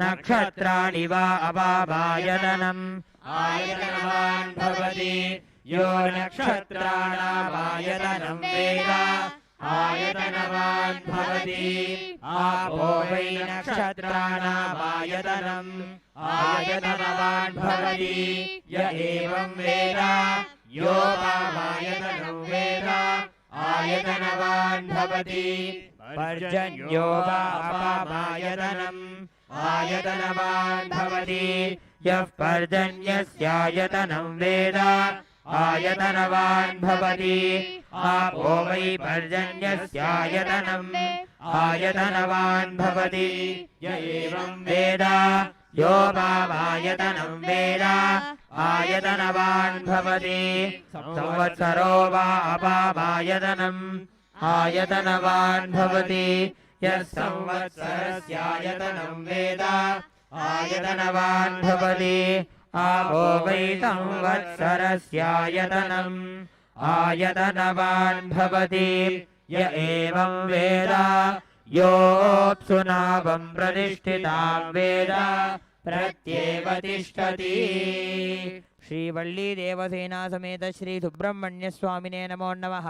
वेदोक्त मंत्र पुष्पांजलिं समर्पयामि।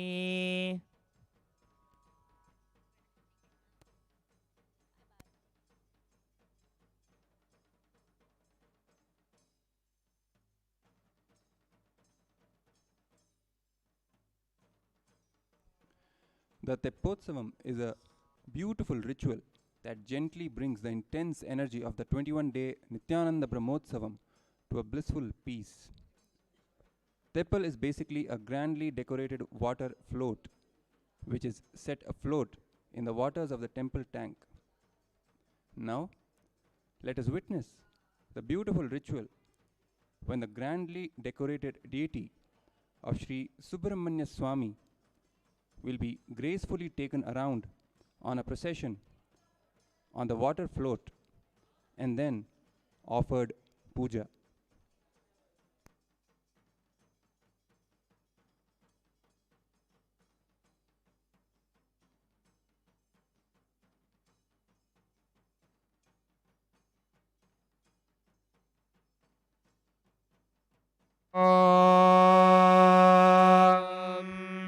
नमो अस्तु सर्पेभ्यो ये के च पृथिवी मनो ये अन्तरिक्षे ये दिवि तेभ्यः सर्पेभ्यो नमः। ये दोरोचने दिवो ये वासूर्यस्य रश्मिषो येषामप्सु सदः कृतं तेभ्यः सर्वेभ्यो नमः। या इषवो यातु धानानां ये वा वनस्पति गुम्रणो ये वावटेषु शेरते तेभ्यः सर्वेभ्यो नमः। इदगुं सर्वेभ्यो हविरस्तु जुष्टम् आश्रेषा येषामनुयन्ति चेतः ये अन्तरिक्षं पृथिवीं क्षियन्ति तेन सर्पासो हववामविष्टाः। ये रोचने सूर्यस्यापि सर्पाः ये दिवं देवीमनुसञ्चरन्ति येषामाश्रेषा अनुयन्ति कामाम् तेभ्यः सर्पेभ्यो मधुमज्जुहोमि। निघृष्वैरसामायुतैः कालैर्हरित्वमापन्नैः इन्द्राय हि सहस्रयुक् अग्निर्विभ्राष्टिवसनः वायुष्वेतसि कद्रुकः संवत्सरो विषुवर्णैः नित्यास्तेऽनुचरास्तव सुब्रह्मण्योऽगुं सुब्रह्मण्योऽगुं सुब्रह्मण्यो ॐ तच्छंयोरावृणीमहे गातुं यज्ञाय गातुं यज्ञपतये दैवी स्वस्तिरस्तु नः स्वस्तिर्मानुषेभ्यः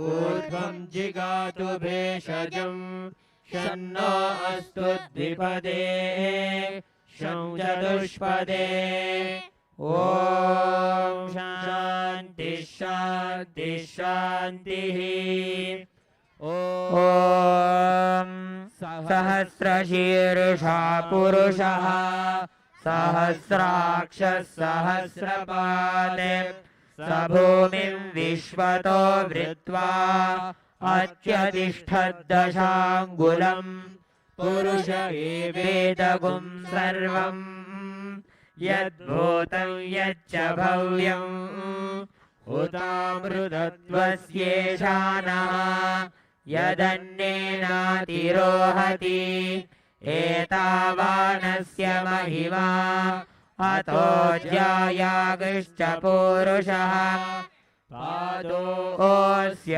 विश्वाभूतानि त्रिपादस्यामृतं दिवि त्रिपादोर्ध्व उदयेत्पुरुषः पादोऽस्येहाभवात् पुनः ततो विश्वं व्यक्रामत् शासनानशने अभि तस्माद्विराडजायत विराजो अधिपुरुषः स जातो अत्यरिच्यत पश्चाद्भूमिमथो पुरः यत्पुरुषेण हविषा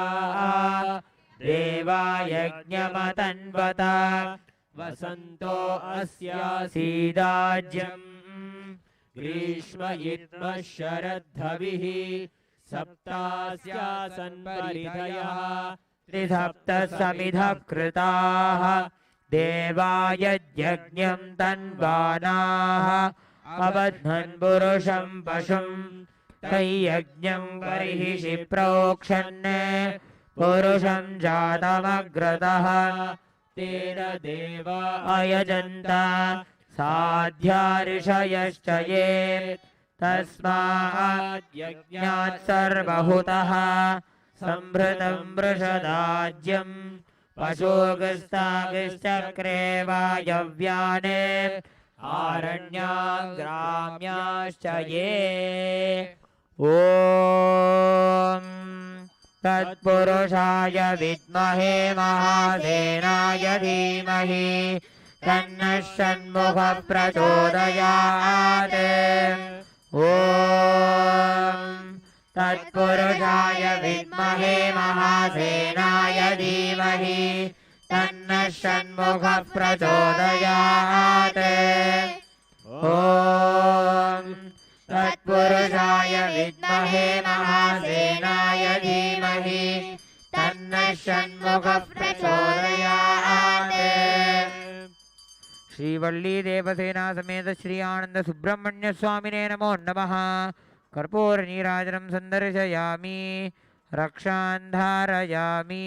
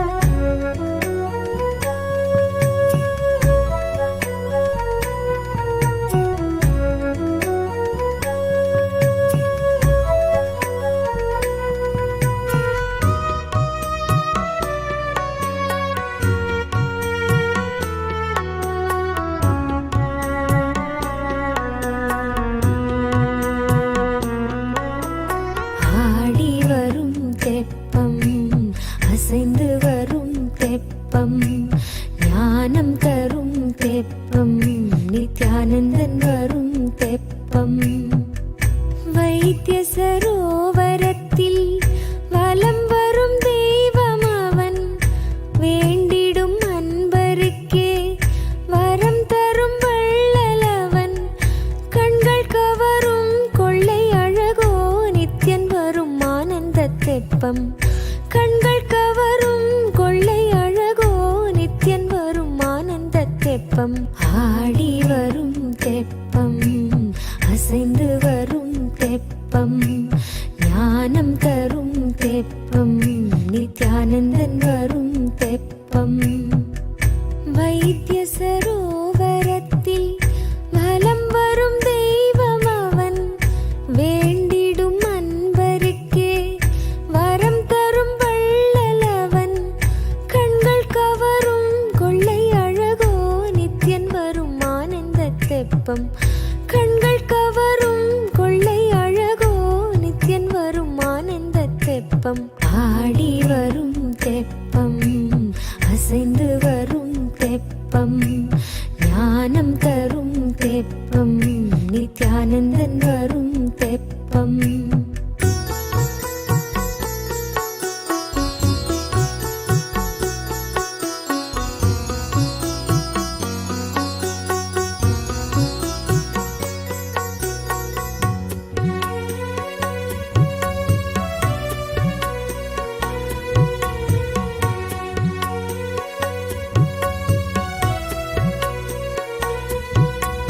கார்முகிலும் விண்ணிருந்து பூமியில் இறங்கியதோ, தேரெனவே நீரில் வரும் தெப்பமதை கண்டதுவோ.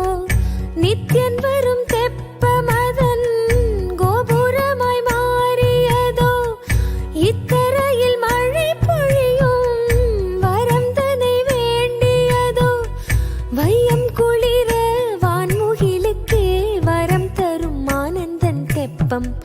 கண்கள் கவரும் கொள்ளை அழகோ நித்யன் வரும் ஆனந்த தெப்பம். ஆடி வரும் தெப்பம், அசைந்து வரும் தெப்பம், ஞானம் தரும் தெப்பம், நித்யானந்தன் வரும் தெப்பம்.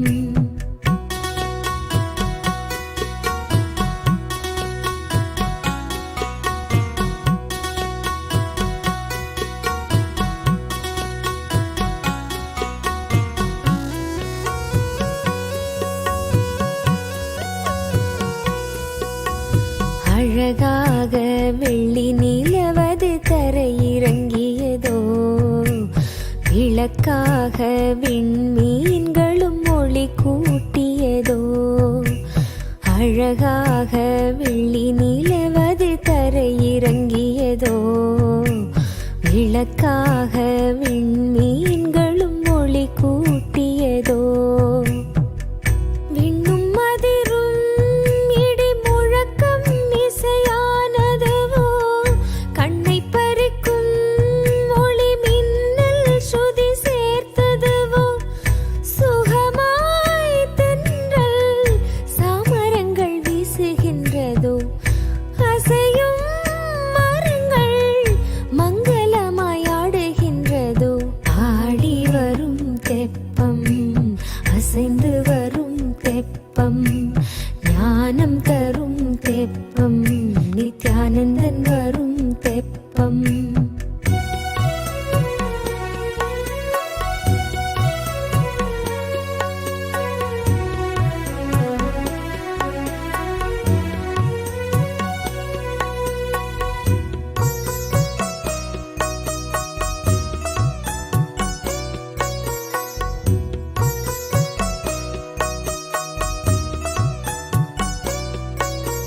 முல்லையோடு செண்பகமும் மல்லி மலர் சோலை. அல்லியோடு வில்வமெனும் தெய்வ மலர் மாலை. மின்னும் தோரணமாய் தெப்பம் தனு சிரிக்கும். நித்யனவன் பாதம் தனை வருடி மிக்க மனம் களிக்கும். உரைதான் நிலையோ ஆனந்தத்தின் நிலையை விளக்க. மிகைதான் அழகோ வார்த்தை இல்லை பதமாய் இசைக்க.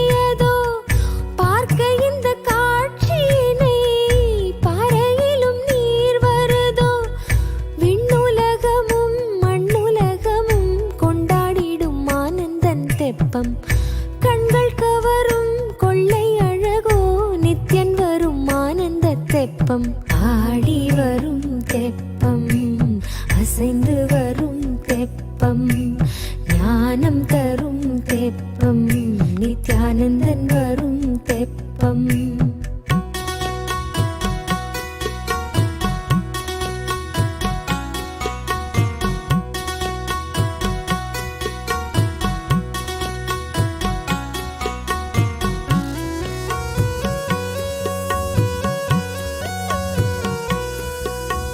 பகையாய் வரும் எண்ணம் யாவையுமே செயலிழக்காதா சுகமாய் நித்தியன் பாதம் தன்னில் வந்து சரணடையாதா பகையாய் வரும் எண்ணம் யாவையுமே செயலிழக்காதா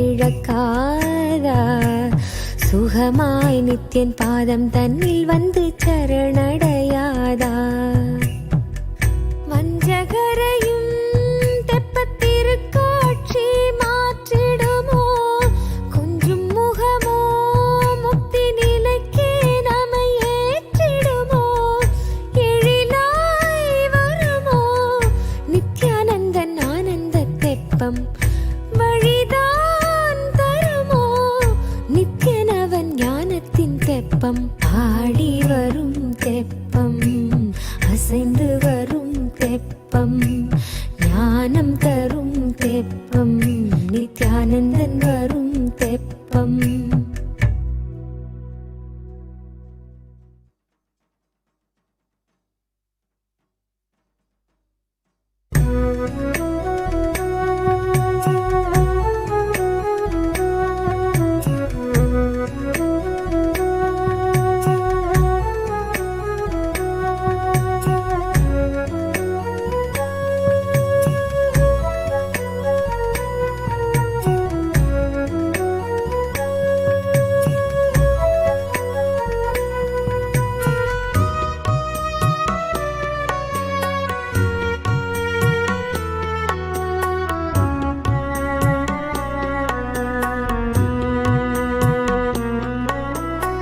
ஆடி வரும் தெப்பம் அசைந்து வரும் தெப்பம் ஞானம் தரும் தெப்பம் நித்யானந்தன் வரும் தெப்பம் வைத்திய சரோவரத்தில் வலம் வரும் தெய்வம் அவன் வேண்டிடும் அன்பருக்கே வரம் தரும் வள்ளலவன் கண்கள் கவரும் கொள்ளை அழகோ நித்யன் வரும் ஆனந்த தெப்பம் கண்கள் கவரும் கொள்ளை அழகோ நித்யன் வரும் ஆனந்த தெப்பம் ஆடி வரும் தெப்பம் அசைந்து வரும் தெப்பம் ஞானம் தரும் தெப்பம் நித்யானந்தன் வரும் தெப்பம் வைத்திய சரோவரத்தில் வலம் வரும் தெய்வம் அவன் வேண்டிடும் அன்பருக்கே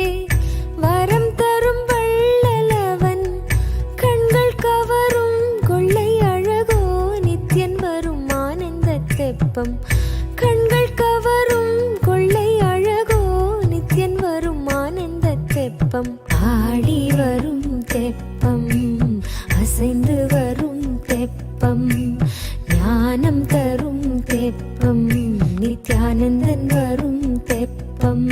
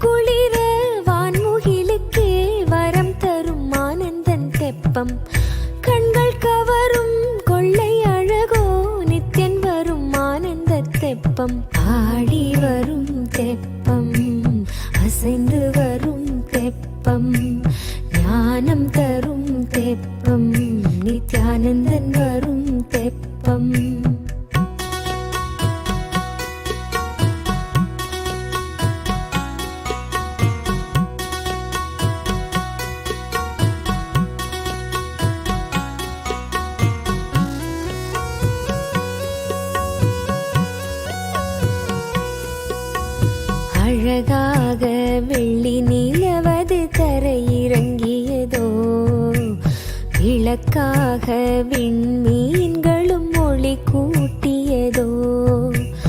அழகாக வெள்ளி நிலவது தரையிறங்கியதோ, விளக்காக விண்மீன்களும் ஒளி கூட்டியதோ. விண்ணும் அதிரும் இடி முழக்கம் இசையானதுவோ, கண்ணை பறிக்கும் ஒளி மின்னல் சுதி சேர்த்ததுவோ. சுகமாய் தென்றல் சாமரங்கள் வீசுகின்றதோ, அசையும் மரங்கள் மங்களமாய் ஆடுகின்றதோ. ஆடி வரும் தெப்பம், அசைந்து வரும் தெப்பம், ஞானம் தரும் தெப்பம், நித்யானந்தன் வரும் தெப்பம்.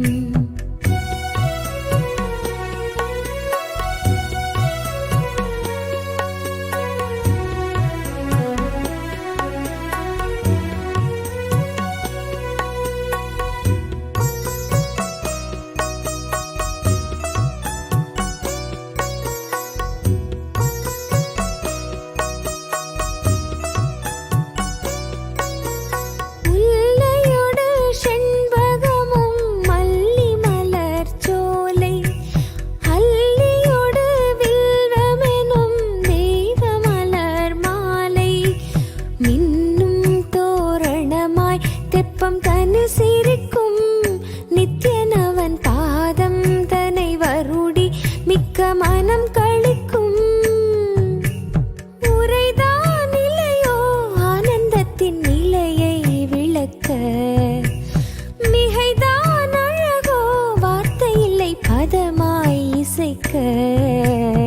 ஆடி வரும் தெப்பம், அசைந்து வரும் தெப்பம், ஞானம் தரும் தெப்பம், நித்யானந்தன் வரும் தெப்பம்.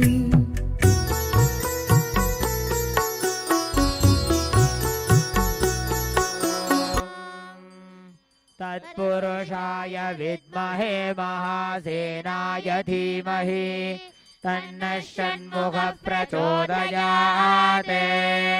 ॐ तत्पुरुषाय विद्महे महासेनाय धीमहि तन्नः षण्मुखः प्रचोदयात्। ॐ तत्पुरुषाय विद्महे महासेनाय धीमहि तन्नः षण्मुखः प्रचोदयात्। श्री वल्ली देवसेना समेत श्री सुब्रह्मण्य स्वामिने नमो नमः। कर्पूर नीराजनं सन्दर्शयामि, रक्षां धारयामि।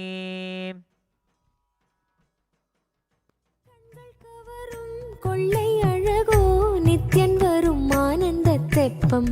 ஆடி வரும் தெப்பம், அசைந்து வரும் தெப்பம், ஞானம் தரும் தெப்பம், நித்யானந்தன் வரும் தெப்பம்.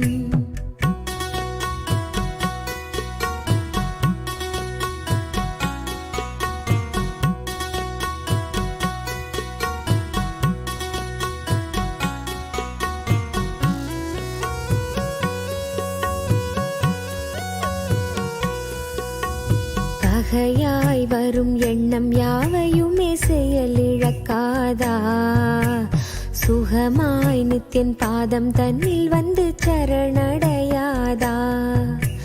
பகையாய் வரும் எண்ணம் யாவையுமே செயலிழக்காதா, சுகமாய் நித்தியன் பாதம் தன்னில் வந்து சரணடையாதா. வஞ்சகரையும் தெப்பத்திருக்காட்சி மாற்றிடுமோ, கொஞ்சம் முகமோ முக்தி நிலைக்கே நம்மை ஏற்றிடுமோ. எழிலாய் வருமோ நித்யானந்தன் ஆனந்த தெப்பம், வழிதான் தருமோ நித்யனவன் ஞானத்தின் தெப்பம். ஆடி வரும் தெப்பம்,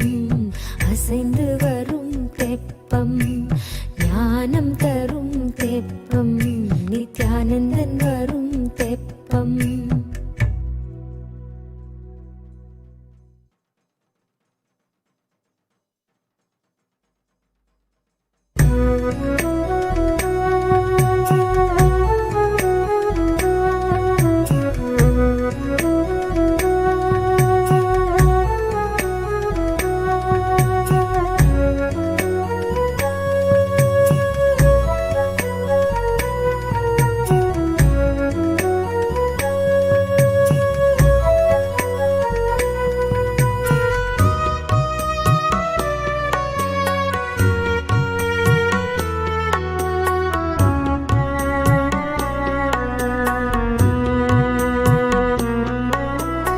ஆடி வரும் தெப்பம், அசைந்து வரும் தெப்பம், ஞானம் தரும் தெப்பம், நித்யானந்தன் வரும் தெப்பம். வைத்திய சரோவரத்தில் வலம் வரும் தெய்வம் அவன், வேண்டிடும் அன்பருக்கே வரம் தரும் வள்ளலவன். கண்கள் கவரும் கொள்ளை அழகோ நித்யன் வரும் ஆனந்த தெப்பம். கண்கள் கவரும் கொள்ளை அழகோ நித்யன் வரும் ஆனந்த தெப்பம். ஆடி வரும் தெப்பம், அசைந்து வரும் தெப்பம், ஞானம் தரும் தெப்பம், நித்யானந்தன் வரும் தெப்பம். வைத்திய சரோவரத்தில் வலம் வரும் தெய்வம் அவன், வேண்டிடும் அன்பருக்கே வரம் தரும் வள்ளலவன். கண்கள் கவரும் கொள்ளை அழகோ நித்யன் வரும் ஆனந்த தெப்பம். கண்கள் கவரும் கொள்ளை அழகோ நித்யன் வரும் ஆனந்த தெப்பம். ஆடி வரும் தெப்பம், அசைந்து வரும் தெப்பம், ஞானம் தரும் தெப்பம், நித்யானந்தன் வரும் தெப்பம்.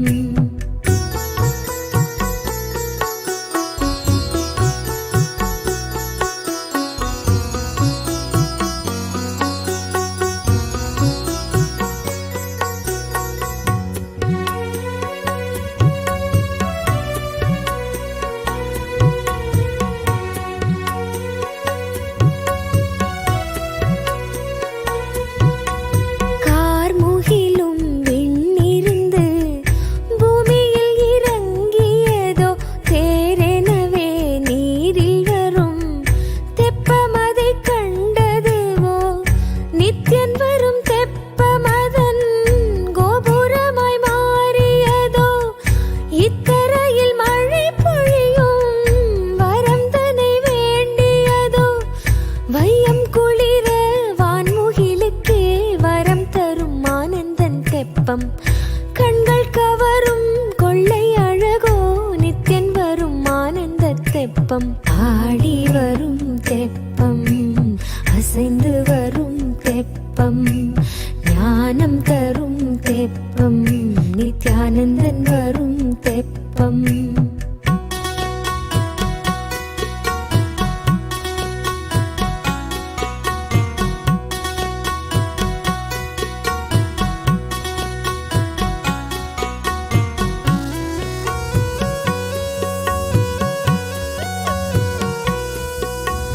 அழகாக வெள்ளி நிலவது தரையிறங்கியதோ. விளக்காக விண்மீன்களும் ஒளி கூட்டியதோ. அழகாக வெள்ளி நிலவது தரையிறங்கியதோ. விளக்காக விண்மீன்களும் ஒளி கூட்டியதோ. விண்ணும் அதிரும் இடி முழக்கம் இசையானதுவோ. கண்ணை பறிக்கும் ஒளி மின்னல் ஸ்ருதி சேர்த்ததுவோ. சுகமாய் தென்றல் சாமரங்கள் வீசுகின்றதோ. அசையும் மரங்கள் மங்களமாய் ஆடுகின்றதோ. ஆடி வரும் தெப்பம், அசைந்து வரும் தெப்பம், ஞானம் தரும் தெப்பம், நித்யானந்தன் வரும் தெப்பம்.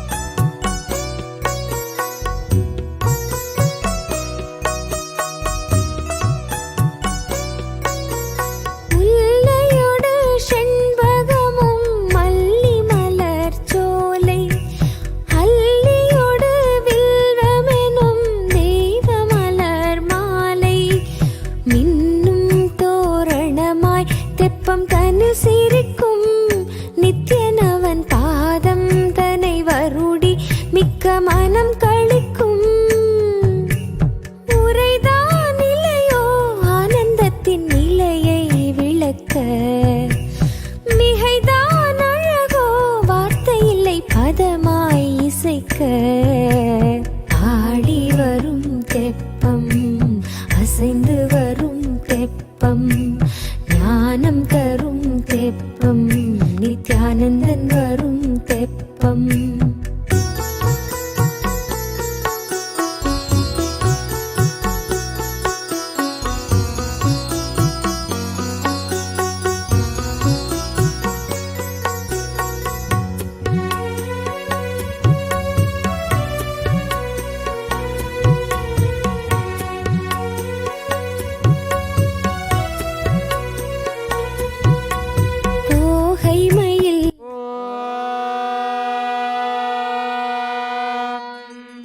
तत्पुरुषाय विद्महे महासेनाय धीमहि तन्नः षण्मुखः प्रचोदयात् ॐ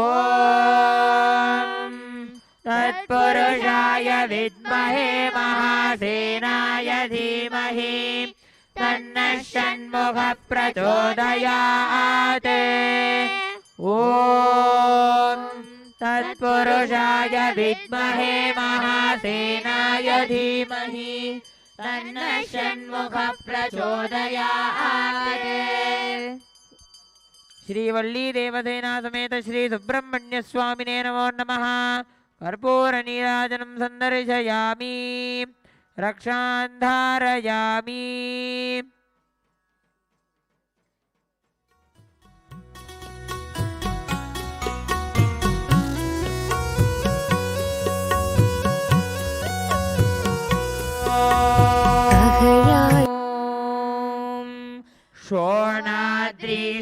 शोणाद्रीशावताराय ज्योतिस्तम्भस्वरूपिणे श्रीकैलासप्रधानाय नित्यानन्दाय मङ्गलम् तत्त्वज्ञानप्रदाताय नित्यानन्देश्वररूपिणे श्रीकैलासप्रधानाय नित्यानन्दाय मङ्गलम् मूलप्रकृतिरूपाय परमशिवशक्तिस्वरूपिणे श्रीकैलासप्रधानाय नित्यानन्दाय मङ्गलम् दण्डत्रिशूलहस्ताय कालकालस्वरूपिणे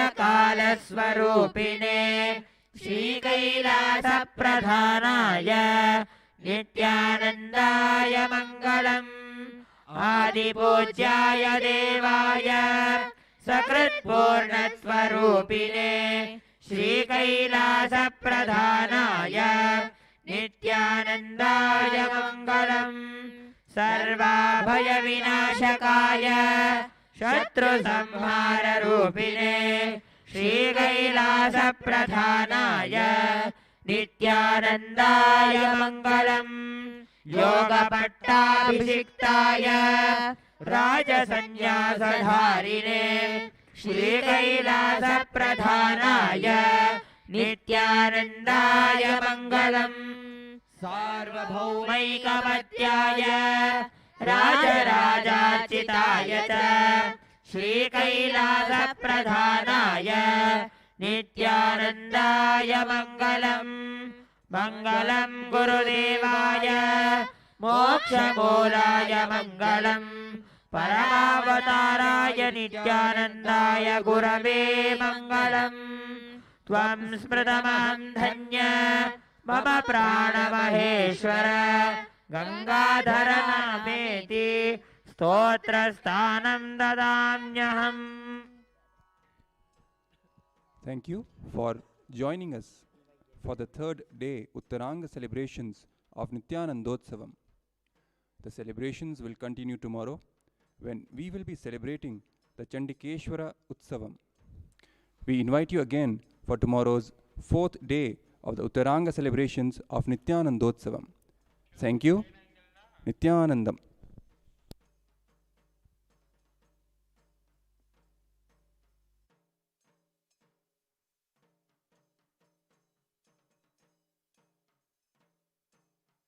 and response. Let you all open all your three eyes. Om Nithyananda Paramashivoham.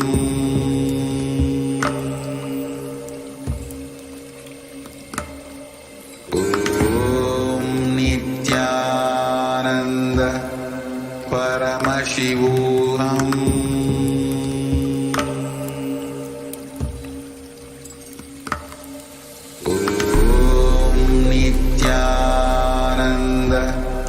Paramashivoham.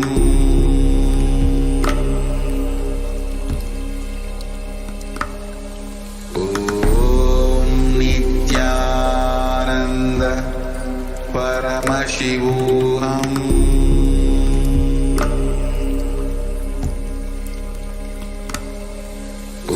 Om Nithyananda Paramashivoham.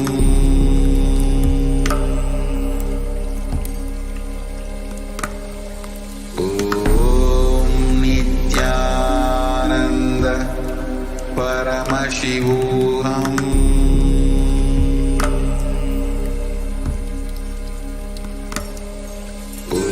Om Nithyananda Paramashivoham. Om Nithyananda Paramashivoham.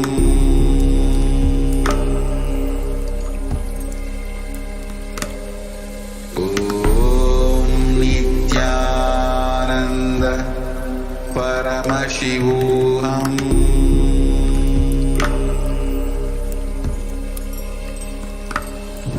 Om Nithyananda Paramashivoham.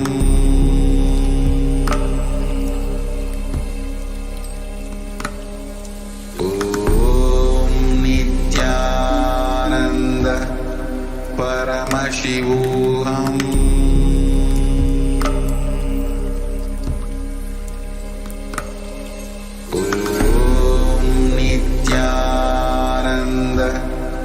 Paramashivoham.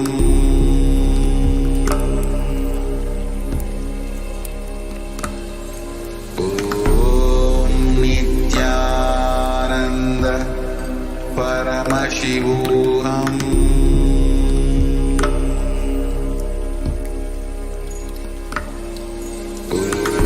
Om Nithyananda Paramashivoham.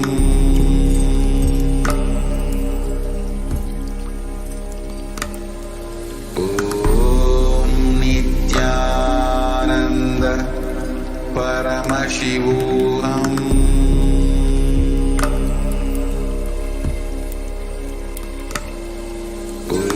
Om Nithyananda Paramashivoham. Om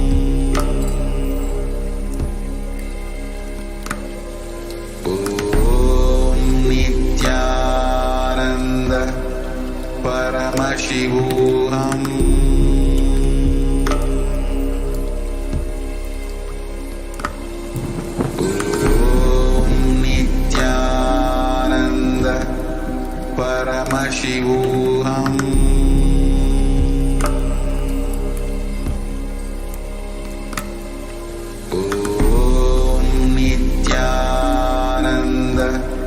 Paramashivoham.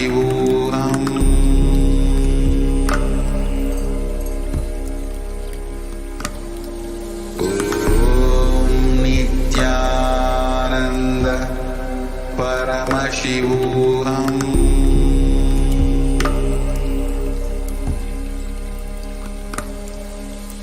Om Nithyananda Paramashivoham. Paramashivoham. Om Nithyananda. Om Nithyananda Paramashivoham.